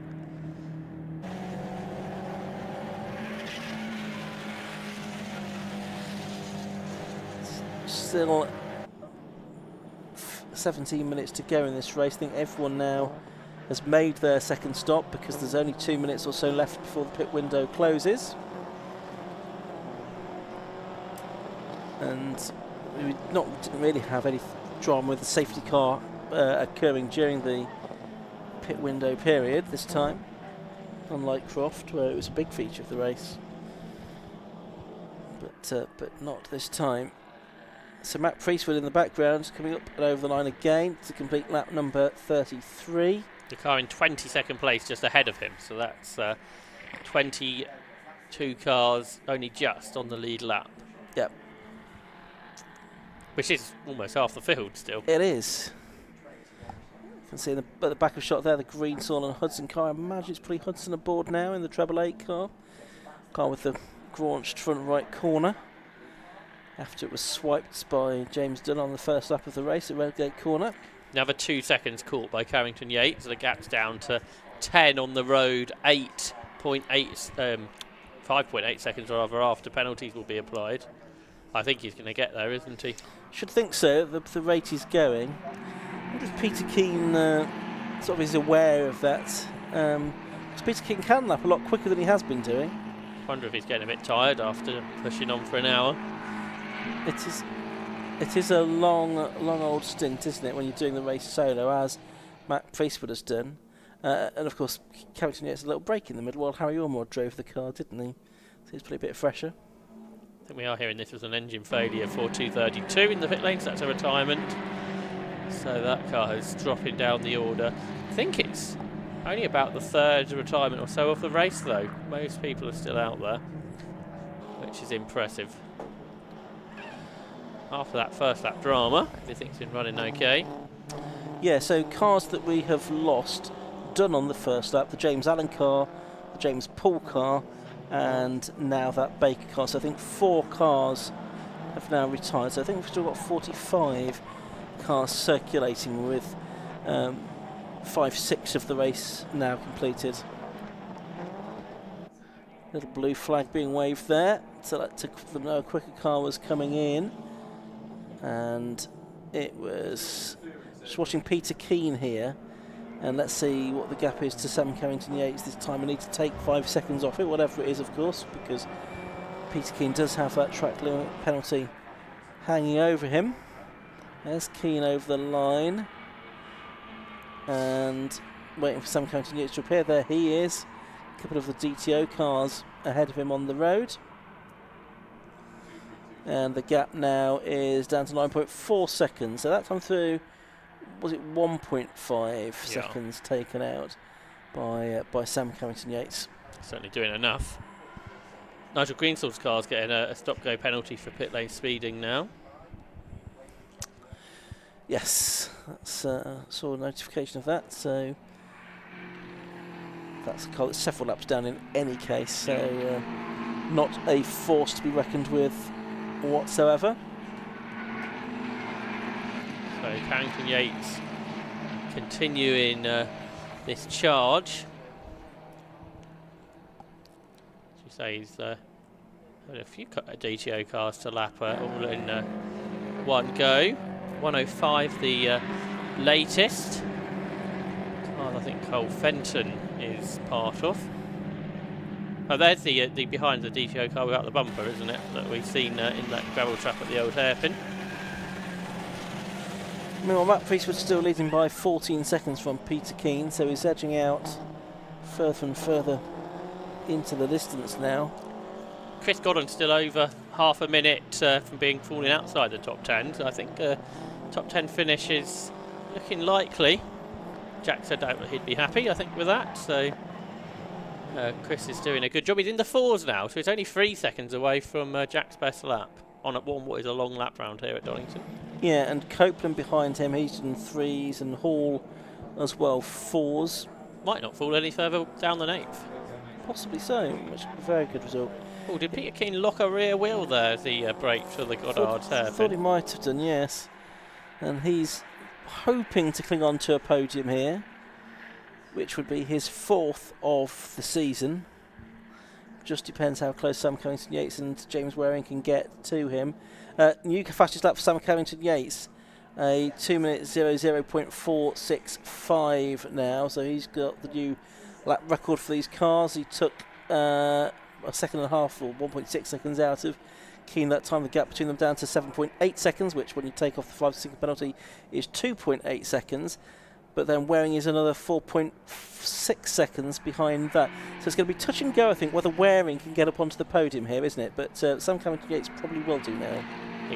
Waring's lost touch through Carrington-Yates well and truly now. Now his lap times have gone back up again. So yeah, I think it's looking more difficult for that to happen. So they're all climbing up to the top end of the circuit, putting a lap on the Compton Goddard car. You've got Chris Compton Goddard, the sometimes Ferrari Classic Challenge Race winner, and I think it's fair to say he's finding this quite competitive. Yes. It's that car, I think, is well down the order, sort of the back end of the top 40. And it's just gone a lap down to that battle that we've been watching. And he's racing with his son Harry, which is obviously the idea of being out in 116 Trophy, I'm sure. No, and that's the great thing about it. You can share your driving with a family member, a brother, a sister, a husband, a wife, a son, a daughter, whatever. Thought we were going to go through every possible relation for a moment. Including some relations that Tom Gadd can't identify from the earlier F1000 race. Some possible cousins. But no, it's a good way to do it, isn't it? And compete as a family. And there are a few teams that do that. Obviously, the Goddens, another one. Christopher and his son Jack, looking for a top 10 finish here. Of course, it was a father and son that won the British GT Championship this year, just for the second time. So it doesn't really matter what level it is. Racing with your family, always a great thing you can do in endurance racing. Or you can race against your family member, like we saw in the Mazda race yesterday with the Beers family, both getting a podium. That's right. That sometimes can go wrong, though. It can. It can. Abraham's, that's got faster again, hasn't he? Will Abraham, 2:00.313. So he's taking the, there we go, you can see it on screen now. Confirmation he's taking the lap record away from Sam Carrington-Yates. Interesting here that generally in the sprint races this year, Abraham maybe has not been as quick as Priestwood, but on outright pace in this race, Abraham is showing stronger. Interestingly, on the last lap, Sam Carrington-Yates lost a bit of time, only a few hundredths to Peter Keane. No, is that because Keane was going through lots of traffic, which Carrington-Yates has now got? Possibly so. Which could then put advantage back to Peter Keane. The podium is looking much more likely for Keane. But it's whether it's going to be second or third. Yeah, he is about 13 seconds, just under 13 seconds ahead of Waring now. So Waring's got probably a bit too much time to have to make up in the remaining. It's going to be 5 laps or something like that of this race. I think I said it was going to be a 42 lap race, didn't I? So it's going to be 5 laps at the end of this one, I would think. Notice the actor Thomas Brodie Sangster's up into the top 30, which is a lot higher than they qualified, which is good to see. Yeah, that's the car that shared, isn't it? The 106 car with Will St James. Did he do a bit of F1000? I think he did, yes. So I think it was Will that started the car. Come up. Thomas, who made his debut at Croft last time out, had a bit of an incident there, but looks like that car should, touch wood, come home this time for a finish and a licence signature. Come up from 39th on the grid, so they've gained 9 places in this race. Hopefully that's not their car. It's the Lavery car, isn't it, I think, that's just emerging from the dust cloud. That's the 107. That's right. It was in 12th place, that car. It was a bit further up. Oh, now another spin down there, and that's the 83 car of Mark McCulloch, Ben Atwood and Stefan Guarnieri. So that's one of the 2, I think, only 2-3 driver entries this weekend. There's James Waring, and yeah, he really has lost touch now with Sam Carrington-Yates. He's 6.6 seconds behind him, and I think his chances of a podium definitely over now, unless Peter Keen's penalty gets increased for any reason. I think there's been a change for 6th recently. George Healer has got ahead of the Fox and Duffield pairing. I think on that most well, that battle's continuing, isn't it? Just 0.6 of a second between them. So for 6th and 7th, we have a race on to the end. Yeah, it looks that way. And we have that race on for 2nd, but that's not sort of on the road battle, is it? That's one on the timing screens to keep an eye on. Again on that lap, well, that time through Carrington-Yates picked up 0.3, didn't he, on Peter Keane? Oh, after Thomas Brodie Sangster got into the top 30, he's lost 2 spots. To Pete Brand, one of them, and the Sefferty and Roundel car, the other. Yeah, Pete Brand, of course, someone who was indeed in the early stages much further up the order, but has had an extra stop during the course of this race. But yeah, lapping quicker than most of the cars, and sort of probably the 15 cars ahead of him on the timing screen. Every time we get a shotter, there seems to be lots of cars in the front, and Peter Keane is going to have some traffic to deal with before the end. And it may be traffic he has to deal with, which Sam Carrington-Yates doesn't. Yeah. And that could be a factor in who comes 2nd here. You get loads of cars just in front of the 2nd place car. So this could become tricky. There's the gap on the road. It needs to be less than 5 seconds by the checkered flag for Sam Carrington-Yates to get 2nd. It's currently 6.3 seconds. So the gap in reality, 1.3 2nd to 3rd. The 107's car getting a black and orange flag. That's the Lavery car. That's the car that's just gone off. So maybe some bodywork has been dislodged or something like that, or something more substantial. Looked like the bumper came loose, I think. So they want to bring that car in to get that attended to. Well, there's only 6 minutes of the race left, so that'll be a frustration that they'll just lose time as a result, or lose more time as a result of that. So Keane with the traffic. Carrington-Yates is obviously 6 seconds away from it. Yeah, but he did have a good lap that time. He made up 1.2 seconds on Keane that time through. So then now sort of 1.4 seconds away from where he needs to be. Sam Carrington-Yates in the number 21 car to get 2nd place away from Peter Keane. He can see the traffic ahead. Up the hill he goes. Always Keane is going to end up with more traffic, isn't he? Not unless it's the same amount, but it's so many cars that Peter Keane has got to pass. He's done 2 of them, including 33, I think, the Simon and Sean Urden car that had the problems right at the beginning. So through the S's goes Keane. Peter Keane that's had a 2nd and a couple of 3rds this year. Sam Carrington-Yates and Harry Omerod have had a 4th.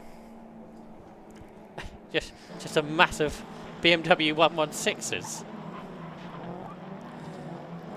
And Peter Keane flashes his lights. Yeah, he's keen to try and get through, isn't he, to clear the traffic just as quickly as he can.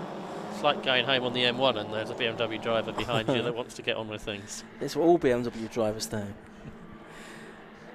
So Keane has got sort of 4 cars immediately in front of him. There's probably another 3 or 4 cars after that. And the gap down from Keane to Carrington Yates to less than 5 seconds now. So Carrington Yates, once the penalty is applied, will be ahead now of Peter Keane, because the gap's down to 4.1 seconds.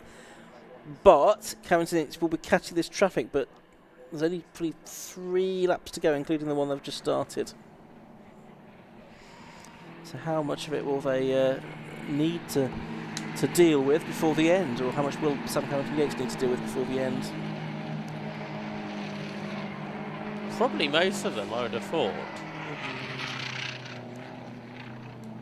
Tyre squeal. See, is that Steve Jones taking a shelter in the background? Yeah, at least he's not got his shorts on today, unlike at Anglesey. We picked him up on the live stream. 3.5 minutes to go then, 2 more laps probably at the end of this one. I think there's about a dozen cars, if not more, in this queue. There's probably a lot of them are battling for position, aren't they? Yeah, there's some quick drives in there. You've got the Oliver Smith car, which is quick in there. So it's about of a 17th place there. You've got Melissa Bexley right behind Oliver Smith. Then you've got the Bicknells. And it's side by side with Paul Offord, who's getting on screen again. But he's about to go a lap down to Peter Keane. His race has improved. He's back up to 20th now, isn't he, Paul Offord? Although he just lost a place on the last lap, but he had dropped a bit further back down than that, I think, earlier on. That's right.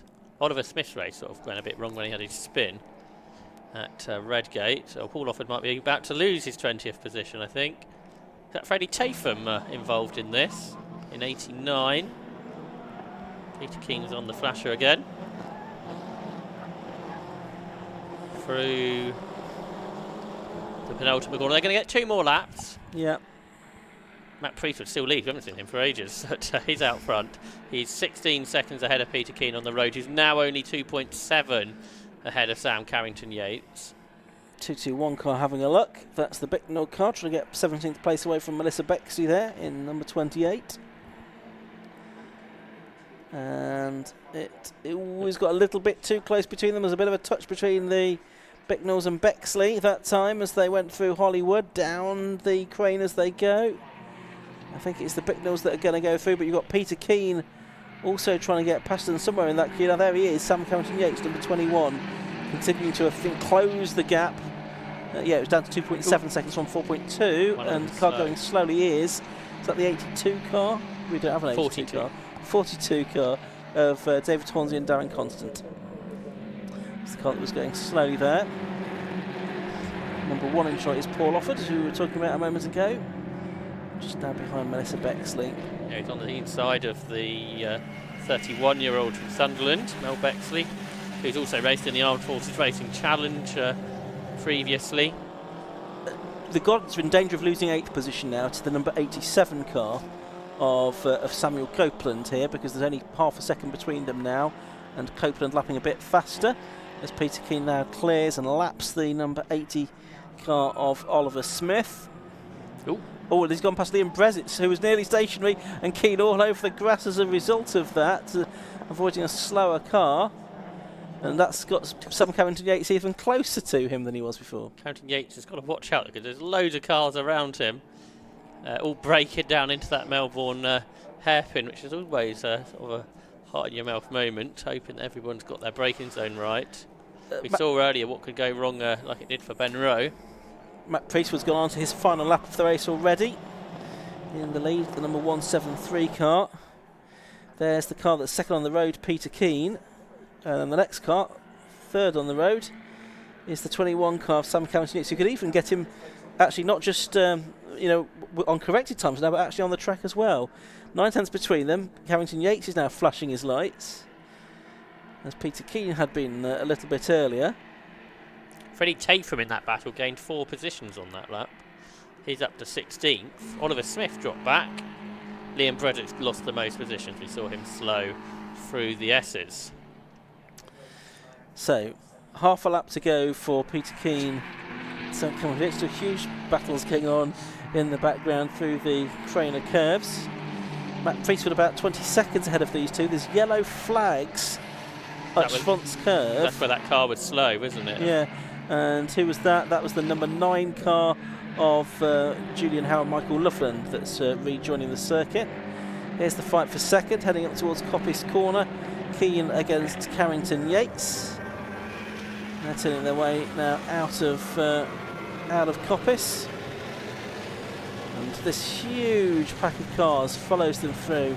You wouldn't know this was lap 42, final lap of a 90-minute race. They're heading down towards the edges now. So Matt Priestwood will already be somewhere down at the Melbourne hairpin for the final time in the 173 car. I'm just going to see if we can see a change for position on the road here. Doesn't need to happen for Sam Carrington Yates. He's going to have a look up the inside anyway into the Melbourne hairpin, and he's going to do it, I think. Yes, he has. Meanwhile, Matt Priestwood comes out of the final corner. He takes the checkered flag, and it's 4 wins this season in the Gas Shocks 116 Trophy for Matt Priestwood. 4 wins out of 7 races, and it's side by side for second as they come into the final corner.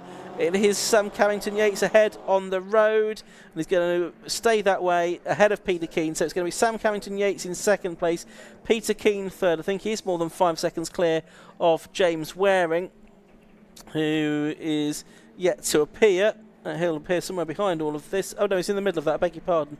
But nevertheless, he is more than 5 seconds behind. 3.6 seconds he's going to be eventually behind Peter Keane. 5th place for the moment is Will Abraham and Scott Jeffs, but they've got a penalty to be applied, but that probably isn't going to hurt them, I don't think, because there's quite a long gap back then to the 6th place car, which is the 187 of George Healer, who comes through now. Just ahead of the 121, it's nose to tail behind.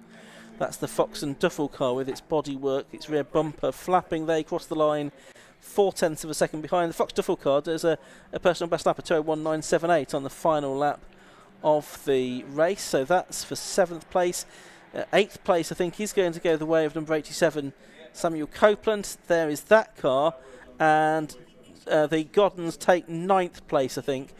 Jack and Christopher Godden, they do, and Ethan Hall, there he is. No, he's not there quite yet. He's going to take 10th place in the number 25 car. There he is now, just out of the final corner to complete the top 10. Well, apart from the first corner incident, there weren't any safety cars. No, and so not during that pit stop period, more importantly. No, and that I guess did come as a bit of a surprise, didn't it, that we got away with that. I mean, it was inevitable with so many cars on track. There would be some incident that brought about the safety car, but it happened very early on. And that could have happened in any race, really, couldn't it? That kind of thing. Well, it didn't catch out lots of cars. It was just a 2-car incident. It easily could have been turned into something much bigger than it was, but fortunately, that wasn't the case. What's happened to the Lewis Charlton car? Because it's not taken the flag. No, it's not, and ought to have done by now. In fact, I think that was it just coming through. Yeah, I wonder if they saw the flag perhaps before they should have done. Yes, anyway.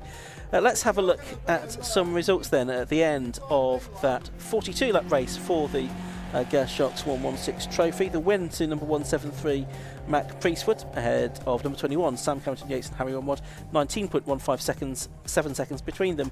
Third went the way of number 151, which was Peter Keane. Fourth was number 228, which was James Waring.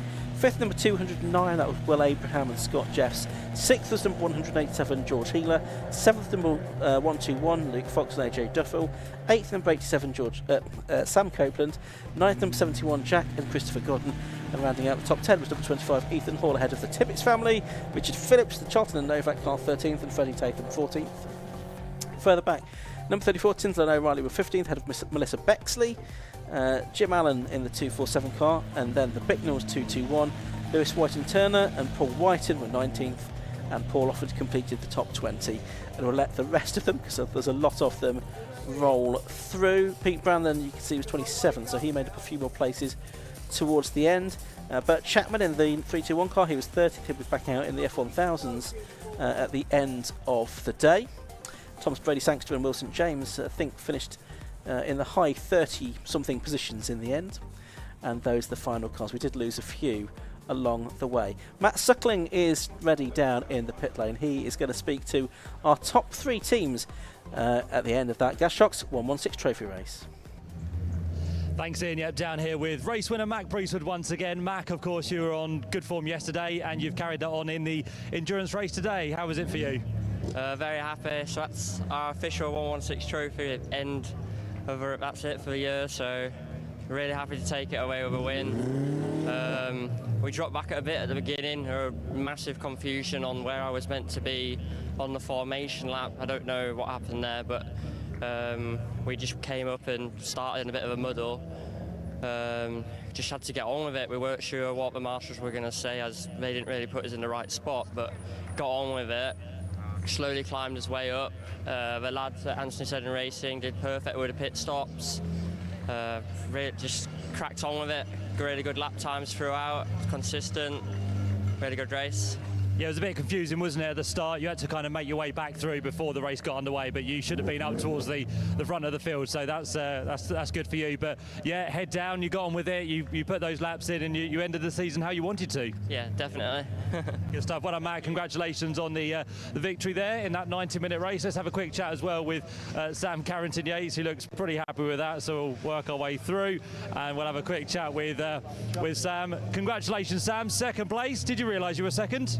I did know I was second, yeah. Me and Pete had a bit of a battle on the last lap, but he had a 5-second penalty, so I think he probably backed off a little bit, but I had to get him on track. I'm a racing driver, so I had to make the overtake. It was a fighting drive from you, we have to say. That the times were coming down, the lap times were getting quicker, and that gap was getting smaller. Yeah, it was. To be honest, we had quite a good start. It was a bit of a messy start. Everyone was sort of bumping. It was a bit of a train. Harry got in the car and he got a bit unlucky with traffic. So to be honest, Harry's pace was a lot quicker than what it showed. And then I just had to get in the car and go like mad. Hopefully catch up to the boys. Peter had a 5-second penalty, so he probably lifted off a little bit, but. Yeah, I'm really happy with that result. So pleased for Harry, because this has been coming for a long time, and we've had a few things not going our way. So really pleased for Harry to get the result. But Harry, you can come and have a word as well. Let's bring Harry into the equation. Harry, great race there, of course. We saw Sam bring it home, but you had a good part to play in that one as well. Yeah, very busy in the middle stint there. So many cars on the track today. It's I think record ever for the amount of trophy cars in the race. So yeah, really frantic out there, but really good fun. Yeah, great season it has been for you, and it's a nice way to end, isn't it, with a podium at the final round? Yeah, we're all preparation now for race remembrance for us. One last race to go, so fingers crossed for that. Good stuff. Well done, Harry. Well done, Sam. Congratulations on second place. And if we swing round, we can have a quick chat with Peter as well, another man who did well yesterday within the sprint race. And Peter, you've done well today in the 90-minute longer race with another podium to add to the mix. Yeah, no, it's good. Yeah, so I had a good time. Car sort of went off a bit in the middle of the race, which was a bit annoying. So lost a bit of pace in the middle of the race, but sort of came back towards the end of the race. But unfortunately, got a 5-second penalty as well. So bit of a nightmare. But I'd like to know where actually I got the penalties, because I didn't think I actually went off that many times. But you know, it is what it is. But yeah, happy with third. So yesterday was going to be a good couple of days. So and yeah, bonus today. Sam was chasing you down towards the end, wasn't he? He was kind of getting closer and closer, and you put up a good defence there. Yeah, he was always going to come in. I saw him come in, and I knew I had the 5-second penalty as well, so it's pointless fighting him for it. Could have had contact or anything like that, so just let him through and then just take the third place. I knew I had it in the bag, so it was all good. And that traffic towards the end probably didn't help you, did it? There was a lot to get through. Yeah, that was the worrying thing, because I thought, with the traffic and the gap I had, and obviously with the 5-second penalty as well, I thought they might, eke that time difference away. But luckily managed to sort of carve my way through it. But so they're pretty good. A lot of people got out of the way, and they saw me come in and moved over. So fair play to them, and didn't ruin each other's races. So it was really good. Good stuff. Well done, Peter. Cracking racing this weekend from all the drivers within the 116 Trophy, whether it be the sprint race yesterday or, of course, the endurance race today. But that ends that season for 2024, and we look forward to once again much more from them in 2025. 3 races to go here at Donington Park on day number 2, and up next we're back to shorter racing with the National Lighting Toyota MR2 Championship.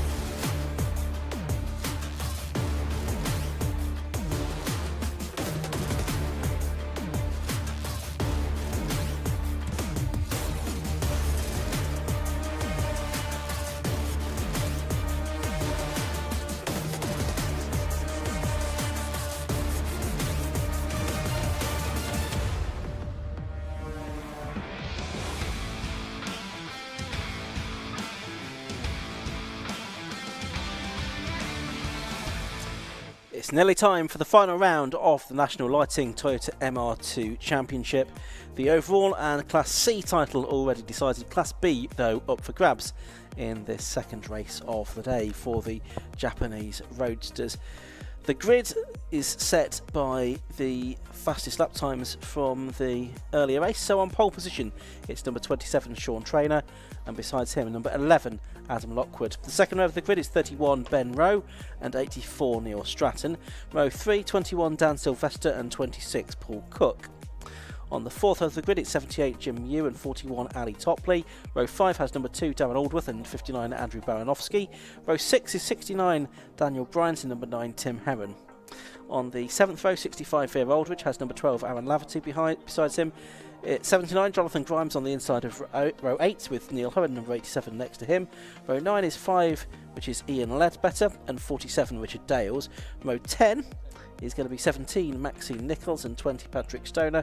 The 11th row, 30, Andy Williams, and 67, Simon Quinn. The 12th row, 82, Andrew Ruthven, and 72, Tim O'Brien. 13th row, 76, Martin Auger, and 94, Joseph Jones. On the 14th and final row of the grid, it's 13, Montoy Breaker, and 3, Martin Collins. So that is the way the grid lines up. A reminder that earlier on today, it was Sean Traynor, number 27, that took the race win from number 11, Adam Lockwood, and that was enough for him to wrap up the championship. Third place went the way of number 21, Daniel Sylvester. Paul Cook took the Class B win from Ali Topley and Ben Rowe, but you might remember Ben Rowe was involved in a collision in the early stage of the race where he outbraked himself, seemingly going into the Melbourne hairpin, and he collected, of all people, the drive that he was vying for, or still is vying for, the championship within Class B, Andrew Ruthven. Andrew was ruled out of that race. Ben did continue to take 6th overall and 3rd in class, but I believe he was penalised. Did get 2 points put on his licence, which will be a sort of points deduction for him in the championship as well, I think. So by my reckoning, as things stand, it's Ruthven ahead of Rowe by 1 point after dropped scores have been taken into account, 526 to 525, something like that. So we'll keep an eye on what goes on in Class B. Obviously Ruthven in this race has to come from towards the back of the grid. He's going to be starting on row 12, and Ben Rowe starting on the second row of the grid. So it's to Ben Rowe's advantage, you would think, as things stand, but we'll keep an eye on that as the race goes on. We don't yet have cars on circuit.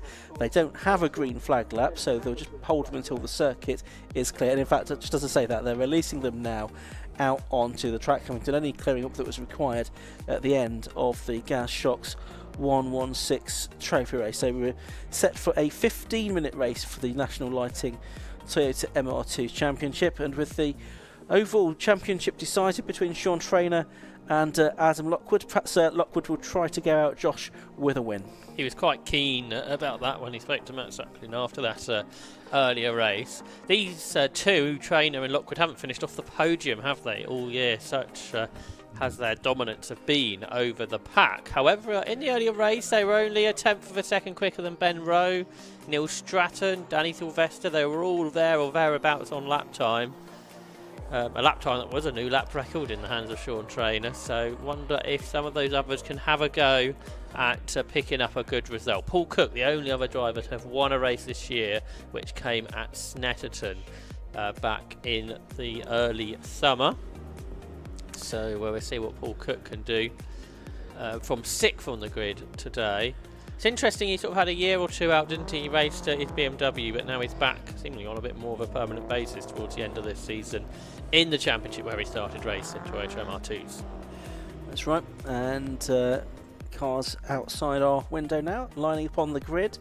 Sean Traynor on pole position on the left-hand side of the shot, for those of you watching on the live stream, number 27.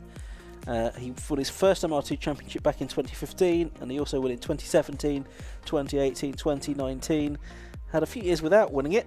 Aaron Cook took 3 championship titles, and then Adam Lockwood took it last year, but a return to winning ways and a first win as well in the Roadsters for Sean Traynor. The other 4 championship titles he'd secured were in the Mark II class for the older, heavier, slightly more powerful cars than the Mark IIIs. So he's won half of the championships in the last decade then. That's right. And We've got the green flag at the back, so we're going to go straight into racing then. 15-minute race for the National Lighting Toyota MR2 Championship. We are about to see the red lights go on, I think, just as soon as the countdown has occurred. 5-second board being shown now. Okay, 5-second board being shown, and then it's going to be the red light, which will go on the gantry. There it is. There go the lights. The race gets underway for the final time this season. The National Lighting Toyota MR2 Championship. A better start made by Sean Traynor. Adam Lockwood's not got away that well. He's got Neil Stratton to his left. He's got Ben Rowe and Paul Cook, I think that is, to his right. So they go 3 wide into Redgate corner. And it's Lockwood that has to be pushed a little bit wide. There's one going off through the gravel. It might well be Andrew Ruthven that's off through the gravel, so that might have ended his chances of the Class B title. Not quite yet, as it's still 3 wide, this time involving Neil Stratton and Paul Cook and Dan Sylvester down through the old hairpin. There's 2 cars spinning, 2 of the roadsters. Other cars have to take avoiding action. One's off onto the grass on the inside of the circuit. There's one car that's stationary on the outside of the circuit. We'll see if that gets going again. Thankfully, it's fallen short of the gravel trap. That's the number 20 car that has stopped there of Patrick Stoner. Yeah, so that was all quite dramatic. But meanwhile, Lockwood has suddenly caught Traynor. I thought Traynor had got away with all those cars abreast into Redgate, but no. Lockwood is right there. Then you've got the B cars side by side, Paul Cook and Ben Rowe. And they are absolutely wheel to wheel, rear wheels of Cook overlapping the front wheels of Rowe. Cook isn't giving Ben Rowe much room there on the inside, but they've got through the corner just about. Had flashbacks to other races just then. They turn their way out of the S's. Oh, it's 3 abreast behind between the roadsters. You've got Aldworth there on the inside. You've got Sylvester and Stratton, I think, were the other 2 that were involved in all of that. Oh, now they're joining with Ben Rowe as well. So we could have 4 abreast by the next corner in. Climbing then up towards Goddard then. Side by side, involving Ben Rowe and Darren Aldworth there in the number 2 car. Sylvester trying to get up on the inside. Don't think he made a dent in Ben Rowe's door, but he probably didn't need to worry too much because it was already well dented after the early race. Top 2 have made a big break here, haven't they? Sean Traynor and Adam Lockwood over the rest of the field. It's Paul Cook 3rd, Ben Rowe 4th, Dan Sylvester 5th, Darren Aldworth in 6th, 7th I think is Neil Stratton, 8th is Ali Topley, 9th Jim Mew, Daniel Bryant 10th. These yellow flags, well, yellow and red slippery surface flags in actual fact. Possibly some fluid went down with whatever happened on the previous lap. Or grass, perhaps. Or grass, maybe, yes. Let's have a look. Yes, it's a load of grass, isn't it? On the inside, and Sylvester's got sideways over it. That was make a good onboard footage, I'm sure. Ben Rowe is behind him now. Aldworth is up next. Then Stratton, then Topley. And they are a long way behind the top 2, as you were saying. Traynor and Lockwood. But Sylvester, like he did earlier, not making the best of starts, then having to work his way back through. So he's got good pace, but those poorer starts are meaning he can't go with the top 2. There looks to be a bigger gap now. Sean Traynor pulling clear of Adam Lockwood. It's a bit like the earlier race, where it's all very lively for 3rd. Certainly is, as the top 2 are already fairly well spread out, aren't they? Sean Traynor pulling away from Adam Lockwood, it would seem, but then it's very busy further back, as you say, in particular here for 5th, for 4th I should say, behind Dan Sylvester, and then Ben Rowe and Neil Stratton there in the 84 car, who is still well placed in the championship as well. As the cars make their way around the Melbourne hairpin once again. Stratton did drop back down in the points, having missed the previous meeting at Croft, but he's been there or thereabouts up towards the front end of the order all season long. Around the Goddard's hairpin he goes in that yellow apparel. Somebody locked up in all of that, I think. He was. But Jim Mew, he lost a spot perhaps. Darren Aldworth too. But they're still there. Well, Aldworth is still side by side with Ali Topley, ex-short oval racer. We saw a few slides down the Traynors last time. Oh, Traynor's done a new record, hasn't he? 1:53.008. He wanted a new lap record, and he's done it, beating his previous best from just a few hours ago. Yeah, he said there was a lot more time in the car, didn't he, after the first race, so Do you think we'll see a 152? He's only got a few hundred or a few thousandths to make up to find that. And he's got 1.1 seconds in hand now over Adam Lockwood, so he's got a clear track ahead of him for the moment at least. There's 69 Daniel Bryant, pushing hard, trying to get 8th place away from Darren Oldworth in the number 2 roadster there. If we get back to Jim New, who's in 10th place, number 78. He was briefly 3rd, I think, wasn't he, in the first race? I think he's one of many drivers that went gravel trapping at Old Hairpin.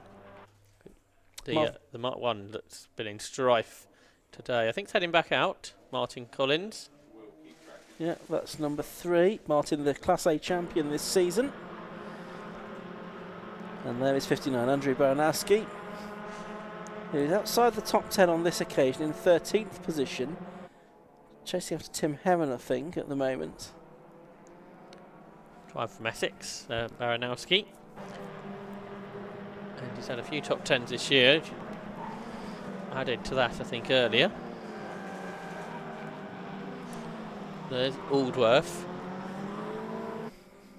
One of many drivers who's swapped from a Mark II to a Mark III. Right, we've got into the 152s. The trainer has them, but Lockwood's gone even faster, a 152.445. So that's another sort of 6/10ths faster than they went a lap ago. And Lockwood now with the lap record. And he's got the gap down. It was 7/10ths at the start of the lap. It looks like it's a little bit less than that now between the two of them as they head through the Craner curve towards the Old Hairpin. The sort of bonnet flapping a little bit on the number 11 car of Lockwood, who was last year's champion, of course. Here they are heading up towards McLean's. Through the right hand they go. So Lockwood taking the fight to Sean Trainers, not allowing Trainers to have things all his own way here. As they climb up towards Coppice for the 4th time, I should say, already in this race, with 8 minutes or so to go. And they're a long way clear now of Paul Cook 3rd and Dan Sylvester in 4th. Ruthven's up to 14th. So he's progressing after that problematic opening lap. He's 7th in class. Ben Rowe, though, is 2nd in Class B and about 10 seconds up the road. So as things stand, that should mean that Ben Rowe is the Class B champion this year. There he is, 31. Finished 2nd in the overall championship 6 years ago in 2018. Challenge for the lead. Lockwood looking to the inside of Sean Trainer. They've got Martin Collins' his Mark 1 to lap. He's got the hazards on. I think he might be back for the pits. Yeah, that car's not running smoothly at all. There's Paul Cook, who leads Class B. But Adam Lockwood's going to give this a go. The second lap didn't really go well for him. He dropped back, but now he is pressurising the race leader, Sean Trainer, up across the line. They dropped off in the high 53s on that lap. Such was the battle that they are starting to embroil themselves in with half of the race to go. Saw Martin Collins in the background head back into the pit lane again. So 0.3 of a second between Trainer and Lockwood. They are nearly 5 seconds clear of Paul Cook in 3rd place, who continues to lead in Class B. Ruthven was 1.5 seconds quicker than Ben Rowe on the last lap, as Rowe's lost the spot in the overall order. Yeah, still 7th for Ruthven, 2nd for Rowe, as they complete their 4th lap of the race. As again, Trainer and Lockwood climb up towards the McLean's right-hander. Lockwood from Portsmouth, chasing after Sean Trainer from Winchester. So 2 Hampshire drivers based in Hampshire these days. There's Martin, just having a look at what's wrong with his car. Lockwood's won in Class A and in Class C in MR2s, so perhaps he should have a go in a B car and see if he can win all 3, because I don't think anyone's done that. We've seen Trainer do B and C. Yes. Yes, not too many of the A cars are left. Martin Collins really has been pretty much the only representative this season of the Mark 1s, the oldest cars from the 1980s. But still good numbers in both of the other classes. More C cars now than B, I think. The balance has sort of shifted this year, hasn't it? In favour of the Roadsters over the Mark 2s. Generally in club racing, 20-year-old car. Oh, Paul Cook's lost 3rd, which was a bit strange how that happened. generally you race cars at about 20 years old, don't you? So obviously the Roadsters now, 20 years old, they fit in perfectly to that sort of logic. Yes, yeah, the Mark II cars from the 1990s. The Roadsters more so from the noughties. Rose lost a spot to Ali Topley now, who's up to 6th and 2nd in class. Rowe trying to fight back though. Yeah, and it's important that he does so because he's got Andrew Ruthven making progress through the field. He's how far can Rowe drop back? 'Cause I know Ruthven did have more drop scores, but perhaps he hasn't anymore. Let's have a look. Just watching on the screen, Paul Cook go back ahead of Danny Sylvester. So that was all a bit weird, really, because Cook seemed to let Sylvester through at the final corner. But he's back ahead now. Paul Cook back into 3rd place. Yeah, so Ben Rowe, even if Ben Rowe finishes below 3rd, he'll still effectively get the points for 3rd, given of the scores he'll be dropping. So we really need Ruthven to make up more places, rather than Ben Rowe to lose them, if you see what I mean. Yeah. And how close is he to doing that? He is 3.6 seconds behind a Class C car, which is 0.7 seconds behind the next Class B car, which is Tim Heron. So he's got quite a few seconds to make up. So it might be a struggle with only 4 minutes of the race to go. And he's not much quicker than those ahead now. So I think he's probably found the lap time from 4th down to Baranowski. They're all within a second, aren't they? But no more than 10 cars. Very closely matched. Rowe might be about to lose another place because Danny Bryant is alongside him now. Yeah, he's not finished lower than 3rd all season. He's had one non-finish. When he's finished the race, it's always been inside the top 3 within class. That's not the case for Ruthven, though. He has had some finishes outside the top 3. I think in particular at Cadwell Park he didn't seem to go so strongly. It's definitely been his best season though, isn't it, in MR2 racing? Oh yes, definitely. Oh, Maxine Nichols has gone for a spin. She's got back going. She was 19th, but she's had a rotation. Bryant didn't get Ben Rowe. He actually came under pressure from Darren Aldworth in all of that.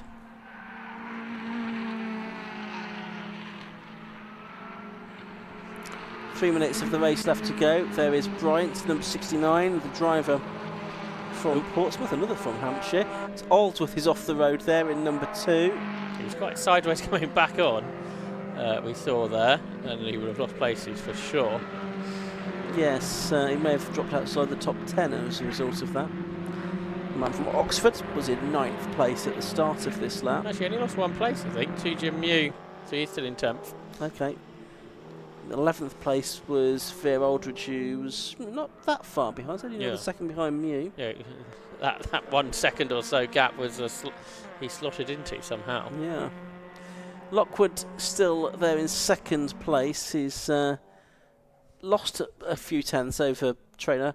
Traynor on the last lap did his personal best, a 1:52.787, which is about 3 tenths off the best lap of the race and the new lap record that was set by Adam Lockwood. It's actually slower than Sylvester's best as well. Yeah, because he's done a 1:52.722, hasn't he? By a few hundredths, it's slower, yeah. He seems to lose out on those opening laps. Whether that's all for more footage that he can use in the videos when he's got more cars around him, not sure. I'm sure he'd like a race win, but that's not going to come today. He had a class win yesterday in road sport, so did Dan Sylvester, mainly thanks to Scott Parkin.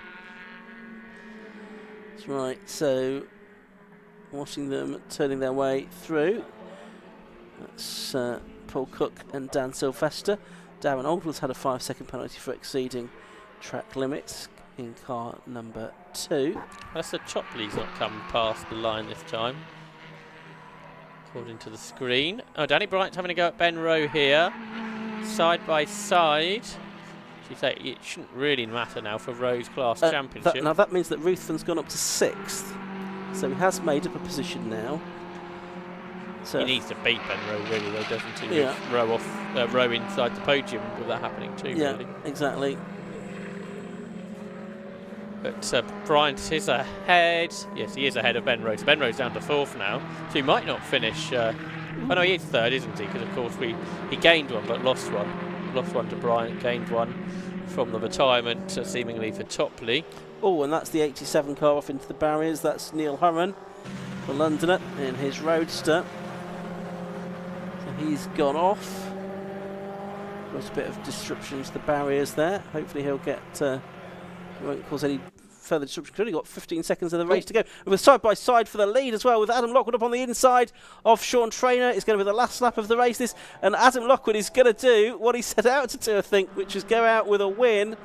Is also going to get the lap record as well, unless something very strange has happened with the lap times on this final lap.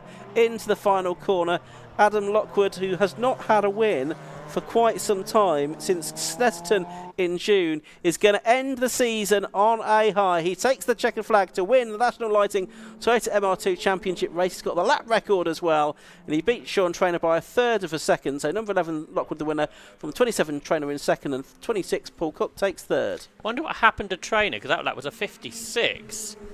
So whether he made a mistake at the S's, they were lapping Martin Collins as well. And whatever did happen, it allowed Adam Lockwood to come through, obviously. Ben Rowe got back to second in Class B by 1/1000th of a second, beating Danny Bryant, and with it taking the class title. Andy Ruthven was in sixth. And so, yes, confirmation that provision is, at least we'll get official confirmation later, Ben Rowe, the Class B champion, therefore, by about 3 points, I reckon, from Andy Ruthven. Well, TSL have corrected that 1/1000th, made the gap 26 times bigger. It's now 26,000ths of a second, which was the actual gap at the line. Last few cars coming through at the end of that race, so a dramatic finish there. Didn't quite see what happened. They must have stumbled possibly over Martin Collins, as you surmise there, Josh, because they were both several seconds slower than they had been.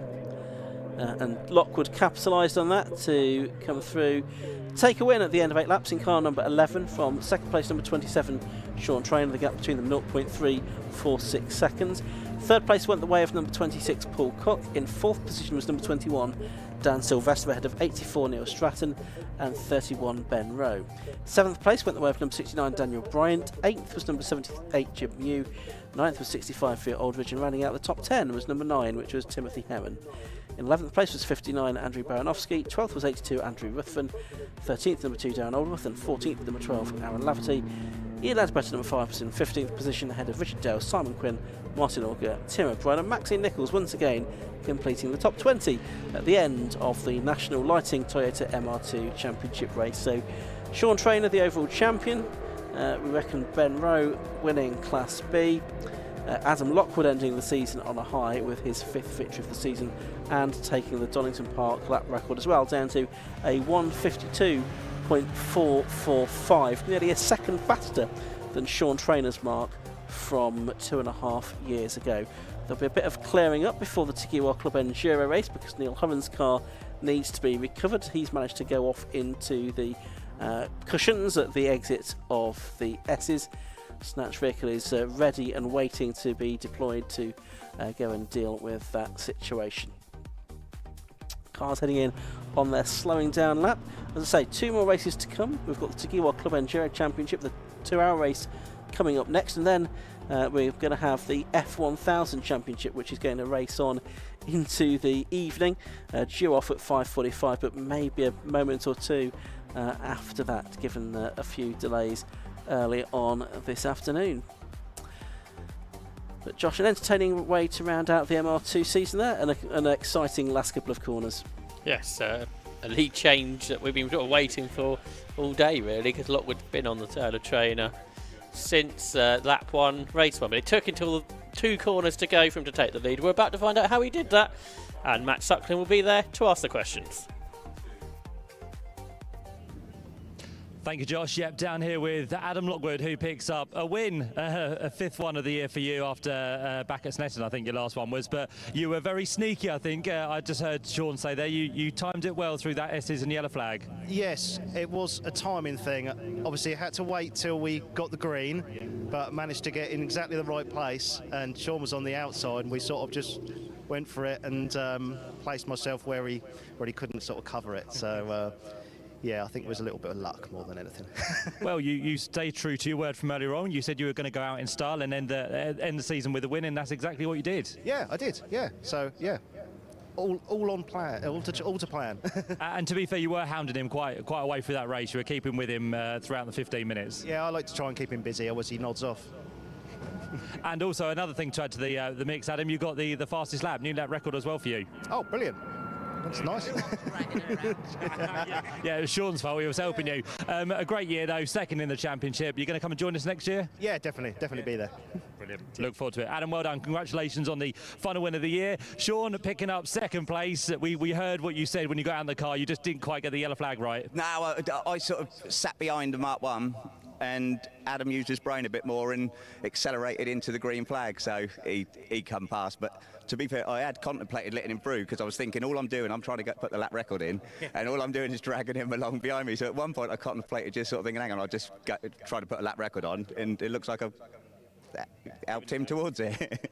What a great season it's been, though, for you and also you two battling along the way. Yeah, no, it's been brilliant all year. Like I say, I think if we added up all the time between us throughout the whole season, it probably wouldn't come to 10 seconds. I mean, it's been that close all year. But it's good. Like I say, it finished the same as last year. Adam getting the win on the last race. But this year I got off the line. It's all been good. Of course, you wrapped up the championship. You can now celebrate. Yeah. That's just a shame it's a Sunday and I've got to go to work tomorrow. Maybe next weekend. Yeah. Sean, well done this year. Congratulations. And Paul Cook is all the way over here, so we'll grab him out of the garage and have a quick chat as he has a word with Dan Sylvester. Paul, if we just grab you very quickly, well done. Third place in that race. That was a good little battle you had. Yeah, great race with Dan. Pretty much just me and Dan, really. One stage of the race. Couldn't catch a two in front. They're a different league to what I am. A lot younger, a lot fitter. But yeah, it's all good. Nice end of the season. They'll run out on the MR2s. Yes, all cool. And I think you had a close battle with Ben at some point as well. He was trying to squeeze down the inside of you. Yeah, I could see Ben in the mirrors, but just gradually he lost him a little bit. So, yeah, just chilled out and did my stuff. Nice season in MR2. Well done, Paul. Congratulations to you as well. So there we go. MR2's wrapped up for another year here at Donington Park. And again, as we said with Patrick Mortel earlier on in the day, that we're going to look forward to some more good things for next year from this championship. For now, though, we can hear cars working their way to the grid for our next race, the final long race of the day. 2 hours for the final Tagiwa Club Enduro Championship of the season.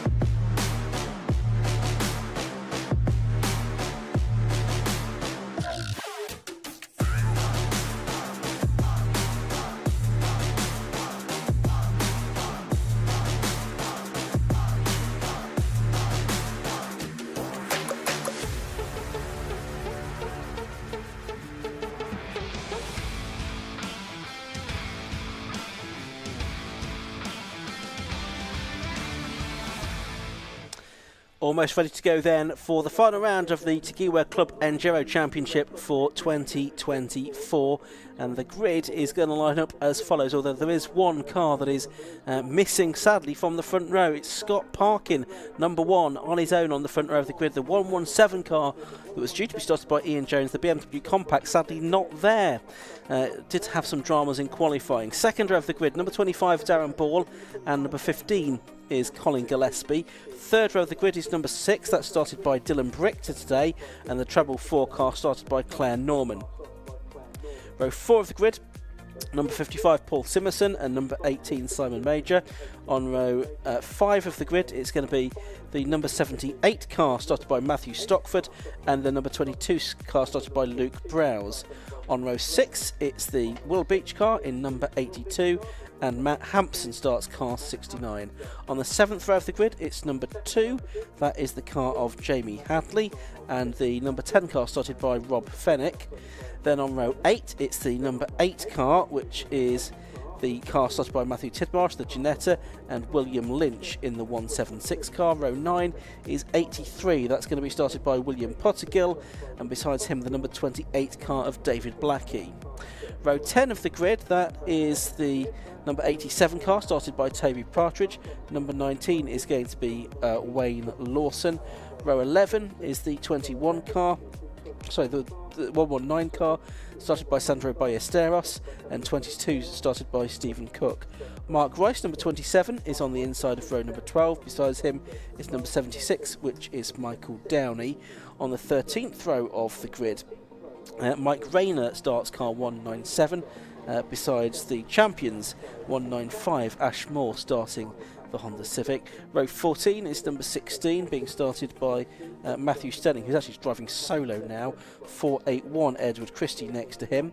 On the 15th row, it's the 66 car of Johnny Hayes, who will be starting that one, and number 9, going solo now, Ethan Simmons. On the 16th row, it's the treble 3 car, being started by Thomas Stedman, and it's going to be James Mansell in number 169.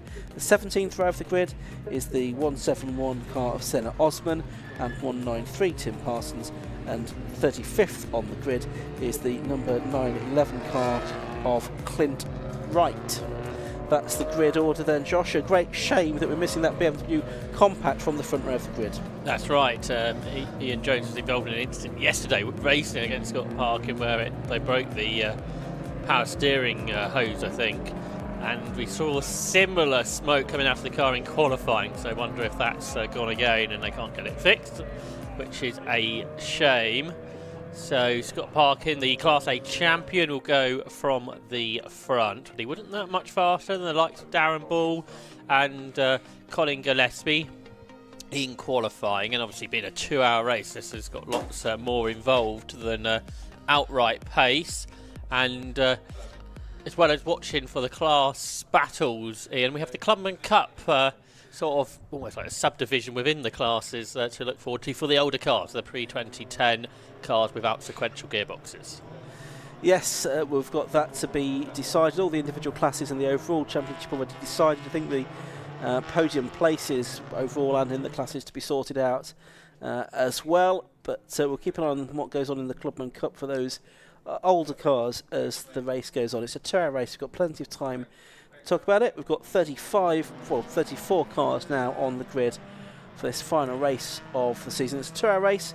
There is one pit stop that has to be served. It's a 3-minute mandatory pit stop that they have to serve in Club Enduro, and that will not happen immediately. There's a little while before they can make that, of course. We've got the cars making their way out of the final corner. Red lights go out, the race gets underway, and it's Scott Parkin then in the lead and trying to make up ground. To his left hand side is Colin Gillespie. Of course, he got that gap where the BMW should have been, but he's not made full benefit from that because he's been a bit slow through the next corner there, and that's allowed Darren Ball to slot through in second place. Gillespie is in third, and is that the car of Simon Major with his Simon new Major, livery. isn't it? Yeah, in fourth position as they make their way through the old hairpin for the first time. So this Skiwa Club Enduro Championship race is underway. A bit like it was side by side in B between the Ginetta and the Honda of Matthew Tidmarsh and William Pottergill. They were side by side. Pottergill, one of the 3 championship contenders in the Clubman Cup, and they got pole in that this morning, which that's the Civic that he shared with Chris Nyland up at the top of the hill. They're still side by side, those 2 B-class leaders, so that's a good battle. But Scott Parkin's getting away from the TCR cars behind of Ball and Gillespie, the Cupra and the Volkswagen.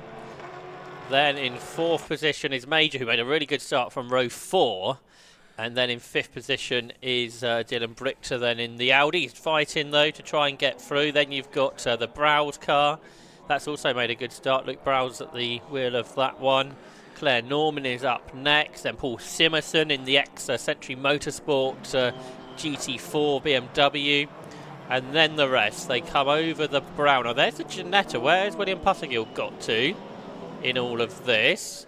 The Clubman Cup pole sitting Honda is no longer behind the Ginetta. It's lost a couple of spots in the overall order to other Class B cars. A very good start from Mark Grice, who gained 5 places on that lap, and he is second in Class B already on his return to Club Enduro. He only qualified 7th in the class, so all those 5 positions he's gained are all for class. So great start from Mark Grice. Yeah, I did think that he might move forward from there. Seems to be a little bit further back than I might have expected him. 2 Mark 3 MX-5s going wheel to wheel there. That was James Mansell and Tomas Stedman. They were battling for their private positions within their class. Half an hour is when the pit lane window opens, by the way, half an hour into this race, and it closes 15 minutes before the end. 1 3-minute pit stop man's treat to be served by all teams, whether they're 1 or 2 driver efforts. And the top 3 are all single drivers, aren't they, at the moment? Scott Parkin, Darren Ball and Colin Gillespie. Simon Major, the first of the 2 driver teams, he'll be sharing with Justin Middleton. Dylan Brichter with Ryan Parkin in 5th place. It's 3 abreast here, heading down past the old exhibition centre. I think that's Matthew Hampson at the head of it. Jamie Hadley's Invitational Golf is in there as well. So this is about something like 10th position in the race. You've got the BMW M2 of Rob Fennick. One car for the pit lane already is the debutant Clint Wright in his Toyota. See if we can get him back out into the race. David Blackie's made a good start. He's joining in on this battle as well in the BMW E92 M3. So there's that invitation class car of Jamie Hadley, the Golf. Rest of the field going through, so a good number of BMWs in this race as well. There's one for the pit lane. Who is that is going into the pits? It's the Will Beach car. The Will Beach car, number 82, has gone into the pit lane. So an early problem. This is not a mandatory stop because we're still 26 minutes away from the pit lane window being opened. Will Beach, I think, has the problems in qualifying. That car didn't seem to be running well most of the time. There's a mechanical flag for Colin Gillespie, the car in 3rd position. I did see some sort of fluid or something leaking from that car as it went up to McLean's on, I think, the first lap. So whether that's also what the observers trackside have spotted, I'm not quite sure.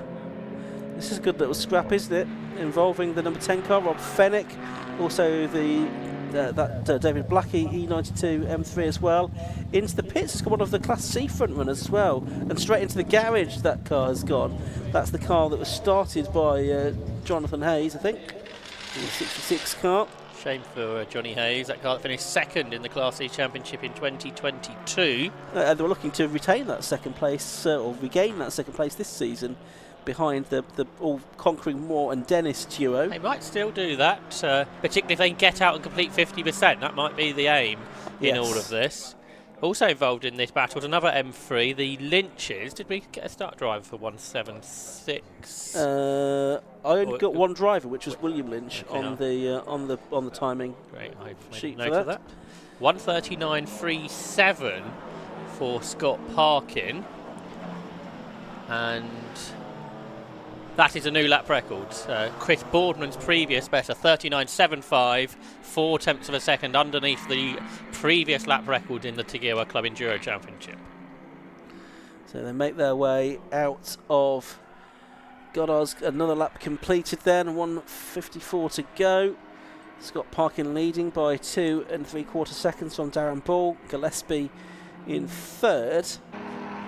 We're watching these sort of trio of BMWs coming down the Craner curves towards us, including the 176 car in all of this, that being the William Lynch M3 for the driver from Midhurst, and he is in 13th position at the moment.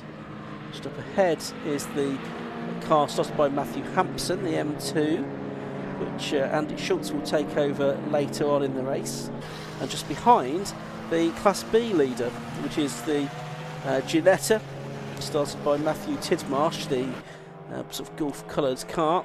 That's trying to get in amongst these BMWs now. It's tiny amongst, especially that E92, which is massive. But David Blackie's got to the front of that group, so that's a good effort. And the Genetics trying to go around the outside. I'm not sure if William Lynch realised that Matthew Tidmarsh was there. Of course, Tidmarsh and Webster are the provisional champions in B, so a great season they've had in the Ginetta. They've had a couple of class wins. They hadn't had a class win before this year. Not that far ahead of the Mark Grice and William Puttergill battle for the Clubman Cup lead. Ideally, if Puttergill and Nyland want to win the Clubman Cup title, winning the race is the best way about going at it. A non-championship rival, Mark Grice, has taken the lead of that, though, in the early laps of this. They're all involved in that Class B lead battle with Matthew Tidmarsh just up the road. The other Clubman Cup championship contenders, got one at the back of the screen there, is 119, the Sandro Ballesteros, Bobby Trundley, Audi, and then the third car in contention is actually the championship leader coming into this in the Clubman Cup, and then the overall provisional champion Sam Moore and Sam Dennis. But they are a Class C car, so won't have the outright pace, but they've been reliable and consistent over the year, and that is what has put them in championship contention this year. Gillespie came into the pits here after that mechanical flag. Yeah, indeed. Ash was just going to say he's got the Class C lap record as well now. That's been down into the 148. That's been taken away from Rowan and Richard Lundy, who had that previously. We're on board with Scott Parkin. He's got a clear track in front of him in the Audi TT, the Darkside Developments run car. Round the Melbourne hairpin he goes, and then climbs back up towards Goddard. Third gear, now up to fourth gear, and then he'll get on the brakes for the hairpin, down to third again through there, and out of the corner we'll accelerate up through the gears, fourth gear, then up to fifth as he goes sort of past the pits and into Redgate corner, and back down again for Redgate. He's going to start some lappery shortly. He's got that little Caterham Academy car up ahead of him. A little while since we've had a Caterham in the Tiki World Club Enduro Championship, but it's about to go a lap down, I think. Parkin going away up front, 6 seconds ahead, but he needs to do that because he has got a 30-second success compensation time to add to his pit stop for winning the previous race at Alton Park. Scott Parkin, who's had 3 wins this year, which the other ones come at Brands Hatch on the Grand Prix circuit and at Snetterton, but 6 seconds ahead of Darren Ball. He's also lapped that E30 M3, which is good to have out there against Senna Osman at the wheel to start off with. So Ball second, third is Simon Major, fourth is Dylan Brichter, fifth for Luke Browse, Paul Simerson's up to sixth, Matthew Stockford is eighth, Claire Norman, no, he's eighth rather, seventh for Stockford, the ex-Paralympian, ninth is Jamie Hadley, and Rob Thenick completes the top 10 after the first 5 laps of racing. Gillespie, I think, back out onto the circuit after a pit stop. Yes, that's unfortunate for him. He'll have been delayed by that, and we'll see what he can do from where he's. Expect to see him climb back through the order. See in the background the 2 Clubman Cup leaders are nose to tail. The Grice and Puttergill battle. They're just heading down the back straight towards the S's. So that is a really close race in the early stages. There's the Caterham. Tim Parsons at the wheel. I think sometime Morgan Racer who started that. Here's Stockford and Norman. They're involved in a good battle. Matthew Stockford in the Audi. Claire Norman in the Cupra, the 43-year-old from Cheltenham who started racing 20 years ago in the Road Slough series before racing the Volkswagen Racing Cup.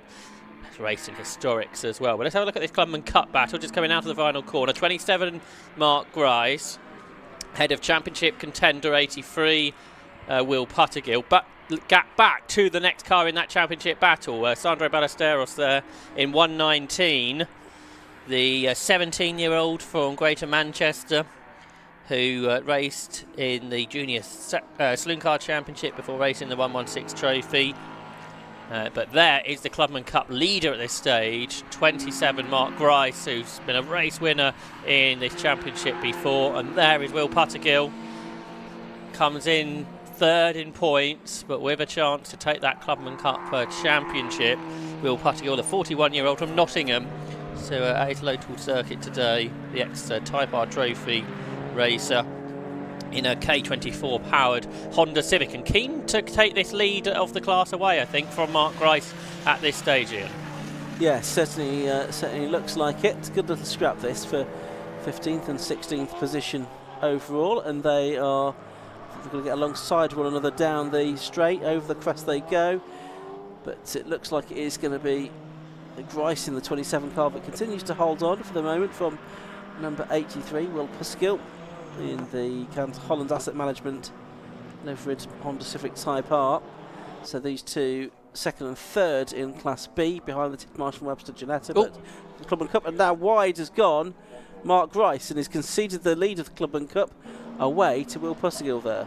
That's right, that's where Puskill wants the race to the position he wants to end in 107 minutes time. There's a lot to happen before then. See the heat there in the brake pads of Mark Grice. That was a great shot there at the Goddard, and that's maybe why he outbraked himself at Melbourne. Already the front brakes on the Audi TT starting to get up to temperature. I wonder if that's the car that Grice has raced in the short distance races, and this is very different, of course, having to go for a long time. There's Gillespie recovering. There is Ballesteros, though, who is one of the three contenders for that Clubman Cup title. And he's just done a PB, a 146.6 for Ballesteros.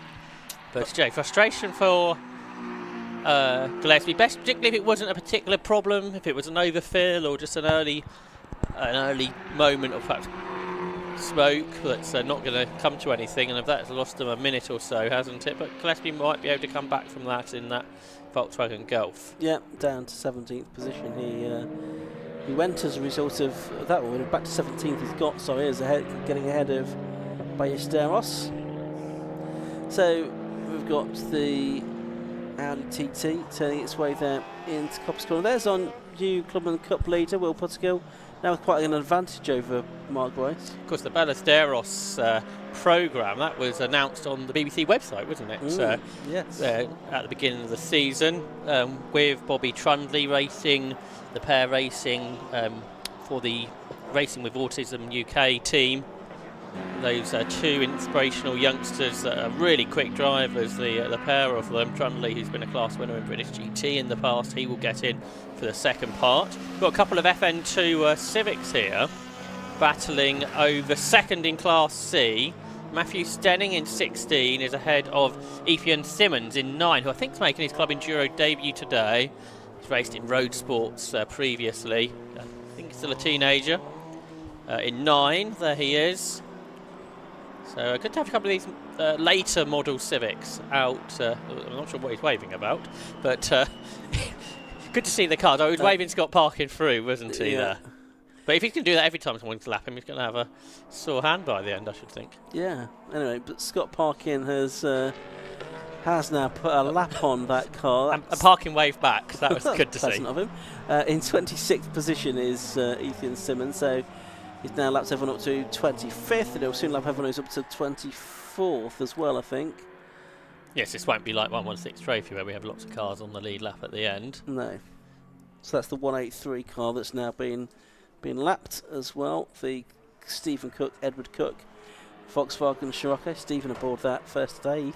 Edward took the first yesterday in road sports. Had a change for second. Simon Major, who started down in 8th. He's had a good first stint. He's up into second. Both he and Dylan Brichter got past Darren Ball. So Darren Ball, who was second, has dropped to 4th. They are 11 seconds now, though, behind Scott Parkin, who's absolutely flying in his Audi. Off goes Ethan Simmons. He's got back onto the circuit in the number 9 car. Yes, it was a long lap that for Ball, wasn't it? Into the 143s. He had been doing 140s. The two that got past him were both in the 141. So it was a problem of some description for Darren Ball that time through. There he is now. So whether it's a problem with the car or he just made a mistake, small mistake that allowed the next 2 through, not quite sure. We'll get an idea soon with the next lap time when they come through. But yeah, Major, who's certainly in a new livery since I saw him go well at Snetterton earlier in the season. I presume it's just the livery and not a new car. They're in second place in the Cupra. He's had a decent season with Justin Middleton as his co-driver. Then they had a road sports win. They've had a podium at Snetterton as well. But being chased all the way by Dylan Brichter in the diesel-powered Dioxide Developments Audi TT, a 2016 car, producing 310 brake horsepower. Slightly less power than twin brother Scott's car has. Twin brother to Ryan, Scott Parkin, who leads the way. So this is a slightly less powered car. But they come up across the line. Darren Ball is falling away here, isn't he, from this battle? Yeah, that lap was back into the 141s, so not quite as slow as the previous lap, but nevertheless he fell away from those two. That's right. They're just lapping the battle further back. Ballesteros in the pit lane. 119, Clubman Cup Championship contender in the pits, and this is before the pit window opens. So what has gone wrong, and not very much is happening. So this could be the end of the Championship Challenge, I think. Yeah, the bonnet's open, but a bit of a mystery as to what he's doing. They've got the torch on there, just trying to look for something further down. So it's something that's been rattling around under there, or something like that. We're going to have to see what they can do here. This 12 minutes or so before the pit lane window opens, the driver getting out of the car. All signs are not good here, I'm afraid. No. The first of our 3 Clubman Cup Championship contenders falling, and this is good news for Motion Motorsport because the 2 cars left are both from that squad. Yes, the squad that prepare a few cars across other 750 Motor Club categories as well. I noticed they've got some non-Hondas in their squad now as well, haven't they? Some of the other teams are seeing a good job that Motion Motorsport are doing and are asking them to either prepare their cars or perhaps run them at race weekends. So a team that's sort of fairly new to the scene as well, aren't they? And they're growing all the time.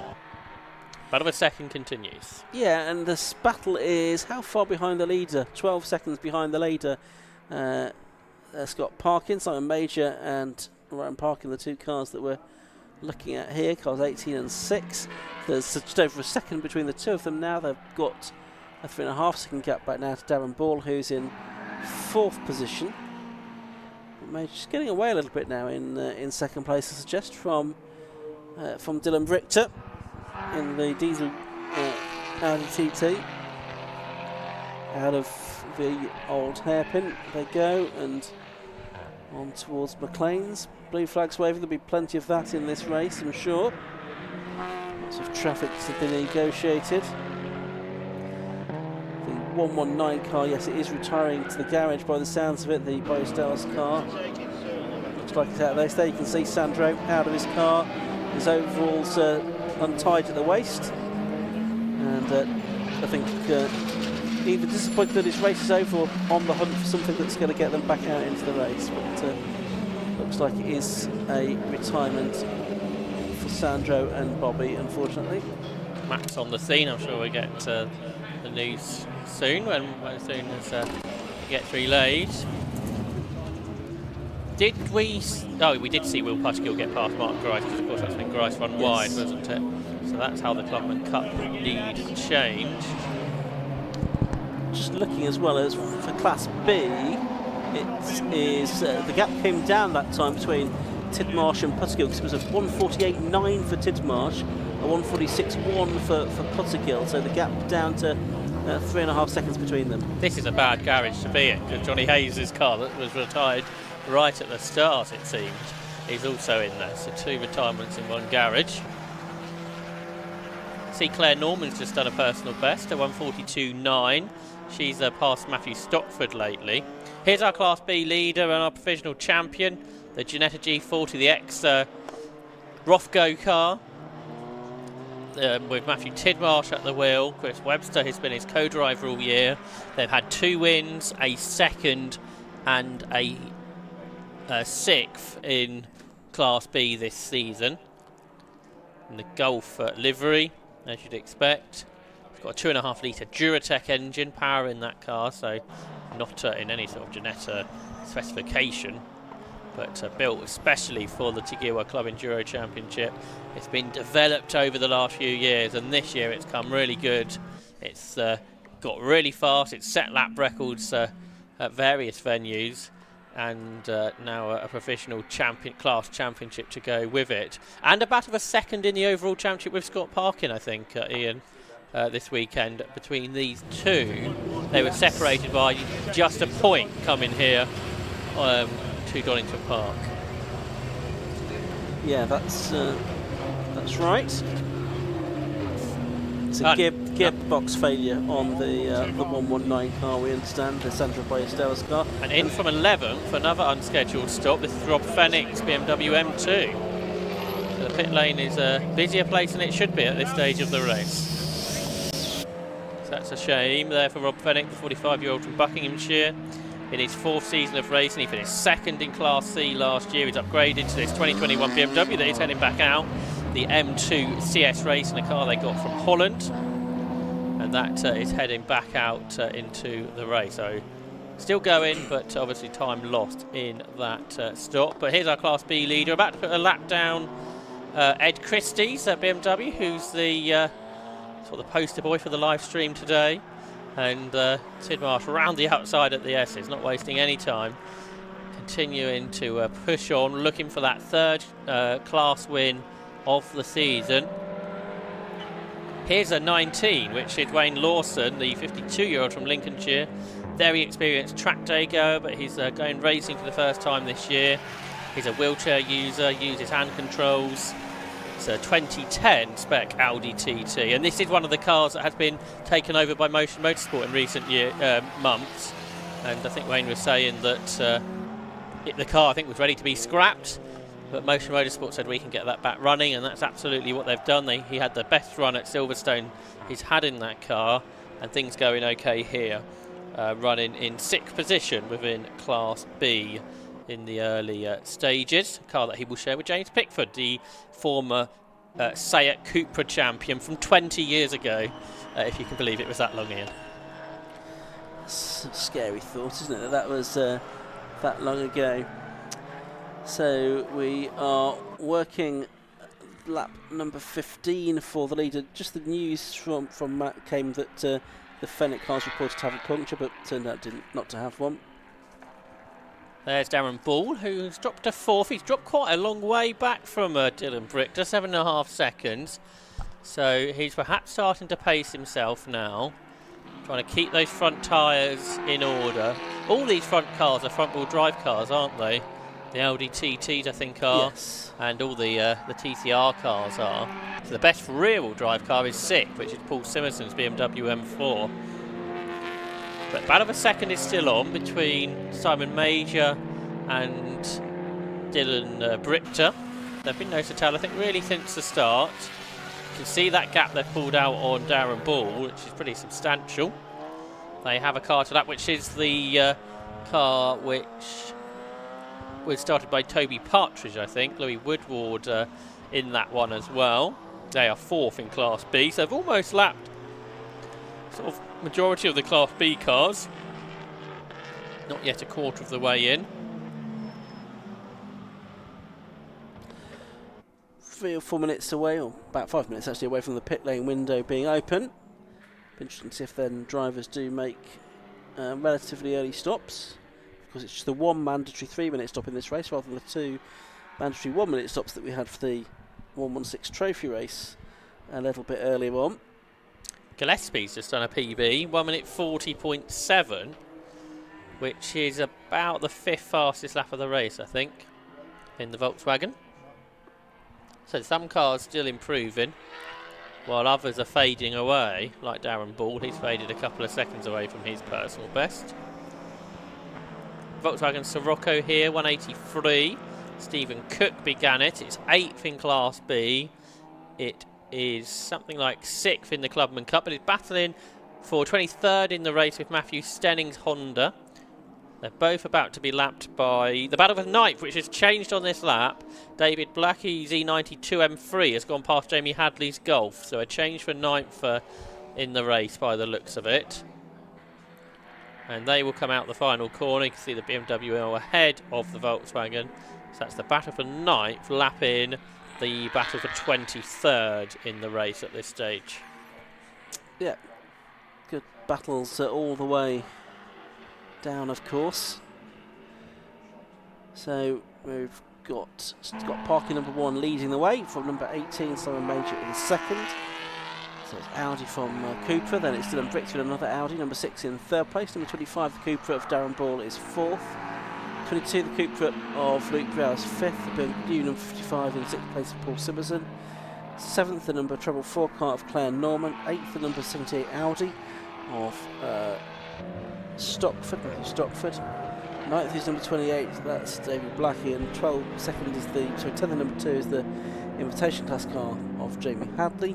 Class B being led by number 8, Matthew Tidmarsh, by about 5.7 seconds from Will Possible, number 83. Class C, 195, the leader there. They've won all the races so far this season, Ash Moore, and he is well clear of Matthew Stelling in second place within Class C. And a reminder that the classes in Club Enduro based on power to weight ratio basis. So Class A for cars up to 300 brake horsepower per tonne. Class B the limit is 240. Class C the limit is 180 brake horsepower per tonne. As we now got this battle continuing on between the Scirocco. Also, just a reminder for people, there's a question on the stream in comments. I can see what the Clubman Cup means, and it is for cars built before 2010, so it's not related to the drivers, it's related to the cars. So for the older cars that do not have a sequential gearbox, that have a manual gearbox, that's what the Clubman Cup is for, and that's the one championship yet to be decided. Yes, and that could be cars from any class as well, couldn't it? Yeah. So I don't think any A cars are fitted into that this weekend, but we have seen others in the past. There have been lots of different winners in the Clubman Cup. Will Puttergill and Ryan Bensley have won a couple of times. Ash Moore and Sam Dennis won at Croft. Sandro Ballesteros and Bobby Trundley won at Silverstone, and Michael Downey won at Oulton Park. So the only car to have won more than once is the one that actually leads that race at the moment. Although a slightly different driver lineup, isn't it, this weekend? With Chris Nyland joining Will Puttergill. Ryan Bensley engaged elsewhere this weekend, former Stock Hatch champion. David Blackie then pulling away from Jamie Hadley. He's up to 9th. He started 18th, so first outing for that E92 M3 is going well. A 42.5 the best lap. Is over a second quicker than they went in qualifying. They had problems yesterday, they seem to be up to speed now, and quickly catching Matthew Stockford, and you can see that on your screen now. So Matthew Stockford coming under threat from David Blackie by the looks of things. Stockford, the former Paralympian medalist. David Blackie in his Club Enduro debut. It's been a consistent season for Stockford. He's had a couple of 4th positions as his best. There's the E92 M3. It's a much larger car than the older models, but it's great to have an E92 back out. Luke Sejakowski took a win, I think, in an E92 a number of seasons ago, but it's good to have another back again. Running there in 9th position at this stage, and sharing that car with Josh Lawton, the former Road Sports race winner.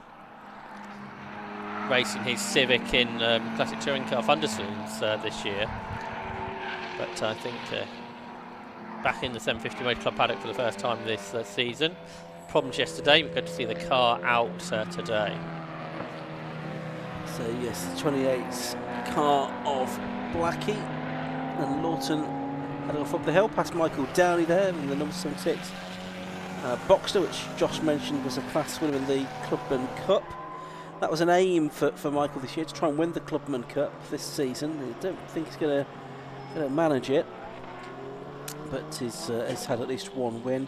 Started racing in 2018, inspired by his father who raced before him. So this now is 7th season of racing in the Takiwa Club Enduro Championship, and he travels down from Scotland to do so. Michael, who works in financial services. So pit window is open. I don't think we've had anyone yet making a scheduled stop. No. A few unscheduled stops on the timing screen, but none that actually are expected at this stage. Yeah, it depends on the fuel tank size, doesn't it, usually? You obviously don't want to pit when you can't get to the end of the race. So teams will have that all pre-planned when the earliest that they can realistically pit, and then you decide whether that's going to work out for your race. Generally, it's better to pit early on the whole. So Blackie's caught Stockford then. The Audi RS3, a great looking car this, but Audi really in almost all forms of motorsport being faded out. There's Audi Customer Race sort of being closed down to facilitate the Grand Prix programme. This is sort of one of the cars that came out of that programme. Such a successful programme, the Audi Customer Sport cars, particularly the R8, which they made so many of, won so many GT races with, but where most manufacturers getting involved in sports car racing, Audi's sort of going away unusually. But great to have that car in this championship and running well. Change for second in the race. Dylan Brichter has finally, after many laps of trying, got past Simon Major. So the Audis are first and second. We did hear yesterday Scott Parkin tell Matt Suckling that part of the aim of this weekend is to get a Dark Side Development 1-2 in the Class A Championship. Coming into this weekend, Brichter and Ryan Parkin were 5 points ahead of Andy Schultz and Matthew Hampson, and a point ahead of Darren Ball. So whether they will feel it necessary to do any team tactics, or whether obviously, as it is, I think that's all good for Ryan Parkin and Dylan Brichter to take the championship. First car into the pit lane, by the way, Ian, is Claire Norman. She will hand over to Alan Blenko.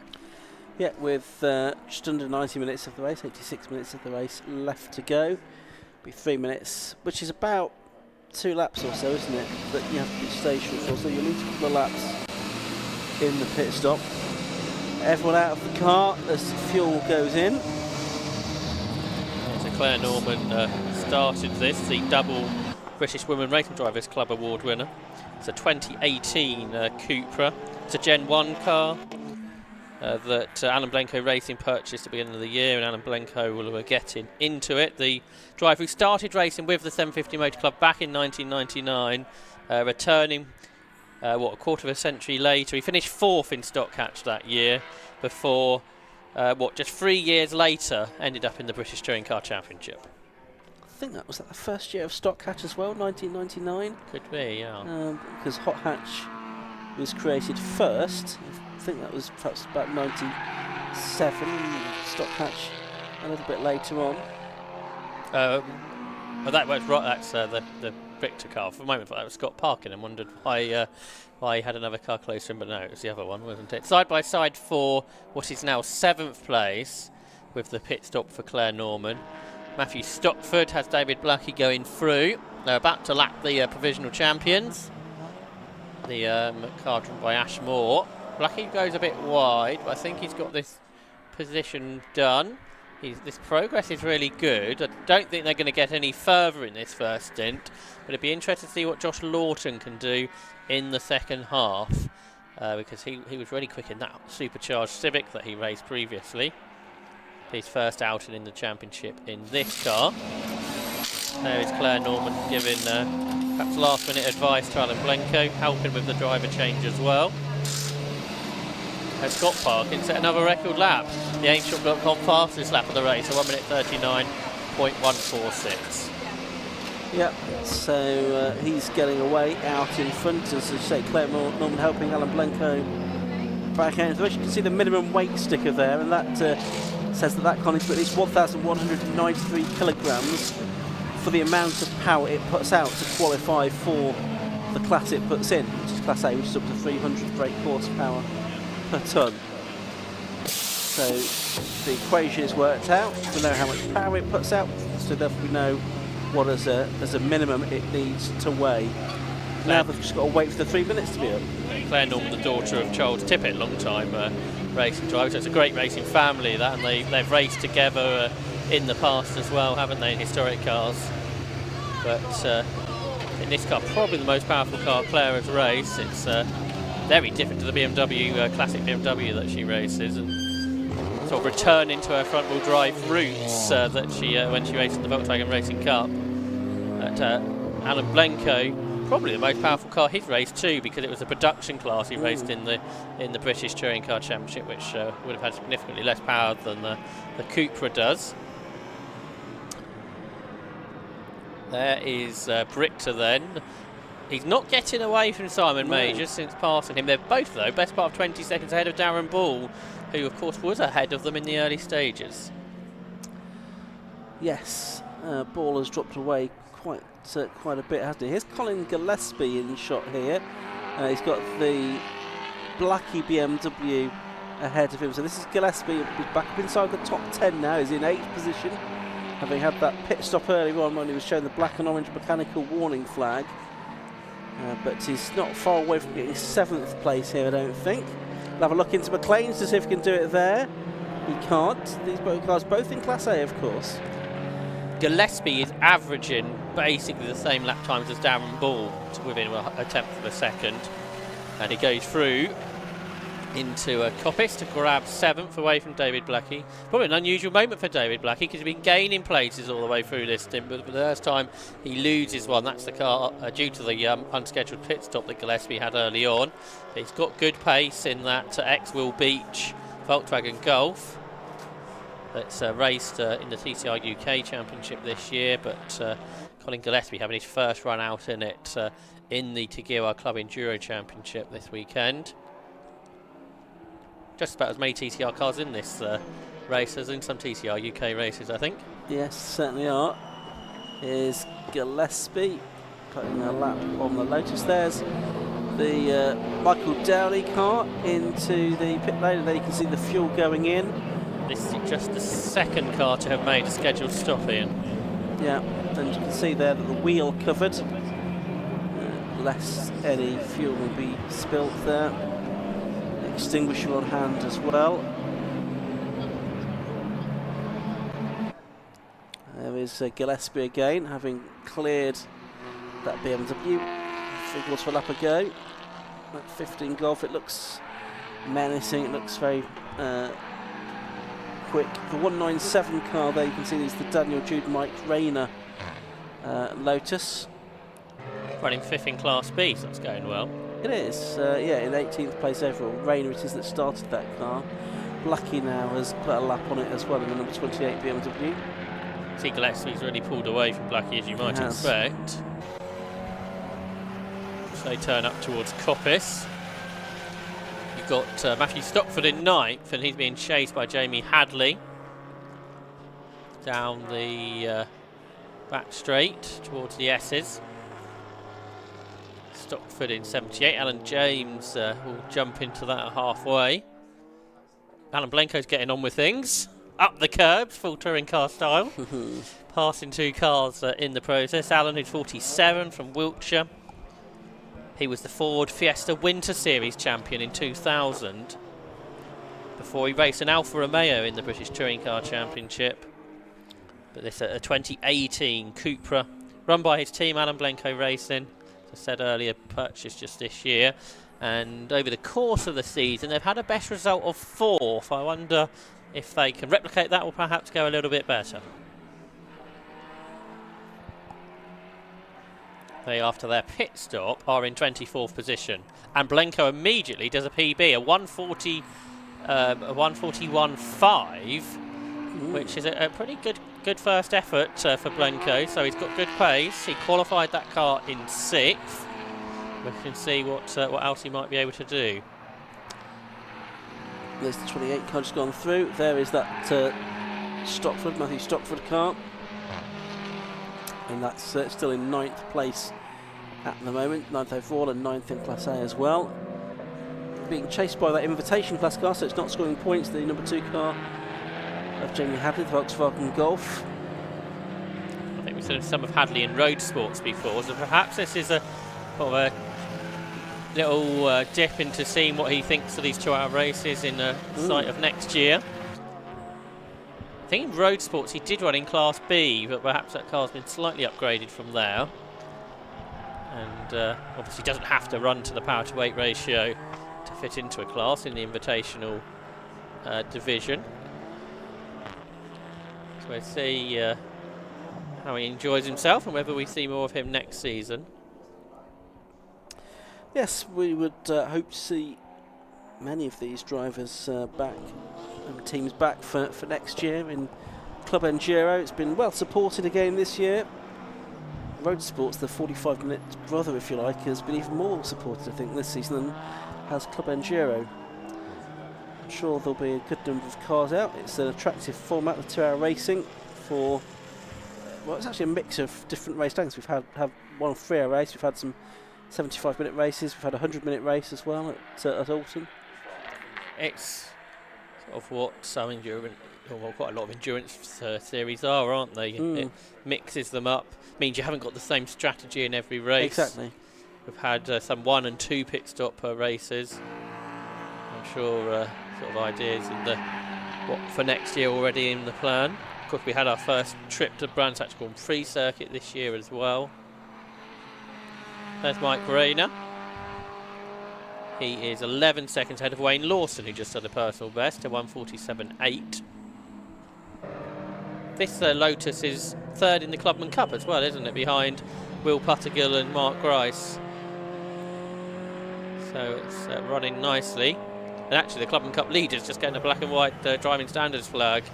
Is Will Puttergill, who's really pulled clear of Mark Grice. He's only 11 seconds behind Matthew Tidmarsh. I wonder if Will Puttergill and Chris Nyland are looking to go out with a Class B win. They haven't got any success compensation time, so on net, they're in the sort of the advantageous place in Class B.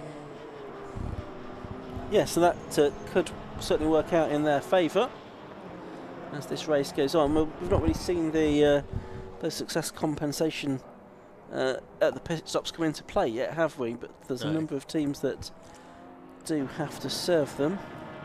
In Class A, Class A 30 for Scott Parkin, 20 for Dylan Brichter and 10 for Darren Ball. So that's going to drop the Brichter and Parkin car down, isn't it? Or Scott Parkin, talking about his 30 seconds, is about to be served now. But yeah, this could all mix up the Class A order, I think.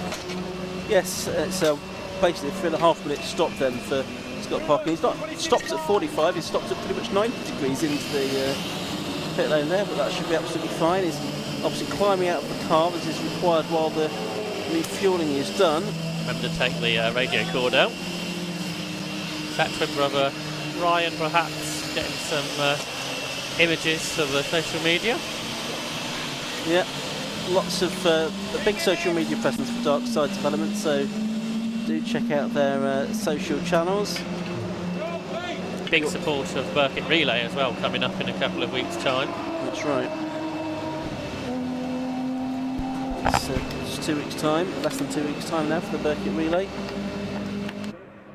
There's the new leader then, which is Dylan Brichter in the slightly less powerful teammate car. So obviously Ryan's not getting into it just yet, is he? If he's doing other duties down there in the pit lane. 4 seconds clear of Simon Major, but with that 20 seconds to serve in the pit lane, it's going to drop this car, number 6, down the order a little bit, certainly behind the Major and Middleton machine.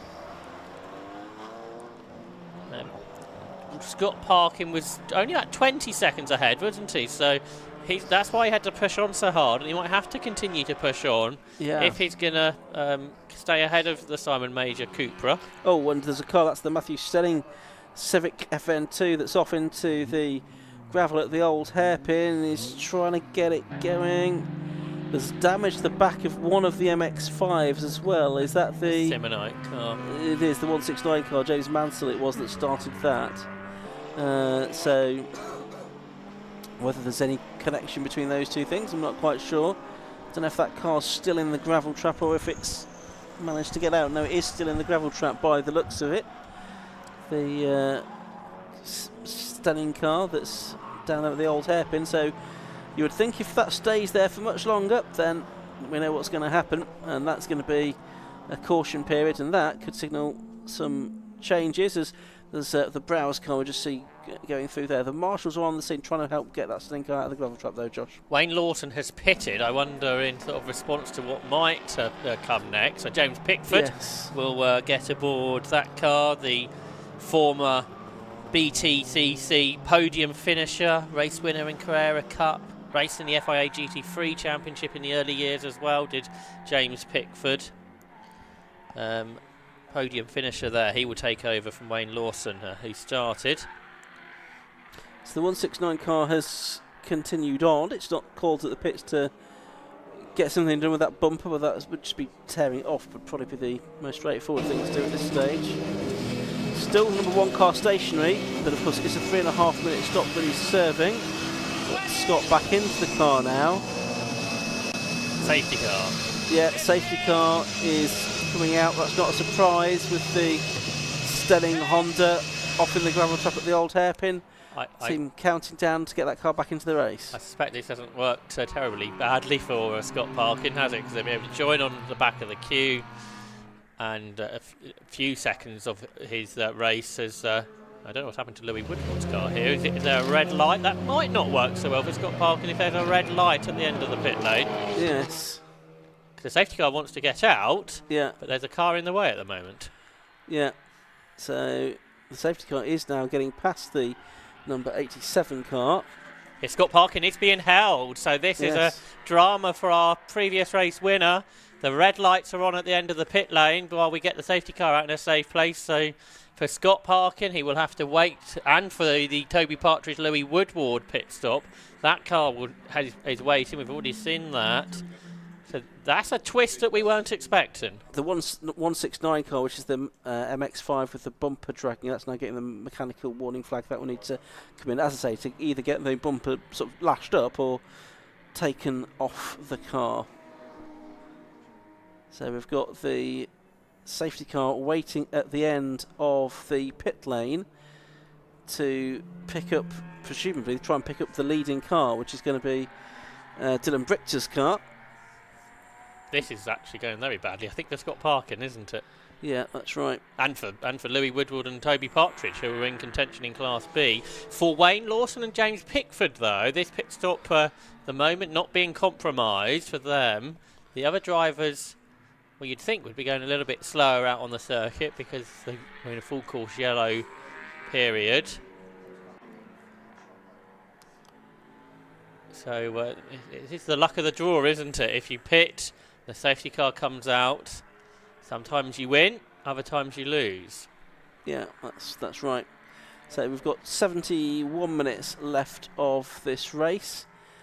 There is the Dylan Brichter car that's just come out of the final corner. Now the safety car has to dash out to try and pick it up. Of course, this will bring Colin Gillespie back into contention. He was about a minute behind. And this isn't good news, really, for the success compensation time for the Brichter Parkin pairing and the others who have got time to serve as well. 2 cars at the end of the pit lane are just being released now, but they've been sitting there for a couple of minutes. And how perfect that worked for James Pickford, because his pit stop's just been done and he's heading out onto the circuit. James Pickford, who will be a bronze-ranked driver from next year by the FIA. Perhaps we'll see him out in other racing series because of that. So the safety car has brought everyone under control. Sometimes the safety car can break up the class battles. I don't think that's been a particular situation this time round. Tidmarsh was ahead of Puttergill and Grice in Class B. Class C, we saw a much larger lead for Ashmore. Second was Ethan Simmons. Third was Thomas Stedman. Stedman and Hooper have had a good few races in that car lately on the podium in Class C. Tom Stedman at the wheel at the moment, only in his second season.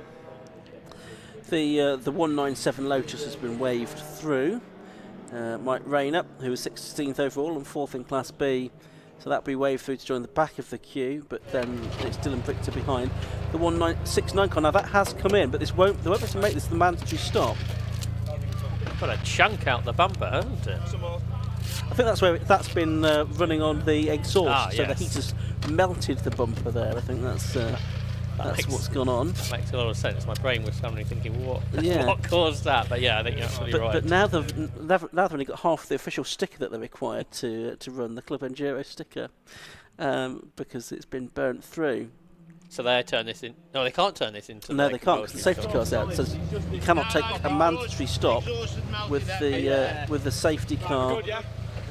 With the safety car out on track. But they shouldn't actually lose any time really because of this, will they? I don't think they're going to lose a lap. It'll just be their position in the queue really. Unless they get a red light, of course. Which is not impossible. Alan Blenko is basically a lap ahead of Scott Parkin after the pit stops. Yes, of course, he was the earliest of the cars to stop, really, wasn't he? Could this really come into their favour, I wonder? So the Stelling car's now been released back onto the circuit with the help of the snatch vehicle. So once that's behind the barriers. Just over a few other cars by the looks of it that were just coming through. Normally takes about a lap, doesn't it, to get the snatch vehicle back, and then we should be good to go. I think we've got 9 cars on the lead lap. So William Lynch is the first car a lap down. The first 4 Class B cars are on the lead lap. Tidmarsh, Puttergill, Grice, Rayner. So that means the top 3 in Club and Cup are on the lead lap. Puttergill, Grice, Rayner. And then in Class C, Ethan Simmons still on the same lap as Ashmore. So that's still 2 up for grabs. But yes, it looks like Alan Blenko is right at the back of the queue, isn't he, I reckon, which means you gain the most time. Because yes. And they weren't more than a minute really behind earlier, so this could... And Alan's proved in those early laps he's quick. There's a car coming into the pit lane there. It's Louis Woodward. Yes, okay, that's the car that was at the end of the pit lane, wasn't it? So, just wondering if that's going to go straight to the end of the pit lane, right into their garage. Now what's going on there? This car, a ex-Nürburgring VLN car, I think, M2, for M235i. So it's like the earlier cars compared to the car that you can see in Class A for Rob Fennick. Yes, that was the car that was at the end of the pit lane when the safety car was waiting to go out, if you remember, a few minutes ago. So safety car is still out there. Will it be in possibly at the end of this lap? Usually we see the safety car lights switch off around the time it goes on to the Melbourne Loop. Of course, when cars have their pit stop, some of them get fans put into them, don't they? Obviously when they're sitting in the pit lane, that's not a possibility. Whether that's been a problem, obviously I don't know. 2 cars in between the 2 Class B leaders for the restart, Matthew Tidmarsh and William Puttergill. Their best lap's about 4 tenths apart, so that's going to be a battle that goes all the way, I suspect, although, of course, the Giannetta's got them 30 seconds to serve, so that could make it difficult for Chris Webster in the second half to retain that lead. And the Class A battle could really be mixed up too, with Dylan Brichter and Ryan Parkin having to serve 20 seconds. Darren Ball has 10 seconds to serve. So that's really should go in the favour of Justin Middleton, who will take over from Simon Major. The Browse family could come into contention too. Safety car lights are out then, so it will pull in at the end of this lap. We've got 65 minutes, just be less than 65 minutes of racing left to go. So we're nearly halfway through this race. The Louis Woodward car was stuck in gear. That's the reason that has had to come in. I think it's been reset with the electronics and the way it's gone again. So it's Dylan Brichter in number 6 that's going to lead them up to the line to restart the race. The Lotus has pulled off in the background, the 197 car of Mike Rayner, so Daniel Jude's not going to get a go, I don't think, but the race getting back underway then. Green flag waved with 64.5 minutes of the race left to go. And it is Parkin then that is leading from Simon Major. Dylan Brichter that's leading from Simon Major by half a second as this race gets back underway. Darren Ball, number 25, is 3rd. Luke Browse, number 22, is in 4th position. Colin Gillespie up to 5th. That really has worked out well for him because he's now only 14 seconds behind the leader despite having made that unscheduled stop earlier on in the 55 car of Paul Simonson in 6th. But with Mike Rayner out of the car, is something going to need to be done about that? Yeah, it's a long way off the circuit on the back straight. We're probably a long way from Marshall, it's a shame because that guy was 4th in Class B. Rob Fennick came into the pits behind the safety car. I'm not sure that can count as a scheduled stop. Well, they're trying to take it as a scheduled stop. I thought we had this discussion, or in 116 Trophy Racing, that you can't come in when the safety car comes in. Not sure what the case is with Club Enduro. But anyway, battle on for the lead. Dylan Brichter versus Simon Major. And we're going safety car. So the safety car is going to be called before anyone can pit. Yellow flags are out, and Simon Major was drawing alongside Dylan Brichter there as they went out of shot. But is this pit stop legal for Rob Fennick or not, I wonder? To confirm, it says, for the avoidance of doubt, this is an underlined letters that are highlighted in the final briefing notes for this meeting. For the avoidance of doubt, teams may not follow the safety car into the pit lane in order to make a mandatory stop. So the safety car period does not officially end until all cars have crossed the start and finish line. And what's the penalty? Now I've got to turn to a different page for that and see if that is specified on that. But it's effectively going to be stopping outside of the pit window, isn't it? Effectively.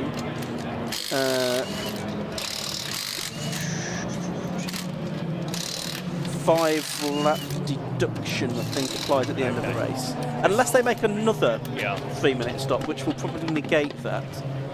That would be more beneficial from their well, it result. would, wouldn't it? Yeah. Because it depended if it was a time penalty or a lap penalty. Yeah, Lap penalties are, as you say, were more significant.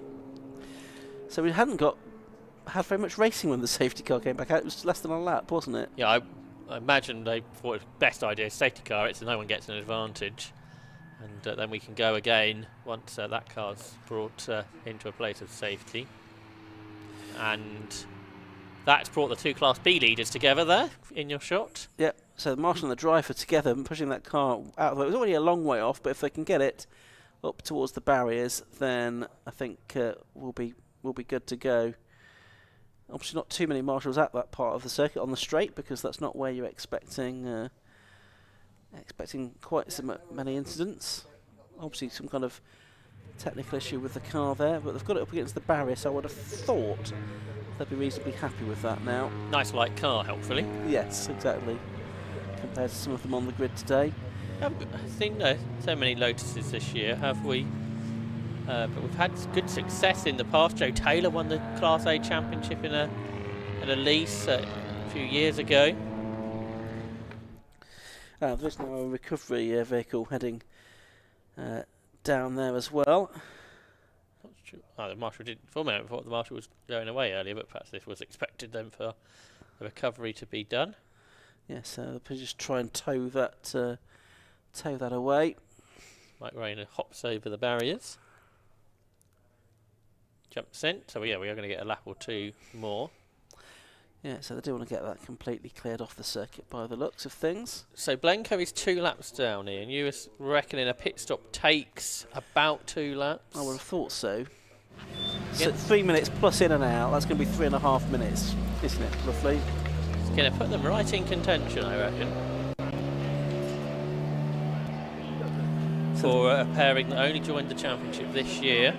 Had some struggles, I think, earlier in the season, but it's been going better recently, and could be going even better today if it carries on as it stands. So we're now into the second half of the race. It's number 6, Dylan Brichter, and Ryan Parkin leading. Number 18, Simon Major, Justin Middleton in second. 25, Darren Ball in third. 22, Luke and Paul Browse are fourth. 15, Colin Gillespie is fifth. 55, Paul Simonson and Richard Stanton in sixth.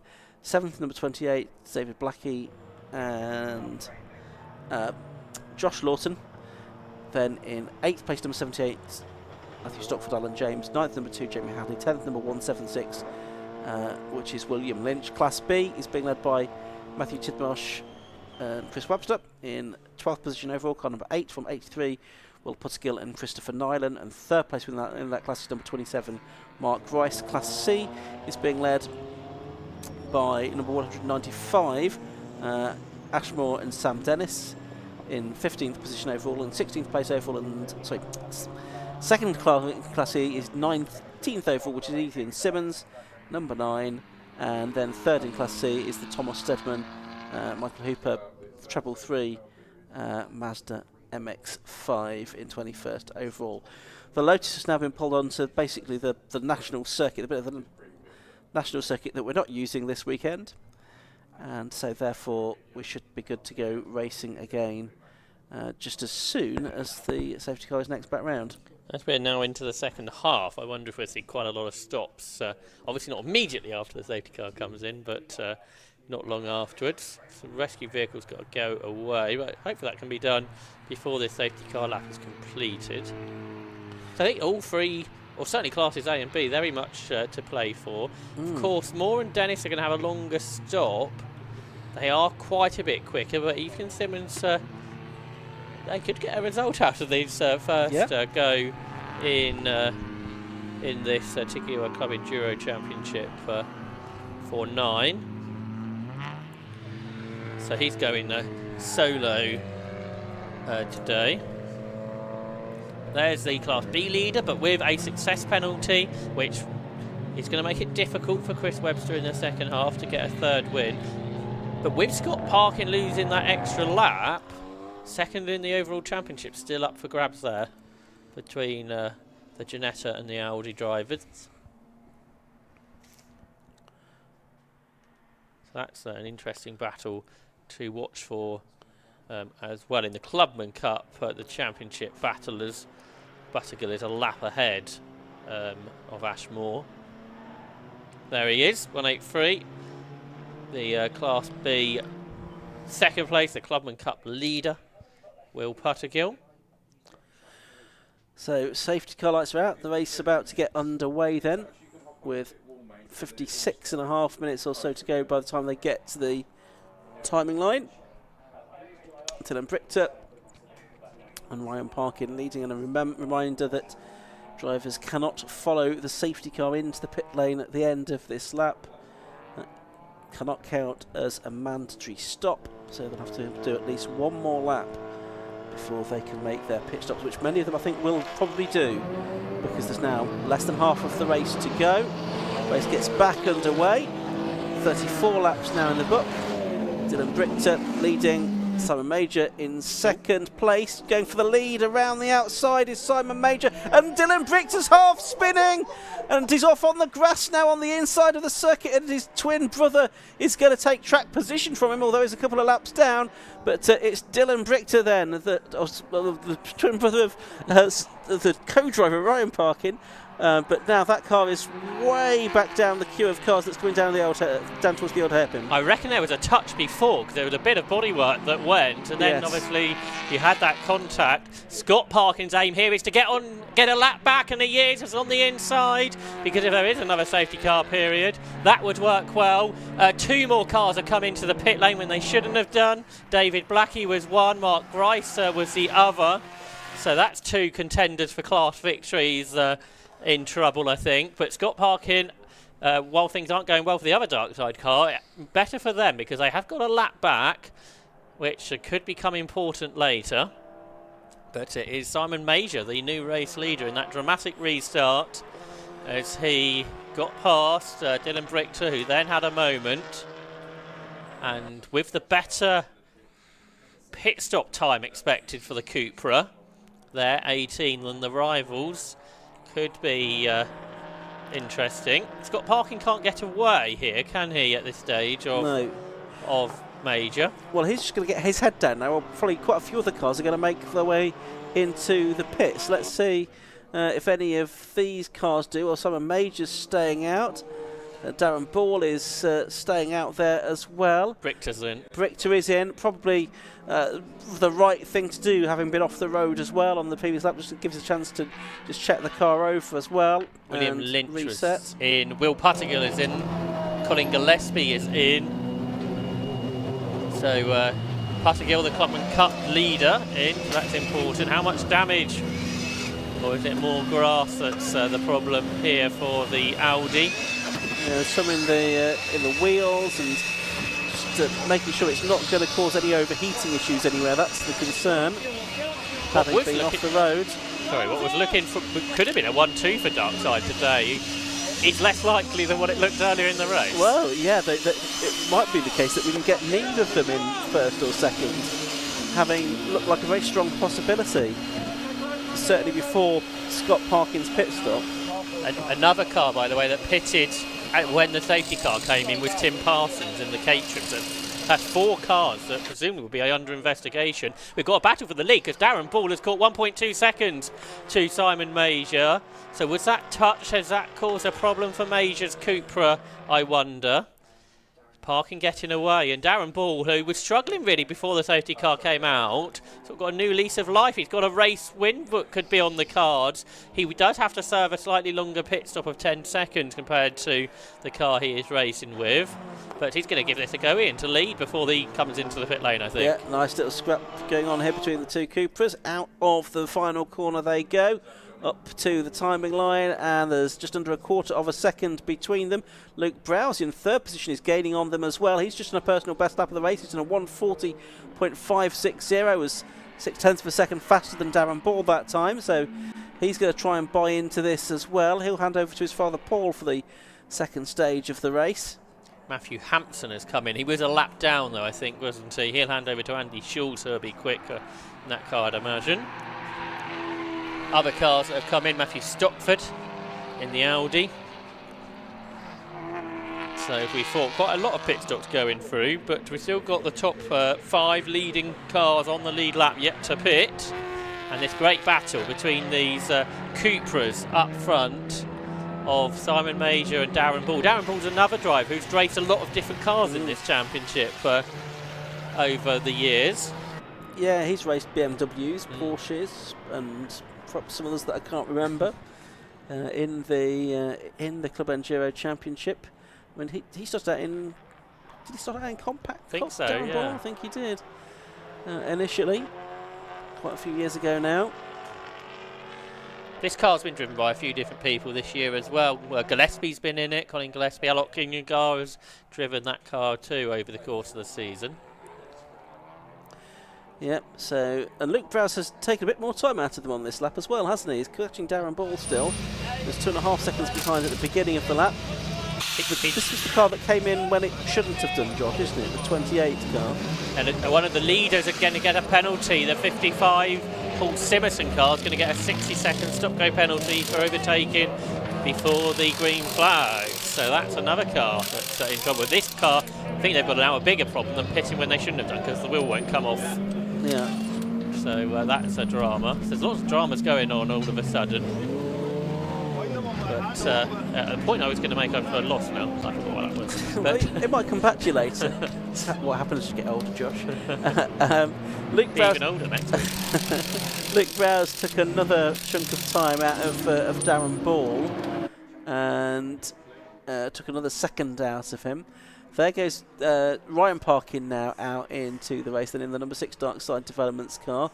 So we'll see where he slots in a moment. It's just on track behind the VW Scirocco. It's come back to me. You mentioned how that Luke Browse, he's going really well in this Cooper, isn't he? They've raced that M3 in the past. Yes. He seems to have got the hang of the Cooper really well. And he is right there in contention. Quite a different beast, isn't it? Switching from rear-wheel drive to front-wheel drive. I imagine the Cooper is a little bit more driver-friendly than what the M3 was, but it was a great car, that M3 they had. Still trying to change the tyre on that 28 car with a puncture. This is the Simerson car that's in. This is a pit stop rather than the penalty. This is an ex-Century Motorsport British GT car. Simerson broke his back last year at Spa in a Ferrari Challenge race and recovered, and now rather than racing I think in Ferrari Challenge wants to race for a bit of fun. He's got his mate Rich Stanton who's in his first season, and they have done the full year in the Tigiawa Club Enduro Championship. Hopefully they've enjoyed themselves, and the M4's been running well today.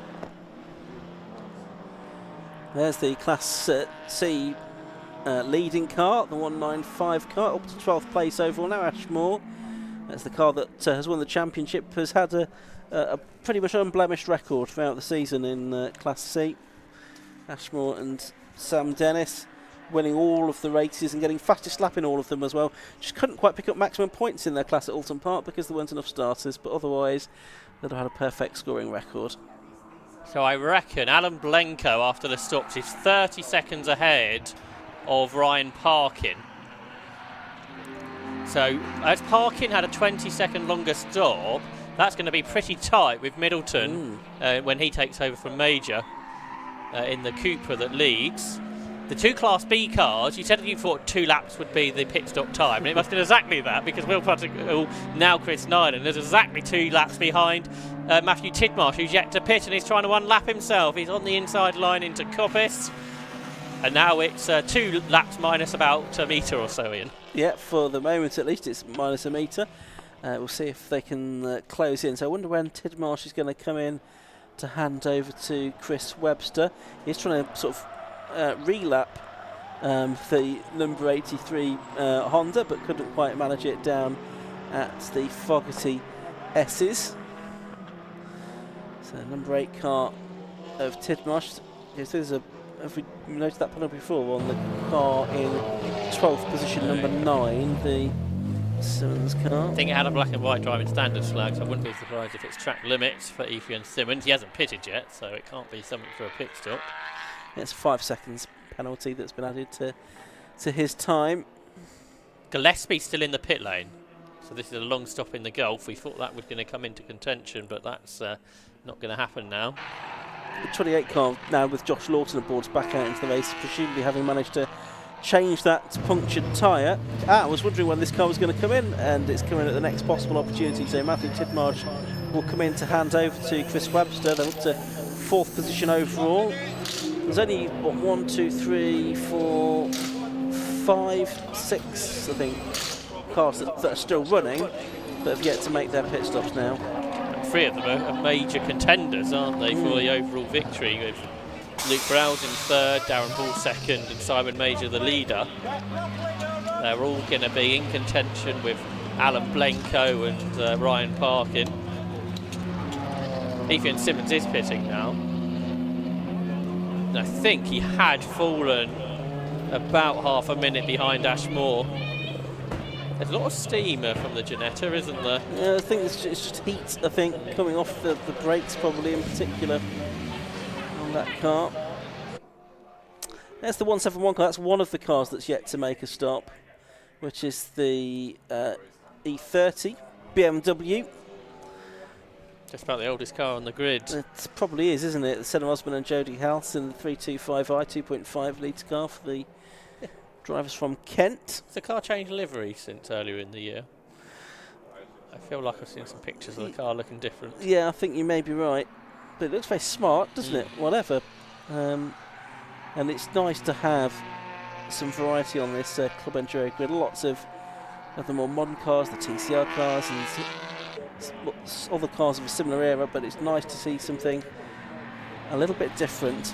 You could see behind Scott Parkin is charging on, trying to make up for lost time. It might be all in vain really, because there's a big gap to catch, but he's in the 39s. He's the quickest car out there. I don't think anyone else has been in the 39 all race, have they?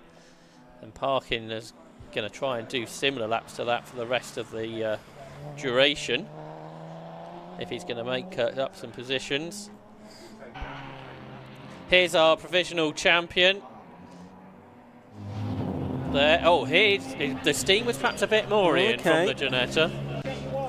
Yes, that's just like coolant, something that's pouring out of the car. So that could prove to be a big problem for the erstwhile front runners in the class. The drivers back in the car. Looks like they're going to get it back out into the race and see what happens, I guess.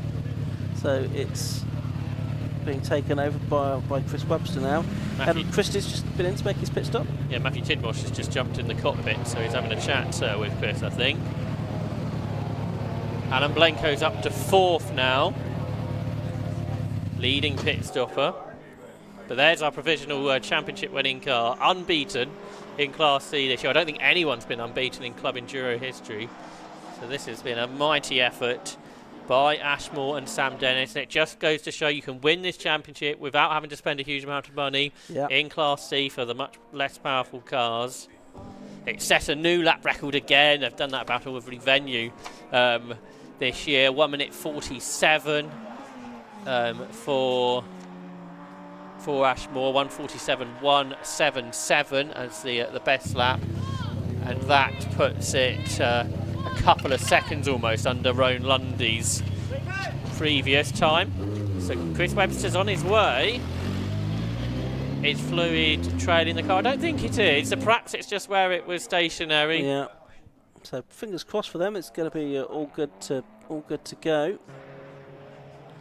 Blanco still 29 seconds ahead of Ryan Parkin, who is now in a 39 himself. So Ryan Parkin is charging on. There's Alan James, who's just got himself up ahead of Andy Shepherd in that BMW M2, which is one of the cars which we think will have an investigation overhanging their race for the pit stop. When has it got a splitter that's maybe just dropped down a millimetre or so? About of a second in the race, he's almost overlapping as Luke Browse draws alongside Darren Ball, the two Cupras. And yeah, I think that got quite tight, and Alan Blenko is trying to unlap himself. He's got himself ahead of these two cars on that lap, I think. He's lapping, in the 41s, these are in the 42s and 3s, but Luke Browse has done it. He's got himself up ahead of Darren Ball into second place. Yes, he has now, so that's a good effort from him. I saw when we saw that earlier shot, Claire Norman intently watching what was going on, and that's probably what was happening, wasn't it, when Alan Blenko was trying to put a lap on or unlap himself from these two cars, because it's crucial not to get caught up, is it, because we think these cars will have a pit stop which will last about 2 laps. Yeah, that's right. There's Gillespie still in the pits, I think. Been there for a long time now. Yes, it's dropped down to 25th on the timer screen, as various other cars have now gone back. He's 7 laps behind. So I think it's probably safe to say that Gillespie's not going to feature at the sharp end here. That's right. So they're the 3 Cupras.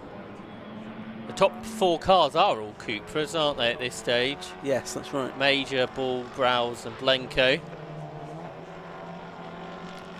It's going to be quite an interesting race, this, isn't it?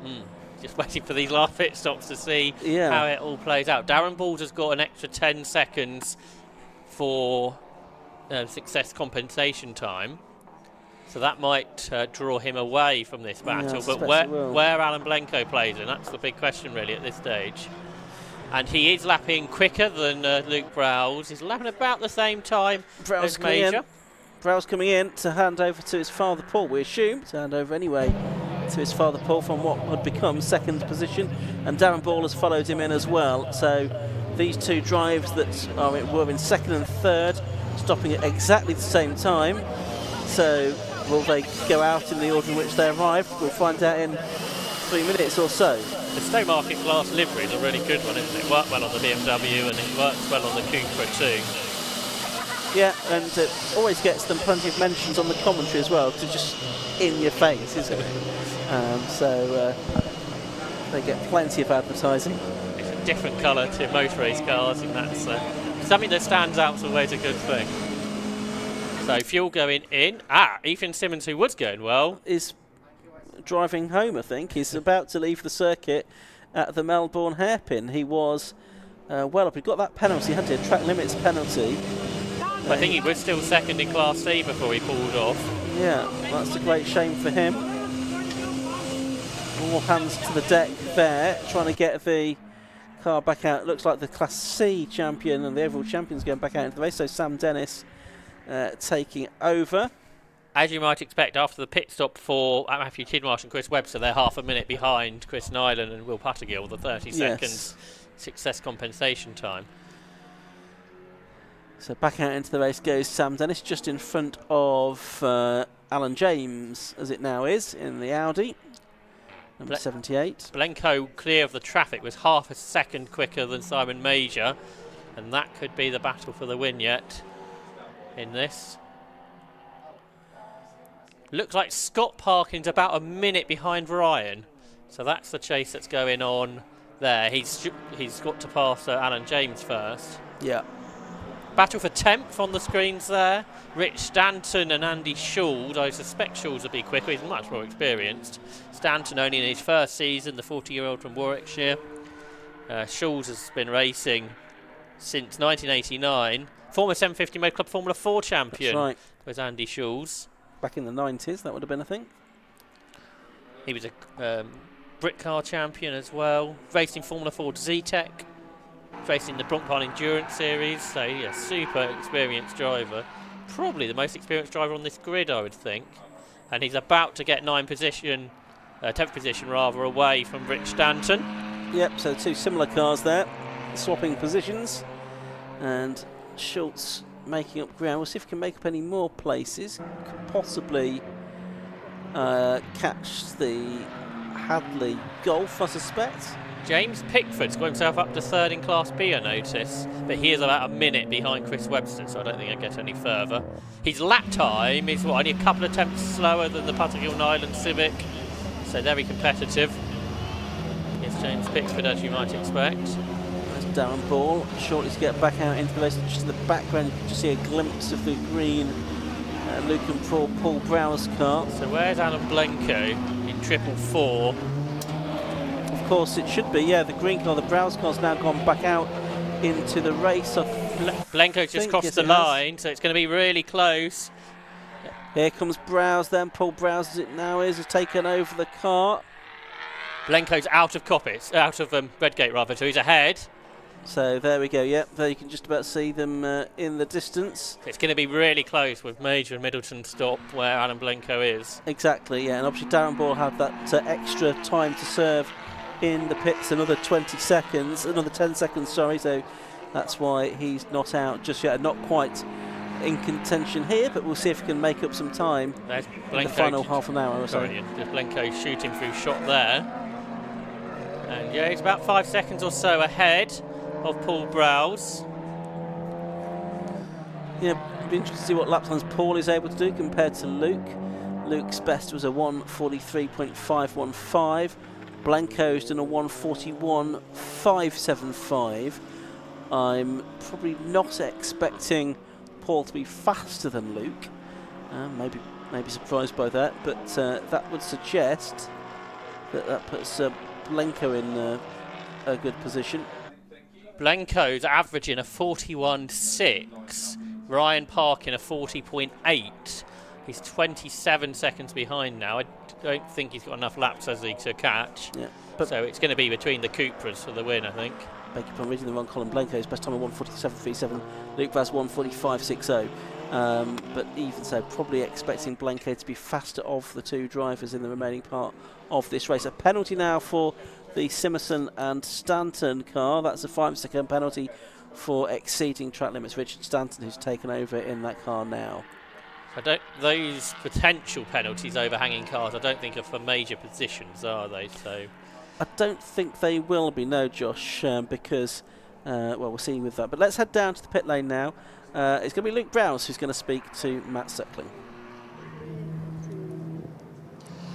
Thanks, Ian. Yep, down here with Luke Browse, who's just jumped out the number 22 Seat. Luke, that was a fantastic stint, a long one, but you did a really good job. Yeah, not too bad. It was all going really well, and then after about 35 minutes, the car cut out on the back straight, so I had to do a complete reset, but it got going and no dramas since. Obviously, safety car really saved us there.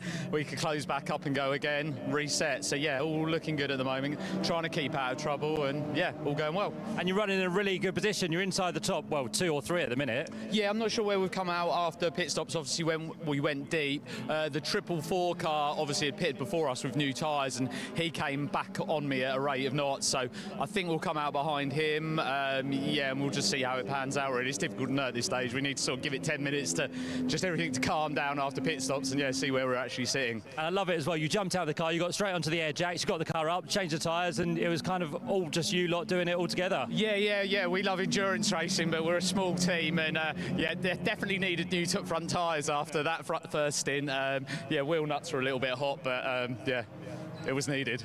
What do you reckon Paul can do? Where do you reckon you're going to finish? Hopefully he can, if we're inside the top 4 or 5, we'll be really, really happy with that. Hopefully Paul's got fresh tyres now, so he can just maintain some standard laps, you know, just settle in and yeah, pick up a rhythm. It's always difficult when you go out with only 30 minutes to go, you know, and everyone else has been in the car for half an hour, so hopefully it benefits him. He's fresh and ready to go. Luke, great job. We'll let you get back and see how you get on. Appreciate it. Take care. There we go. Luke Browse down here in the pit lane. Happy with his stint. Paul now into that number 22 machine, guys.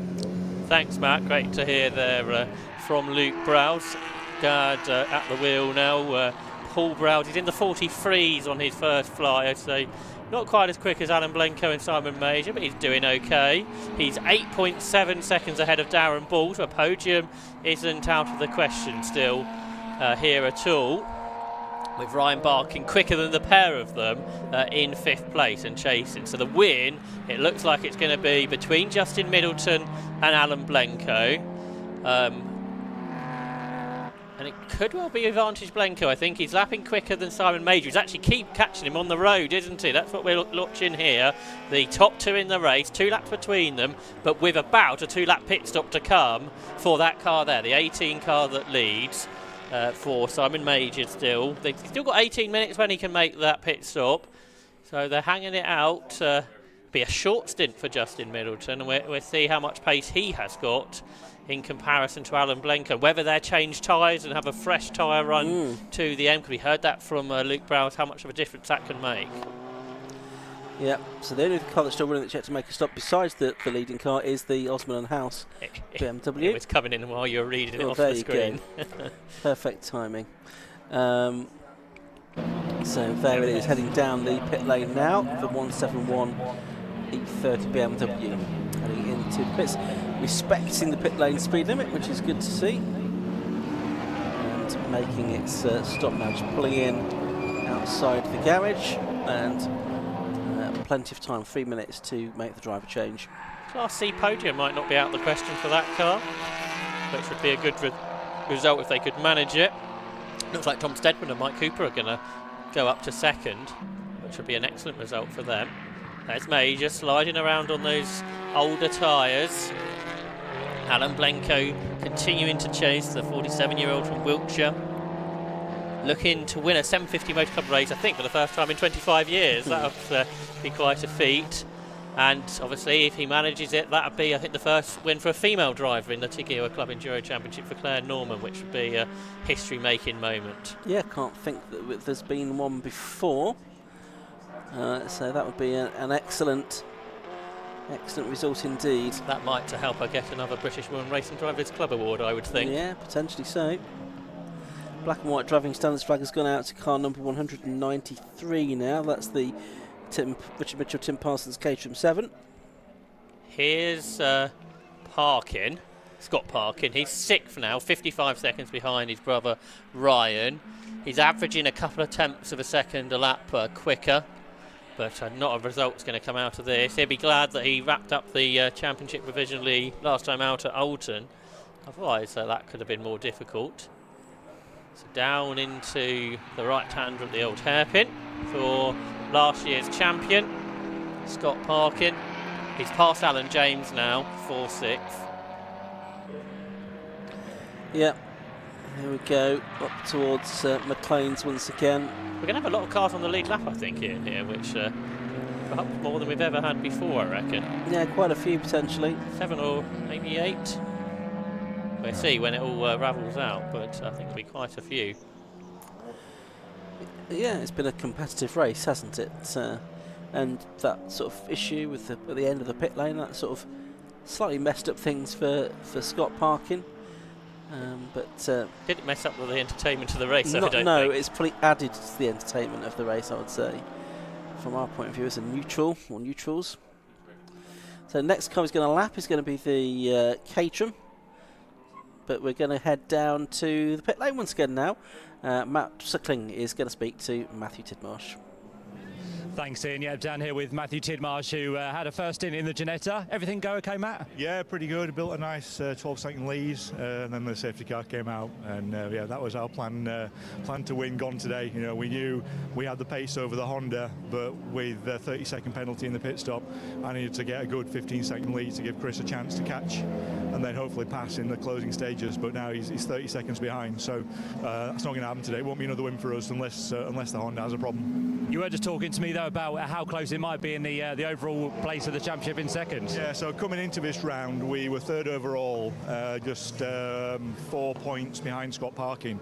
in the dark side Audi. And I jokingly said to Scott before the race, if we win and set fastest lap and you come second and don't set fastest lap, we'll beat you by a point. He nodded his head and then said something to me which I can't repeat on camera. So so good. So as things are at the moment, if I've got maths right, Chris is P2, we've got fastest lap in Class B. Scott's got fastest lap in Class A, but he's running P6, so he'd pip him by a point. If Scott can catch the car in front of him, it's about 50 seconds up the road, he would be equal to us on points, but he has one more win, so he would take second. So so fingers crossed we don't have any more safety cars. You're keeping a really keen eye on it, aren't you, with what's going on in that class and also what's going on in yours, but at the minute it looks quite good for you. Yeah, at the moment it looks good, fingers crossed. Fingers crossed. Good stuff. Thanks for your time, Matt. Cheers, thank you. There we go, Matthew Tidmarsh down here in the pit lane, doing all the maths for you, Ian, so you don't have to do it yourself. That's very good of him, isn't it? But I've still got my spreadsheet, and we'll keep that running. Probably when we get into all the pit stops done, it's worth just trying to slot some points into that spreadsheet just to see how everything is going to work out. There is the car of the driver we were just talking to, just behind that one actually. There is the race leader on track. That's the Summer Major car. He's going to hand over to Justin Middleton probably quite soon now, maybe even this lap. But we were just talking to Matthew Tidmarsh, who co-drove the blue and orange Ginetta that Chris Webster has just disappeared over the crest of the hill in. Just saw a glimpse there of Paul Browse, who's now 5.7 seconds ahead of Darren Ball. And on the last lap was quicker than Alan Blenko, was Paul Browse. So like son Luke, they're both enjoying this car. Blenko now caught up behind behind Simon Major, who's still got to hand that one over, as you were saying, Ian. And he has pulled out generally more over Paul Browse, a gap 12 seconds. Darren Ball, the quickest of all at the moment in the 41s. It's 4.3 seconds behind Paul Browse. So the podium position's really up for contention, because there, Ryan Parkin's only a further 8 seconds behind Darren Ball. See, there's been some comments on the chat about these dark side cars and saying how good they've developed these diesel machines. They're not really doing any pollution, are they, out the back, unlike diesel race cars traditionally have done. So these two cars fantastically developed. They're really quick cars, and Darkside Development's a great partner as well of the 750 Motor Club in promoting a lot of the championships and events as well. Absolutely, yes. You used to have a few diesel cars in the VW Cup, didn't you? And several of them used to sort of spew sort of plenty of black smoke out of the back of them. Also, the van in the VW Cup as well, didn't you? A couple of different vans that raced in the VW Cup as well over the years. I don't think anyone's raced a van yet in Club Enduro. We had the old Joel's Lock car was bought, wasn't it? And then had a big crash in Road Sports. I don't know if you remember at Silverstone. I think on its first outing, and I think it was pretty destroyed. Yeah. So we never had one in Club Enduro. Have we had any estates or anything like that? I don't think so. Don't get many estates these days, do you? Not since '94. No. 25 minutes or so to go. Simon Major's got only about 10 minutes to go before he has to make the stop before the pit window closes. Darren Ball on a charge round the outside of the traffic, and he's almost caught Paul Browse. That gap was 4 seconds at the start of the lap. It's 7/10 now, isn't it? That's remarkable. I wonder if Paul Browse got a bit caught up in lapping Andy Shepherd's BMW in 8th position there, and that's really brought Darren Ball back to him. The battle for 3rd place and in the race. The Browse family, I don't think have had a podium before, have they, in the Tiguewa Club Enduro Championship? They've had some decent results this year, though. Just lapping the MX-5. Darren Ball, he's been on the podium before, and he'd like to be on the podium again. He was 3rd, wasn't he, last time out at Oulton Park? And also at Brands earlier on in the year on the Grand Prix circuit as well. So he is in the chase, well and truly, isn't he? They're 16 seconds behind Alan Blenko now, so I think the race win is out of the question. There's Ball hopping over the curbs out at McLean. Browse defending, and if you defend too much, Ryan Parkin could close. He's only 8 seconds behind. Yeah, he's going to just appear any moment over the crest of the hill. We don't quite link him long enough on that shot to see that, but he should be in the background shortly, down towards the S's they come. The Fogarty S's going past the Matthew Stirling Honda. Car was skittering around on the brakes, Darren Ball. So these cars probably have ABS, so I imagine it was in the ABS there and it was sliding around on the brakes. And now round the outside into the Melbourne hairpin comes Darren Ball in the Williams Motor Company liveried car. that livery on quite a few cars now in the championship, and he's still trying to make a way past Paul Browder on the outside. Browder all over the curb. The Caterham's ahead of Richard Mitchell, who's going to feel very small in a moment. As two Cooper Doyle have made contact, I'm afraid. And Richard Mitchell's got caught up in that, no fault of his own. Paul Browder's car's in the wall. Darren Ball has carried on. Ryan Parkin's obviously going to join in, but well, I feared it could get a bit tight for Richard Mitchell. I don't think we were expecting that. There is Mark Rice's car's come into the pit lane in a plume of smoke.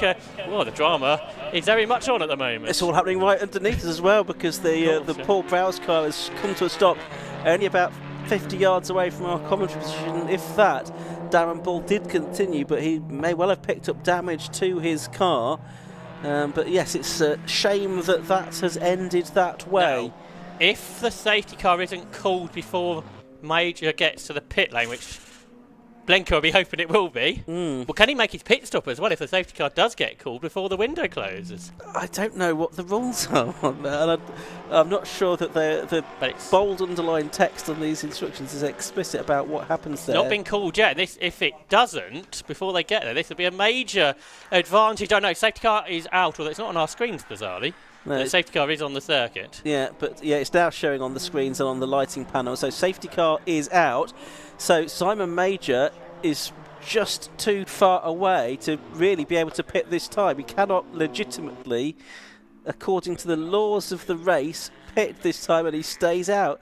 And he's got to gamble on this being cleared in 7 and a bit minutes. Well, less than that, because he can't pit the lap the safety car comes in. Exactly. I'm not quite sure what the rules are now. Well, let's have a read of these again. This is always the problem if you pit too late in a safety car period. So the safety car is out as you would expect with that incident on the start and finish line. Yes, so the medical car just as well heading to the scene to just check over the drivers who I think are still in their cars at the moment, of the Caterham and the Browse Cooper. Oh, Richard Mitchell's given a thumbs up to the marshal, I can see, so that's good news. I imagine that both probably have, which is why the marshals were standing aside. The rescue vehicle, MSV rescue vehicle, is now arriving on the scene as well. It's a bit of a smoky pit lane after the Grice car came in. So we've got medical cars stopped on the start and finish straight as well. We've got 20 minutes of the race left to go. Safety car has picked up the 83 car, which is the car that is leading in Class B of Chris Nyland now at the wheel of that car. Richard Mitchell climbing out of his car, so he's okay, which is good news for Richard, because that would have been a bit of a surprising moment for him, and a big heavier car obviously hitting the Caterham. Probably a car that weighs a couple of times the Caterham does. Yeah. And that car is due to be out the Burkett, the Caterham, so hopefully, because I know Richard Mitchell's putting together a team for that. Fingers crossed that it'll be back out in a couple of weeks' time. So the queue forming up behind the Renault Megane safety car here at Donington Park, and this Tagiwa Club Enduro Championship race. Both drivers now out of their cars, which is good news. So the question now is how quickly these cars can be recovered. There's 20 minutes of the race left to go. The safety car's not going to be in with another lap done before 15 minutes to go, is it? No. That is for sure. So I don't know if we might come get some confirmation of what might happen in regards to that pit stop.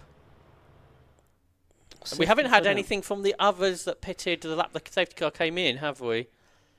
Which we thought there might be a question mark over. In the Clubman Cup, by the way, and the Class B and C leaders are both Motion Motorsport cars. So what a day they are having. What is the points difference there between those two? Coming in on drop scores, it was 2, wasn't it? So Puttergill's car is the one in favour. So if this car can't make a stop, it's going to get a 5-lap penalty, isn't it? I think. You think that's based on the reading of the rules. I mean, I'm just going to message now to see if I can get any other ruling on that. And if Giles might be able to help out with that. Potentially busy in the pit lane. So Darren Ball, on your screen now, has moved up to 3rd. Ryan Parkin is 4th. Scott Parkin is 5th. And Alan James is 6th. So I reckon we're going to get 5 cars on the lead lap in the end. The other thing that hasn't happened yet is getting the leader behind the safety car. Yeah, well, how far? Oh, so then we will have 6 cars on the lead lap because Alan James will be there, I think. So that if we get 6 cars on the lead lap, that's an impressive number, I think. It is. So 18.5 minutes of the race left to go. We're under safety car here in the Tagir World Club Enduro Championship after those coming together between Darren Ball and Paul Browse as the cars exited the Goddard hairpin and came on to the start and finish straight, the Wheatcroft straight, and it resulted in the Paul Browse Cupra heading off into the barriers, also collecting on the way the Caterham of Richard Mitchell. And both of those cars, Mitchell and Paul Browse, are stranded on the grass on the side of the circuit just beyond the start line.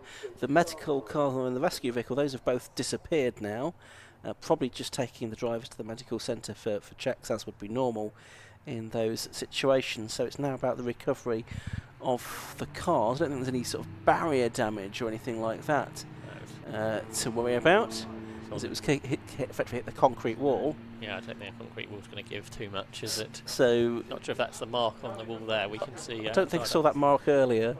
That may be well Paul Browse's car hit. Perhaps it's a bit of a bigger hit in the wall than I first thought. Probably better that went into the concrete wall than the Caterham, though. Yeah. Right, snatch vehicle is here. I think that's going to try and deal with the Paul Browse car first. The marshals are trying to manhandle the Caterham out of the way. Probably the right way around, because that probably is physically possible. So if we have 15 minutes to go, I think TSL have put into the system the penalties, won't they? I think. So hopefully it'll become obvious before the race is finished. Well, Justin Middleton, hope he hasn't put too much of a budget towards his programme because he hasn't done much driving. No. If he's going to drive at all in this race. No, it's looking a little bit unlikely now, isn't it, as to what might happen. But I don't really know why you would leave your pit stop so late, because there's always this risk that there could be a safety car period. Yeah. I think the word is that we think it probably would be a five lap penalty for not making a stop.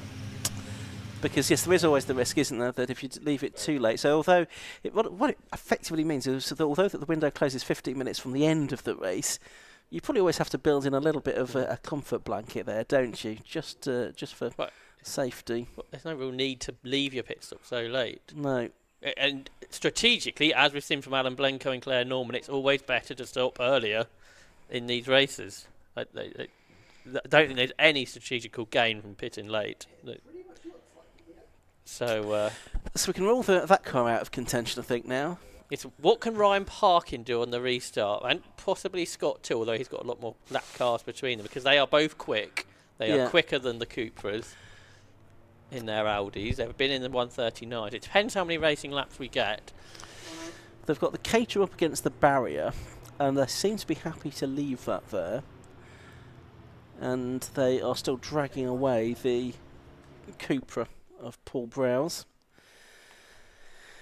So just a pit lane window normally closes in about 20 seconds time. Warm enough for t-shirts here at Donington Park? Evidently. I've got my fleece on in here. I'm inside. And now there is a recovery vehicle heading towards the Caterham, I think. So possibly they're, having parked it neatly, they're now going to try and drag that out of the way as well, with the assistance of the MSV pickup truck. Pit window closed, confirmation on our screens, and the race leader has not pitted. So perhaps Matt, I think it's garage 36 where the team are based. Perhaps Matt might be down there and seeing what sort of reaction they have.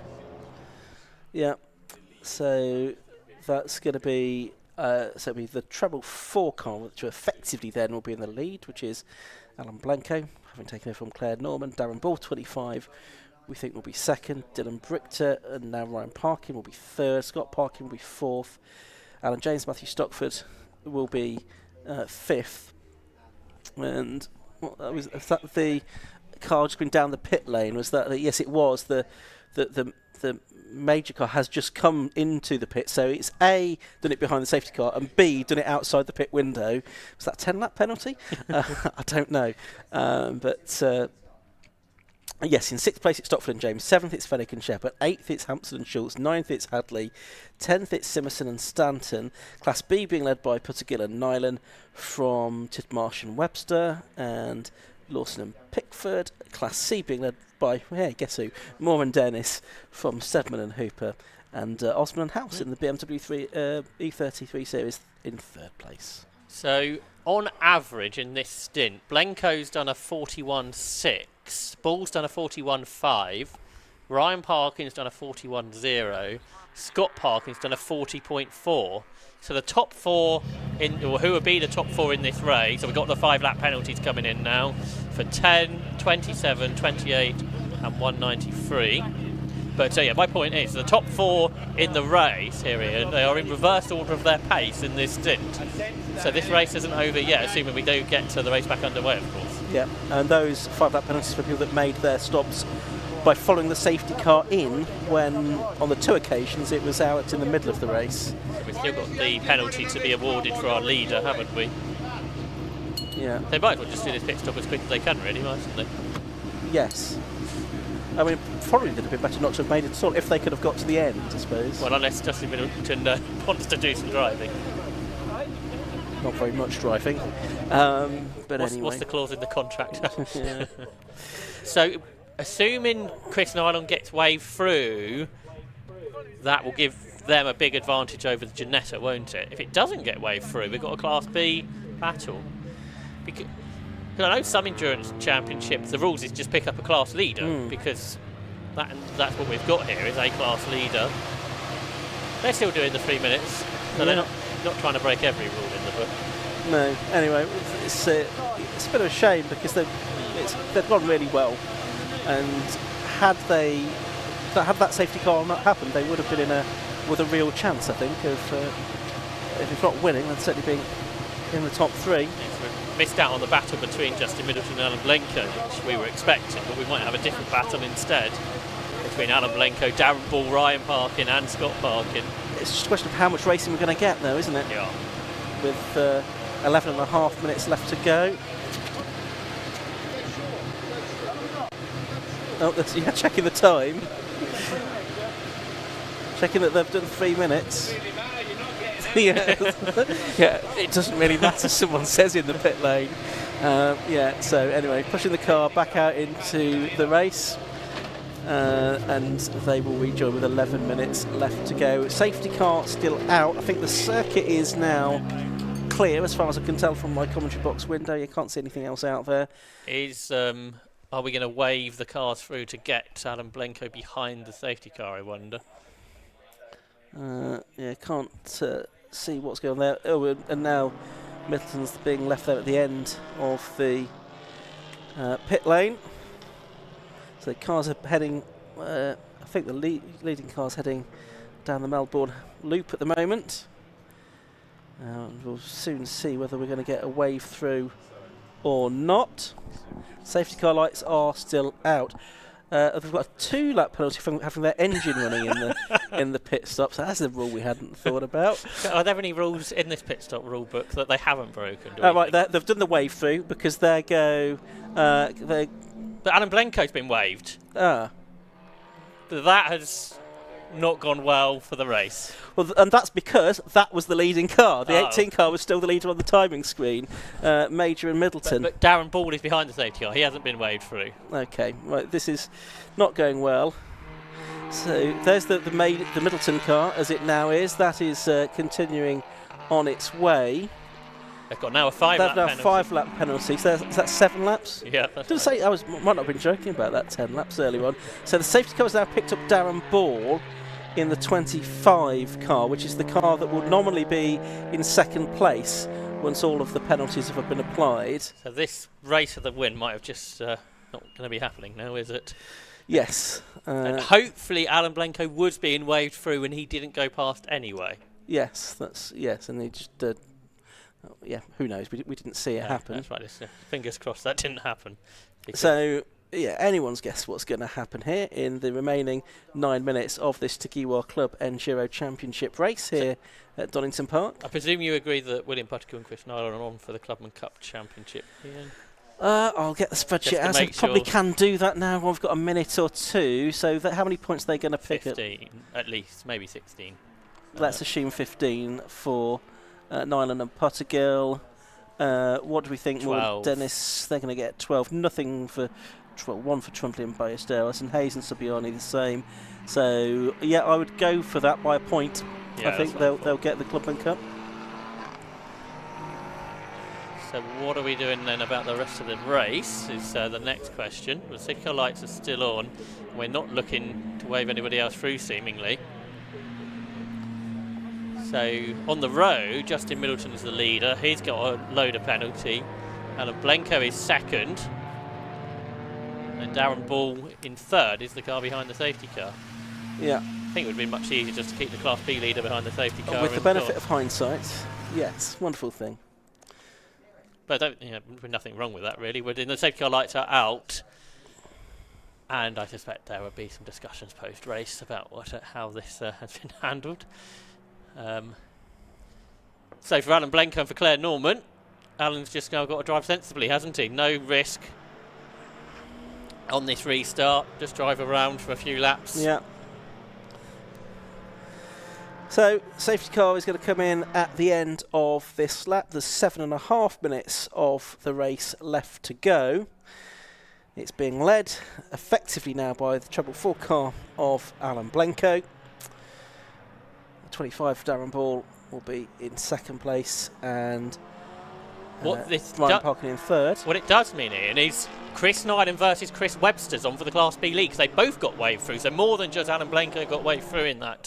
So the Class B lead battle is on, and obviously for second place in the race is on, because Ryan Parkin is chasing after Darren Ball with 4 laps, I think, of the race to go. Yeah. So 4 laps, and that's about right, isn't it? Safety car has come in. Darren Ball then is the first car going past all of these green flags. He's got Ryan Parkin now chasing after him. So this is the battle for second place then, with Ryan Parkin can close in over these remaining 4 laps of the race. Down through the corner curves and towards the old hairpin they will go. And then it is going to be Scott Parkin, isn't it, that will be in 4th position. Lots of blue flags as well, because there's lots of back markers to be overtaken by quicker cars as the restart takes place. So up towards McLean's they go, and Coppice Corner.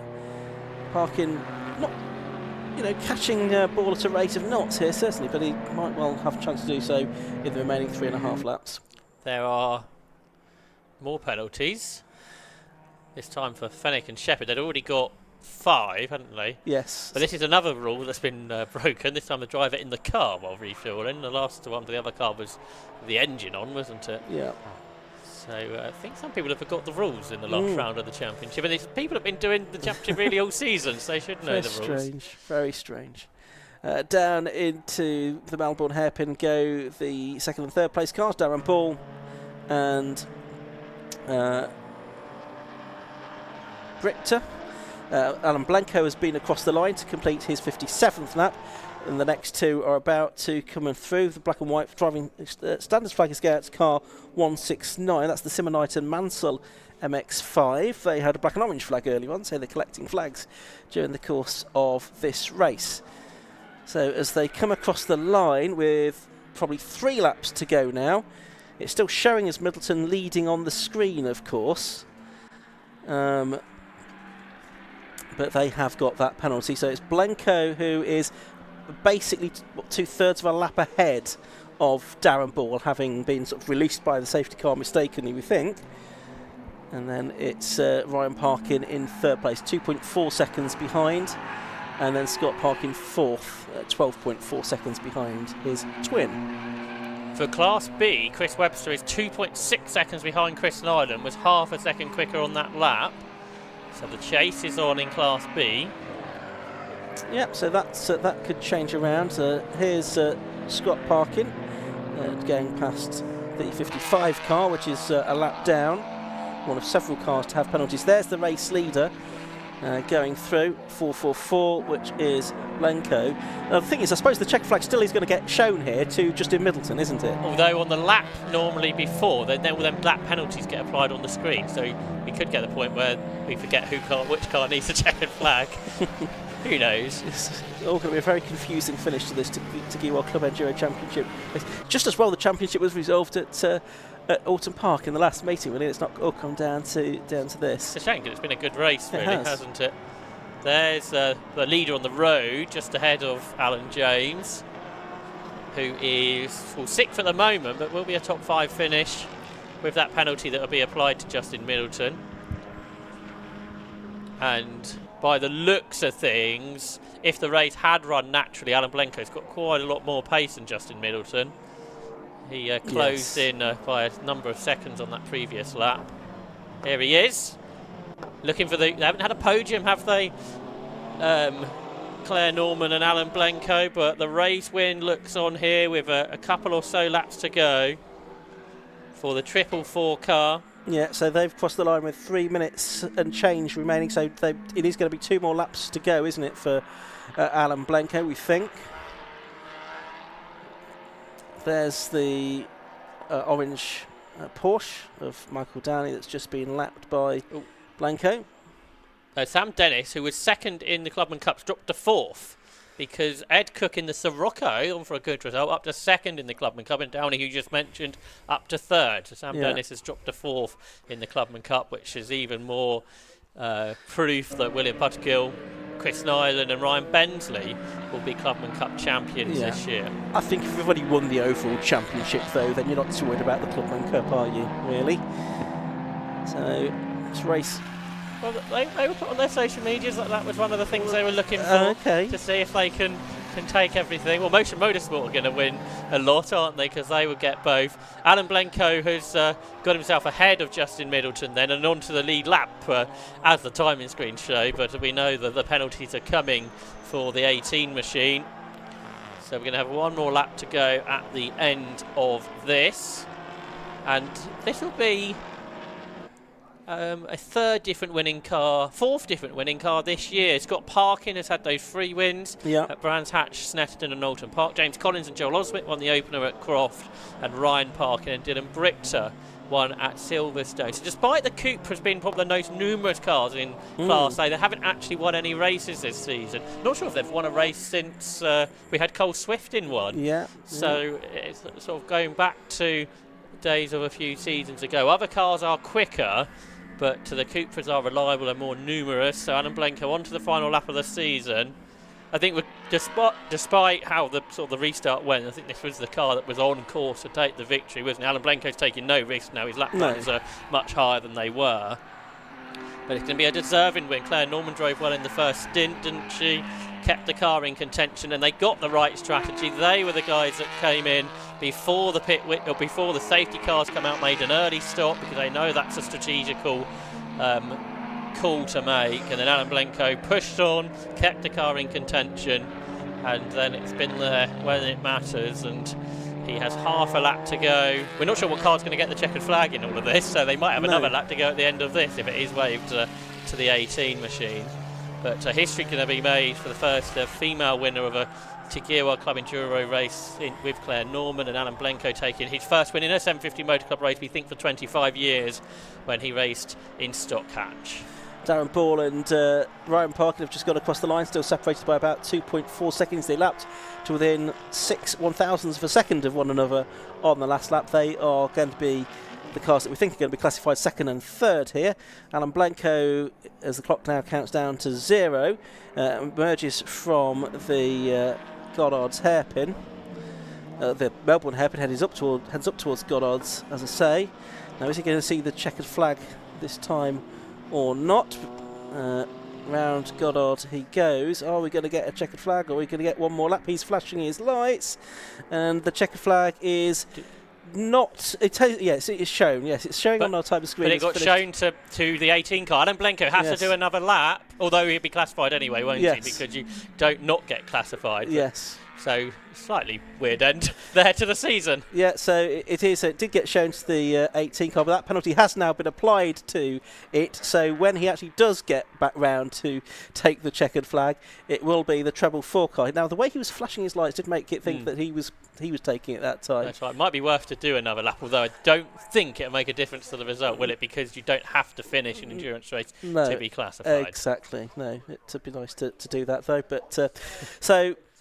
We've not yet had any of the front runners actually take the checkered flag yet, which is rather bizarre. We have had William Puttigill and Chris Nyland through, though, to win Class B for the 3rd time this season, the 1st time for Chris Nyland, but the Clubman Cup title for that car. But here's about of a second here. Yeah, and it's coming over the line now. It's going to be Darren Ball that takes 2nd place. The gap came down by about a second on the last lap to 1.4 seconds between Ball and Ryan Parkin, so they take 2nd and 3rd. It's going to be Scott Parkin across the line of 4th, so a 3-4, not quite the 1-2 that Darkside Developments were hoping for here. And then the Andy Schultz car comes across the line in 6th place. That had a good second half of the race when Sandy Schultz got aboard, taking over from Matt Hampson.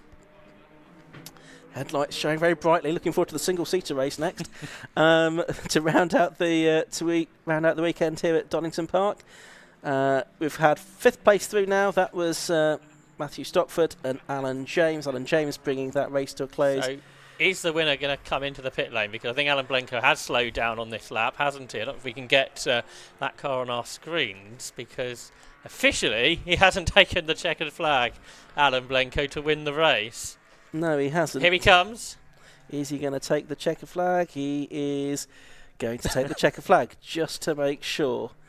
And he's now got to do another lap, so it's going to be a long time before Matt Suckling gets to talk to him. We may hear from other class winners then before we hear... Nice Claire's up there. Yes, might hear from Claire if she's anywhere near there. I can see Matt down at the end of the pit lane. I can see the Puttigill and Nyland car slotting into the positions at the end of the pit lane, where Matt is going to hopefully speak to them.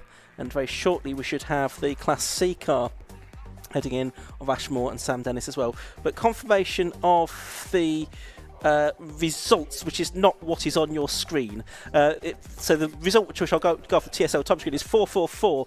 Norman and Blanco, the winners from number 25, Darren Ball, in 2nd place. In 3rd place was number 6, Dylan Brichter and Ryan Parkin. 4th place to number 1, Scott Parkin. 5th to number 78, Matthew Stockford and Alan James. In 6th place, number 69, Matthew Hampson and Andy Schultz. 7th to number 2, that was Jamie Hadley. 8th place to number 55, Paul Simonson and Richard Stanton. 9th place to number 176, William Lynch. 10th and winning Class B, the number 83 car of Puttigill and Nyland. Then it was Tid Marshall Webster 2nd in Class B, Lawson and Pickford 3rd in Class B, and the Cooks 4th in Class B, with Partridge and Woodward 5th in that class. Further down the order, in 16th position, 15th position it's Michael Downey, then Moore and Dennis in 16th place overall, won Class C. 2nd in Class C were Thomas Stedman and Hooper, and then 3rd in Class C, Senna Osman and Jodie House, to complete our podiums in the 3 different classes. And the rest of the results will run through, and the Tagiwa Club Enduro Championship comes to an end. It's been won by Ashmore and Sam Dennis. They wrapped that up at Alton Park last time out, but they've gone out with another win in Class C. Class B, Puttigill and Nyland taking the win on this occasion, but they couldn't overhaul Tidmarsh and Webster in the Class B Championship, and of course Scott Parkin was already confirmed as the Class A champion as well. So it's going to get very busy down there in pit lane. I'm sure there'll be lots of discussion about all kinds of topics after the race, but let's hear now from our class winners and hopefully our overall winner as well, with Matt Suckling. He's down in the pit lane. Thanks, Ian. Yep, down here with Chris Nylon, who takes Class B. You're the first one we get back, because we're still waiting for the race winner. But well done, Chris. Class B victory in the final round of the year. Yeah, Class B victory, it's been a hard season this season, so that to end on that, I'm really, really happy with that. And I believe we've got the Clubman Cup as well, so even better. So it's like 2 in 1. Brilliant. Yeah. Fantastic. Happy drivers, happy team as well, I imagine. Yeah, honestly, I won't bore you with the details, but we've had some DNFs this year, so this is for the team who've worked so hard to get us out and make us finish today, and the car was absolutely on fire. It was brilliant.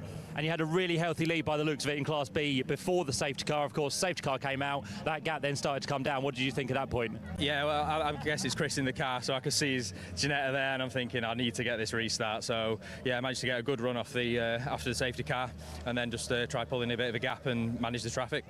Good stuff. Well done, Chris. Congratulations on Class B victory on that one. Let's have a quick chat with our Class C winners as well. Who did we have in the car? Ashmore first. I was out second. Sam Dennis. How did you go, Sam?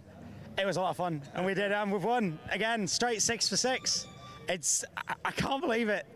It's incredible, isn't it, to get a couple of wins throughout the season, but to do the clean sweep is absolutely amazing. It is. I've had such an awesome team, and I've had amazing people behind me the whole way. You look quite emotional. I am. I've been dreaming about sports since I was a kid, and here I am. Yeah, brilliant stuff. Well done. Congratulations to you as well. There's a massive team behind who are celebrating down here with Motion Motorsport, so they're absolutely fantastic. We've got the race winner by the looks of it, who has possibly stalled on the way into the pit lane. So hopefully we'll get Alan Blenko before too much longer. Might actually need a tow by the looks of it. So let's see. I don't know if Claire's. I think Claire is down there. So let's see if we can kind of go and have a quick chat with. Here comes Claire. So we'll have a quick chat with Claire and Alan as well. Hello, Claire. Look at that. Much better today. I know you had some dramas yesterday, but well done on the victory. Yeah, brought it home in first place, but now stuck in the pit lane. The clutch has gone. Well, at least you did it there then during the race. Absolutely, absolutely. Alan drove so well and had a steady first session, first stint out in the car, and just had a good pit stop. Just played it by the book. Normally these races we kind of have to wait until the pit window closes before we kind of find out how the race goes, but you played the strategy perfect. You got in, you got your pit stops done before the safety car drama happened. Yes, absolutely. It was it worked to our favour. We suffered a safety car sort of disadvantage at Silverstone, and it worked in our favour this time. So it's how the dice rolls. And I think you made a record as well. You're the first woman to win a Club Enduro race. Oh really? Well, fantastic. Thank you. I'll take that. You can end the season. You can go home happy and celebrate now. I have a very good co-driver, so it's all thanks to Alan and the team, really, and thank you to the 750 Motor Club. Yeah, but the team did it.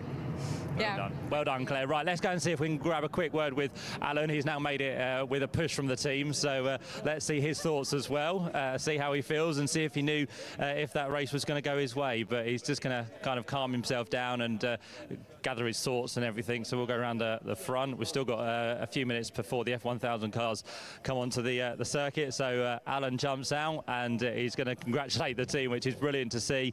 And Claire's going to be on hand as well to congratulate Alan. And thumbs up all around, big hugs, which is lovely to see as the skies get a little bit darker here at Donington Park as we bring this weekend to a close. He's got a lot of handshakes to be done here, so he's now going to get his gloves off and he'll take his hands device off as well as his race helmet, and then hopefully we can get a word with Alan and his thoughts about that race as well. So hopefully don't run away, Alan. We need you here very quickly, and then you can go and see the rest of the family and friends over there. So Alan is almost de-rigged, which is good.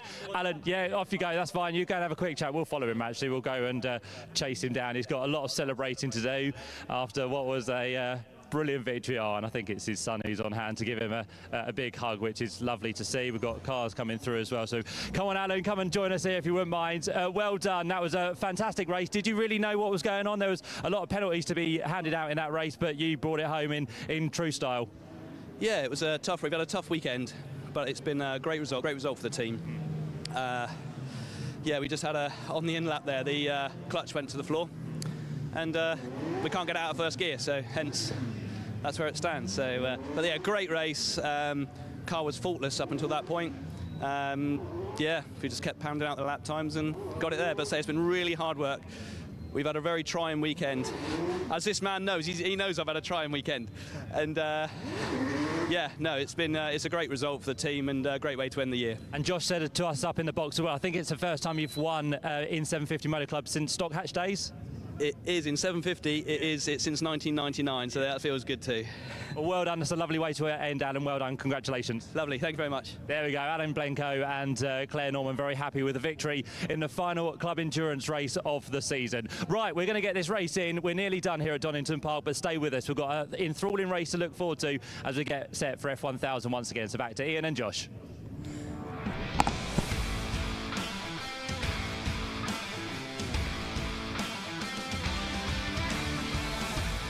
Final race of the weekend here at Donington Park. Back to sprint racing. It's a 15-minute race for the F1000 Championship. Final round of the season for these cars.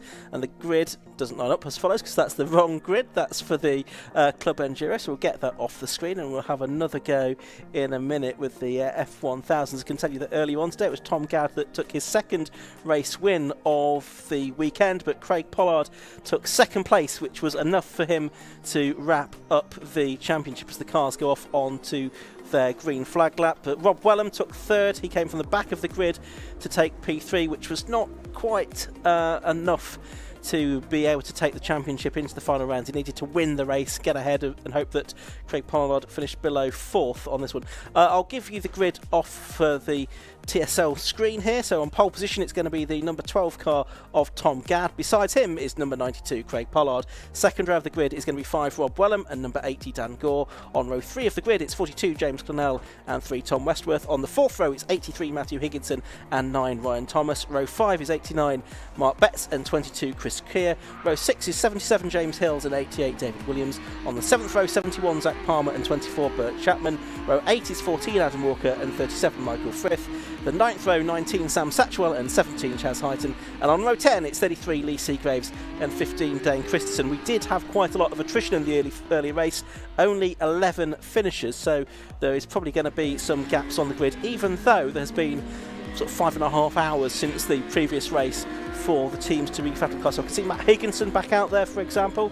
He was perhaps the most high profile retirement from the earlier race. There was also coming together in that race between Chaz Hyton and Sam Satchwell, possibly a brake issue with Sam Satchwell's car, and I think made contact with Chaz Hyton, unfortunately. So we'll see if they're all back out. But this then, with the overall championship having been decided in favour of Craig Pollard, I think we've still possibly got the Clubman Cup still up for grabs between Satchwell and Clennell.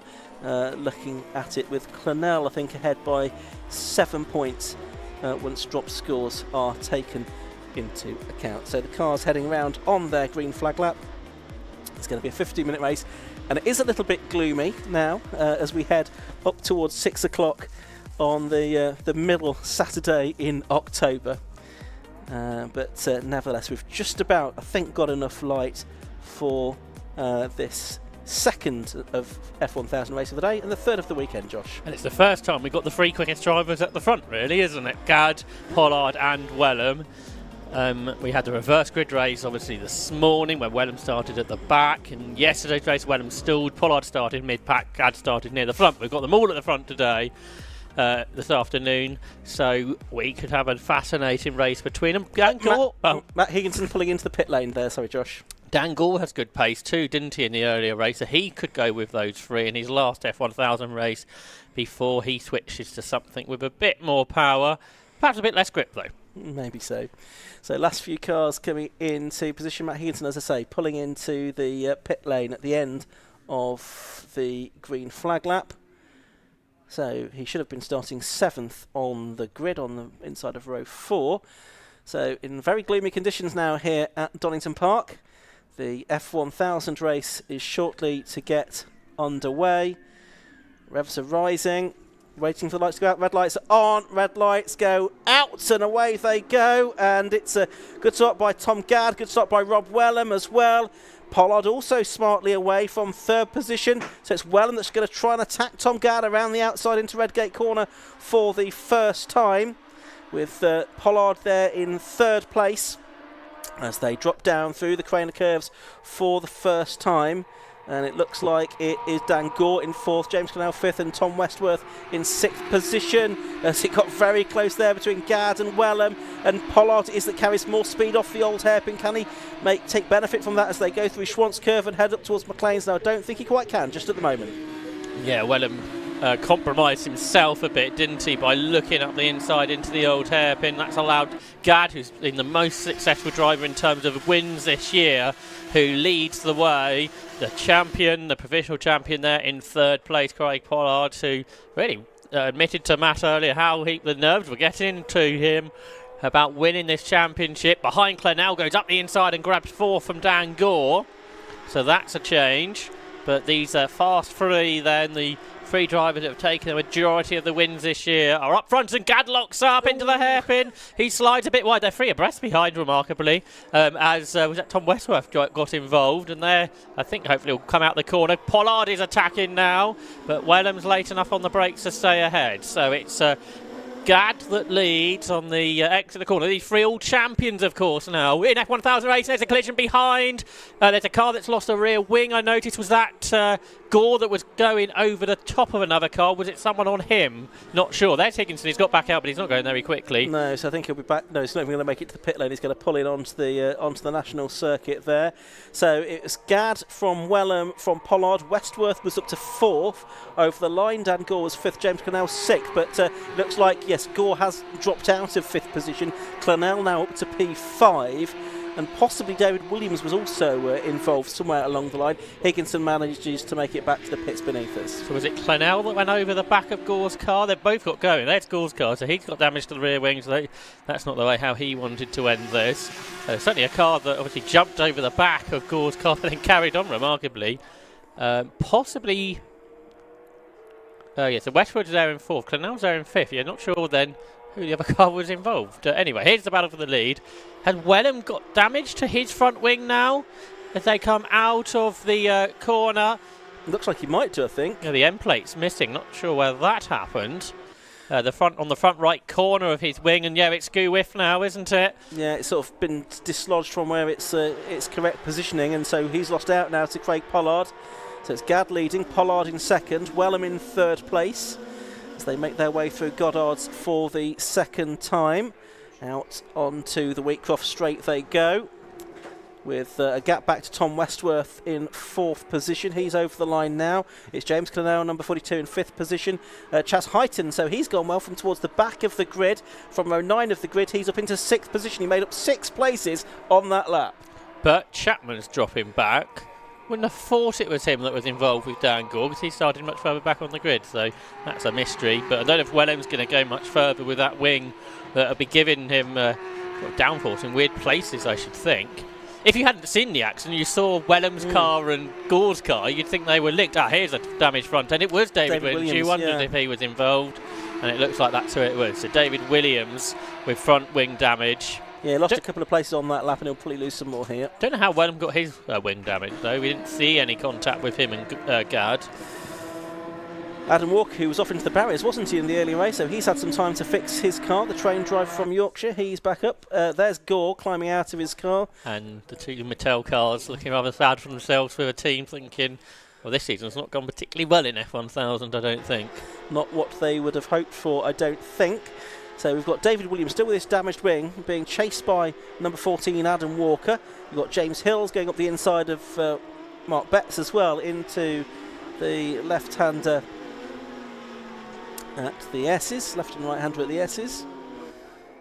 And still this battle goes on. You'd think Walker should be able to steal a march on David Williams here with that damage to his car. Craig Pollard, meanwhile, has been through and done the best lap of the race, 1:28.598. Bear in mind, we got down to a new lap record of a 1:27.7 in the first race. But he's catching Gadd, obviously. He's had 2 fastest laps, so we've got a battle on between the outgoing champion, Tom Gadd, and the incoming champion, if you like, the new champion, Craig Pollard. Meanwhile, 71 involved in this. New driver this weekend, Zach Palmer. He's involved with James Hills as they turn their way through Redgate Corner. But an interesting battle for the win to round out the weekend here at Donington Park. It's been a dramatic weekend, hasn't it, for the Donington deciding championship weekend here. F1000 perhaps had less drama than some of the other categories. Nothing too controversial has happened here, has it? I don't think. No. But Gadd leads through the S's. Yeah, I've cursed a few things, haven't I? So that's probably not the wisest line. There's Pollard behind in 2nd. He's catching, I think, isn't he, in the braking zone? He takes a tighter line than Gadd's able to, or he chooses to anyway. And that might give Gadd a better exit, where Pollard had a better entry to that corner. Because it could be up to 11 laps this race, couldn't it? So there's a long way to go yet. Yeah, so coming through at the end of lap number 4 with still 9 minutes of the race to go. It's Gad from Pollard. Gad's now done the best lap of the race, 1:28.417. He's extended his lead to 0.4 of a second over Craig Pollard in second place. They've dropped Rob Wellham, of course. He's got sporting that damage to his car, so that's probably slowing him up by a few tenths a lap or something like that. He's down to third place. Tom Westworth in fourth on the last lap. Didn't make any inroads on Wellham, so Wellham should be still good for third place, I would think. Now on the telly, when you watch Grand Prix racing, they tell you about how many points of downforce a little mark makes on a wing. What about a wing? A wing is totally pointed in the wrong direction, as Rob Wellham's is. Well, he's only, if you say, about a second a lap slower. Okay, these cars don't have the downforce that a top-line single-seater would, but you'd think the wings are there for a reason. But not making as much difference as you might imagine. In most other single-seater series, I think you'd be in the pit lane, wouldn't you? But Rob Wellham's continuing on and probably looks good for a podium still. Yeah, I would have thought so. As I say, no one's catching him, no one's faster than him behind. Although James Cloud did a very similar lap time. He's in 5th position, but about 5 seconds behind Wellham as things stand. Here are the top 2 then. Gad, can he make it 5 wins in a row at the end of the season? 2 at Croft, he's had 2 here at Donington already during the course of this weekend. Well, if it is his last race in F1000, that'd be a remarkable way to go out, wouldn't it? With 5 on the bounce. But Craig Pollard's not going to allow him to have it easily as they turn down towards Redgate. He's just set the aimshop.com fastest lap of the race. And for Pollard, he took that. He was the last person to win who wasn't Tom Gad, wasn't he, in the opening race at Croft? And it's extremely rare to have, of course, 3 wins in a weekend, because to win race 2 from the reverse grid is usually very difficult. Yeah. I'm just wondering when the last time was that anyone had won 5 F1000 races in a row. And well, it didn't happen last year. Yeah, because if we haven't had 3 in a weekend, you're not going to do 5 in a row, are you? No. So I don't feel like we've had any triples, but we may well have done. Yes, we'd have to dig into the archives. Obviously, it's only relatively recently that there's been triple headers at some events. Up until maybe 5 or 6 years ago, there would be mostly double header events, I think. Down to the S's. Pollard is close but not challenging at this stage, it seems. Craig Pollard, a 3-time 750 Motor Club champion now. Tom Gad, a double 750 Motor Club champion. It looked like he was about to challenge, but there's more battles to look out for, because Mark Betts is up now with the damaged David Williams car. And Zach Palmer, the newcomer, getting involved here as well. That's right. Really is dark out there now, isn't it? Our cameras do a fantastic job. Yes, but they're struggling. They are struggling in the daylight. Gad's done another best lap of the race, 1:28.169. Pollard was 1:28.191, so within a few hundredths of a second.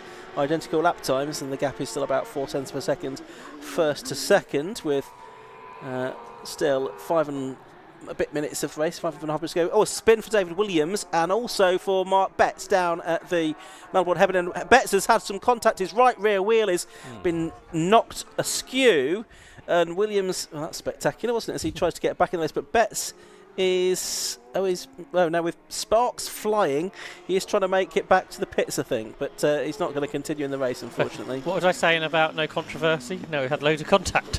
Yeah. Spectacular images with the low light and sparks. They brought sparks back into Formula 1, didn't they, a couple of years ago for the spectacle. We've now got it in F1000 as well.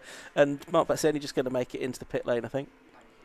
Yeah, well, that means the race is uninterrupted, so thanks to Mark for that. In the background, as we've got the 2 leaders together here, Pollard up the inside of Tom Gad. He's not going to make that work. I saw that Clanell was right with with Tom Westworth for 4th position too.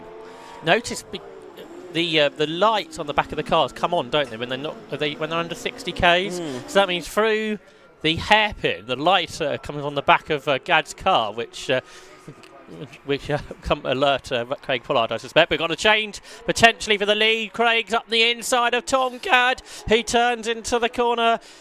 He was confident, wasn't he, that Pollard wasn't going to brake later than him. So Tom Gad continues to lead on the 8th lap of F1000 racing here at Donington Park. Pollard's going to have another go into the old hairpin. It's too fast there, surely, to make a move. It's really on the Grand Prix loop, isn't it? In those hard braking zones where the big overtaking opportunities will come. It's Gadd that's had 6 wins this season. Pollard has had 4, looking to make it 5 here. They're coming up to lap, I think that's Mick Frith, who is in 13th position, will now be with the demise of Mark Betts. One of the few people in 750 Motor Club Racing to have done FIM World Championship events, having raced in the World Sidecar Championship. Down to the Fogarty Yeses again with just over 3.5 minutes of the race left to go. There is the Mark Betts car looking a little bit sorry for itself in the pit lane with that rear end damage. But here's Pollard up the inside again. He can't quite make that work at the Melbourne hairpin. So it's still Tom Gadd, number 12, leading. Craig Pollard, the champion, number 92, is in second place as they head to Goddard. And they're probably going to get 3 more laps out of this if we go all the way to 15 minutes in the gloom. It's that's where Pollard's strong, isn't it? On the brakes into Melbourne. So that is where the challenge is going to come. But Gadd is always pretty good at getting the car turned into the apex where he wants it, or in terms of the hairpin, I think getting a good exit, getting good drive off the corner. But yeah, Westworth and Clennell is a good battle too, but it's all about the lead battle.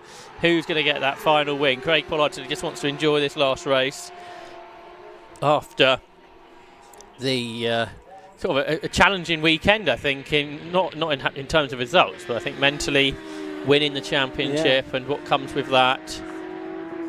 Although he's done it before in Formula V, perhaps is that maybe not such a tight championship finale? Certainly not last time. That was a dominant season in 22, wasn't it? I can't really remember back to 18 how that ended, whether that was a dominant season or not. But it's certainly been intense, and the pressure was on all the way to the end, coming into this weekend, knowing that he'd got potentially a big fight with Rob Wellham, which didn't really transpire because Wellham had that stall at the start of the first race, and he didn't get off the line, and so therefore he's been playing catch-up all weekend. But at the start of the weekend, he'd have thought this is quite a tough situation to be going into. Racing against Rob Wellham, who had big battles with at Croft last time out. It was very, very fiery between the two of them as well. Gadd coming across the line with 1.5 minutes or so to go. So there is time, strictly speaking, for 2 more laps. 1:28.084 for Tom Gadd is a new fastest lap of the race. Still not underneath the lap record, which is into the 1:27s that Gadd set in the earlier race.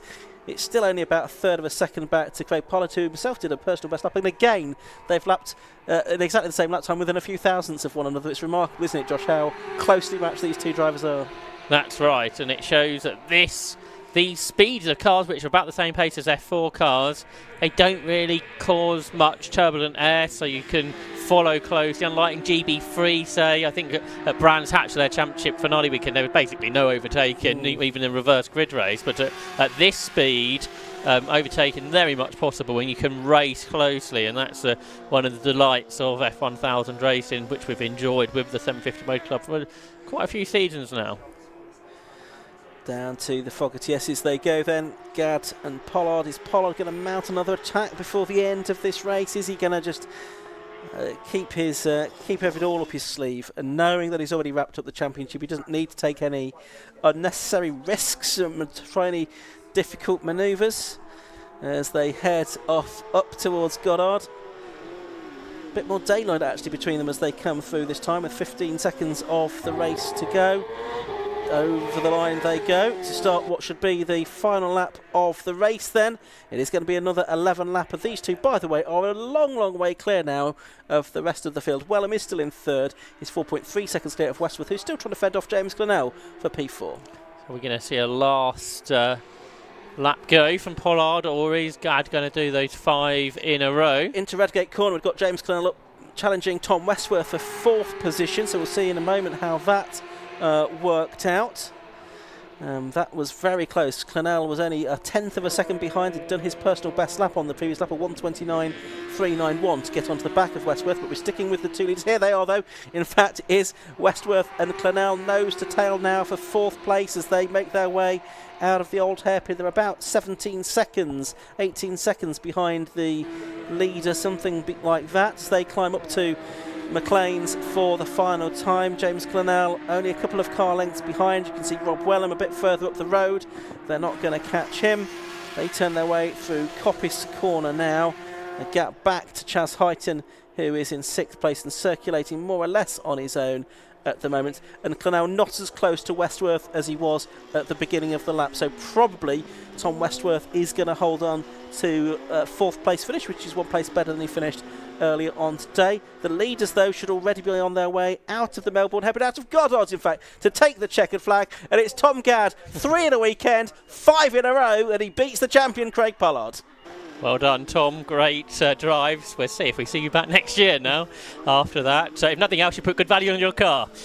James Clennell up the inside of Tom Westworth for 4th place at the final corner. Up to the line, it's a drag race, but I think it's going to be Westworth that has done it. Yes, he has, by 1600ths of a second. So a good last corner attempt from James Clennell to get 4th place away from Tom Westworth, but it didn't quite work. So it's Tom Gadd the winner, Pollard second, then Wellham, Westworth, Clennell, Heighton, Sam Satchell crosses the line in 7th position. And then it's a bit of a gap back then to the next car, which should be Ryan Thomas, who'd got a 6-second advantage over Adam Walker, and then James Hills it will be that I think is going to round out the top 10. But Josh, it's been an excellent season of F1000 racing, and it's been an excellent weekend of racing here at Donington Park as well. Yeah, we've had some great racing. We've enjoyed dry weather today, even if it's not been very warm at all. And now we look forward to just one more. I can't believe we're at that point of the season. It feels like we were just beginning here at Donington Park on a wet Easter Monday, yes. Wasn't it?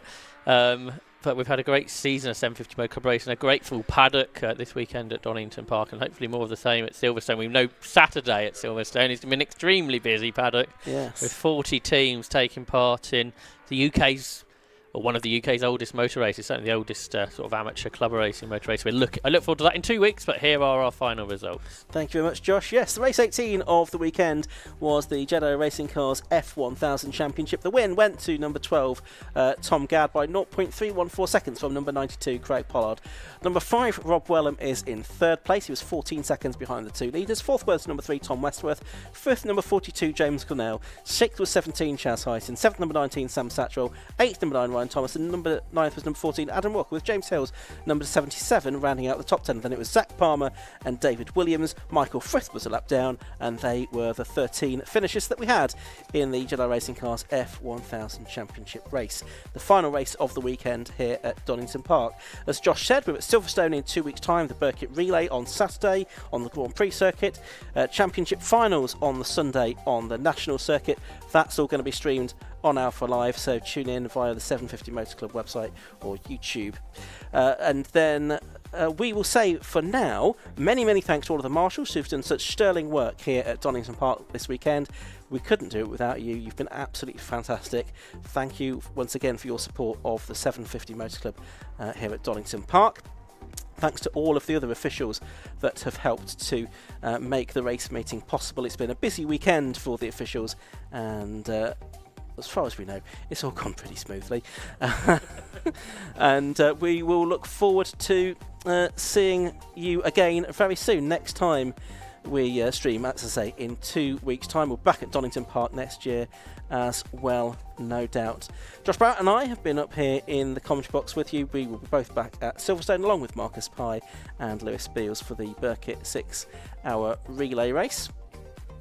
We will look forward to that. Matt Suckling has still got one more duty to do down there in the pit lane. I can see that the drivers have now arrived down in the pit lane. So for the final time, we'll hand down to Matt Suckling to drivers. Have you got a torch, Matt?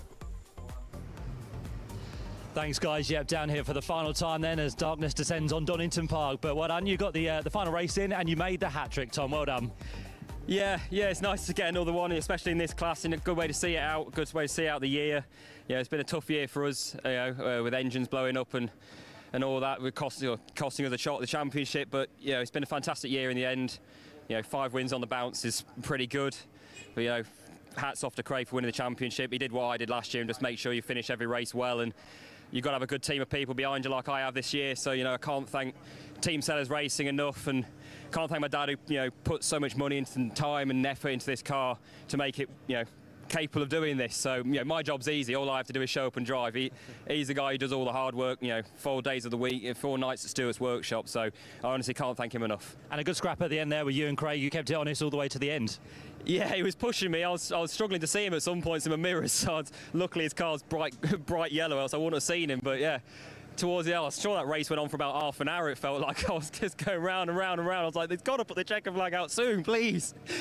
But no, he was flying. I was quicker than him at most of the points because of the aero, but through that last sector, he just had me nailed. So I saw him come up the inside of me into one of the hairpins, but just managed to close it off. So I thought at one point he might just back off and let me have it, but no, he kept me pushing to the last minute. So yeah, can't thank him enough for that, and yeah, can't thank Rob enough as well for the challenges he's given me over the past 4 years. You know, it's been rough at times, but no, the guys on this grid are just second to none. It truly is one of the best championships in the country. Good stuff. Well done. Super weekend, Tom. Congratulations. Craig, of course, went out in that one with no pressure to worry about. You gave it your all, and you gave him a good run once again there, didn't you? Yeah, I enjoyed that. I never thought I'd say coming second to someone, but if you're going to come second to anyone, Tom's one of the best, you know. So I was driving around there, I thought, you know, all the years I've done V and I've raced against, you know, Danny Hands and Martin Farmer and some really great drivers, and I'm sitting there behind Tom and thinking I'm doing absolutely everything I can here, and it's not just the fact that he's in front, he doesn't put a foot wrong, and it makes it really enjoyable. Even, you know, when you come second, of course, it would have been good to finish on a win, but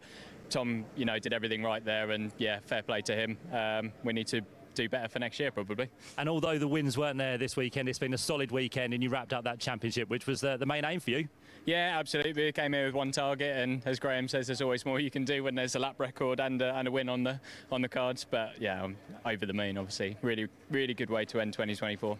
Good stuff. Well done again, Craig. Congratulations on this year's championship. And we'll have a word with Rob Wedham, who's over here, just sitting on his car, probably a little bit deflated, unfortunately. But Rob, thoughts at the end of that race? We could see you've got some wing damage. What happened with that one? Without swearing, rubbish. But yeah, it's one of those things, just towards the end of the season, just get, what's the word, just not our luck really, but it's one of those things, it's racing. This is the thing with racing, isn't it? 90% it is disappointment. You've got to take the rough with the smooth, but you're going to regroup and hopefully we can come back next year and give it another good go. Yeah, we'll see what next year's plans are, but yeah, yeah. And still a podium to end the year for you? Yeah. Thanks, Rob.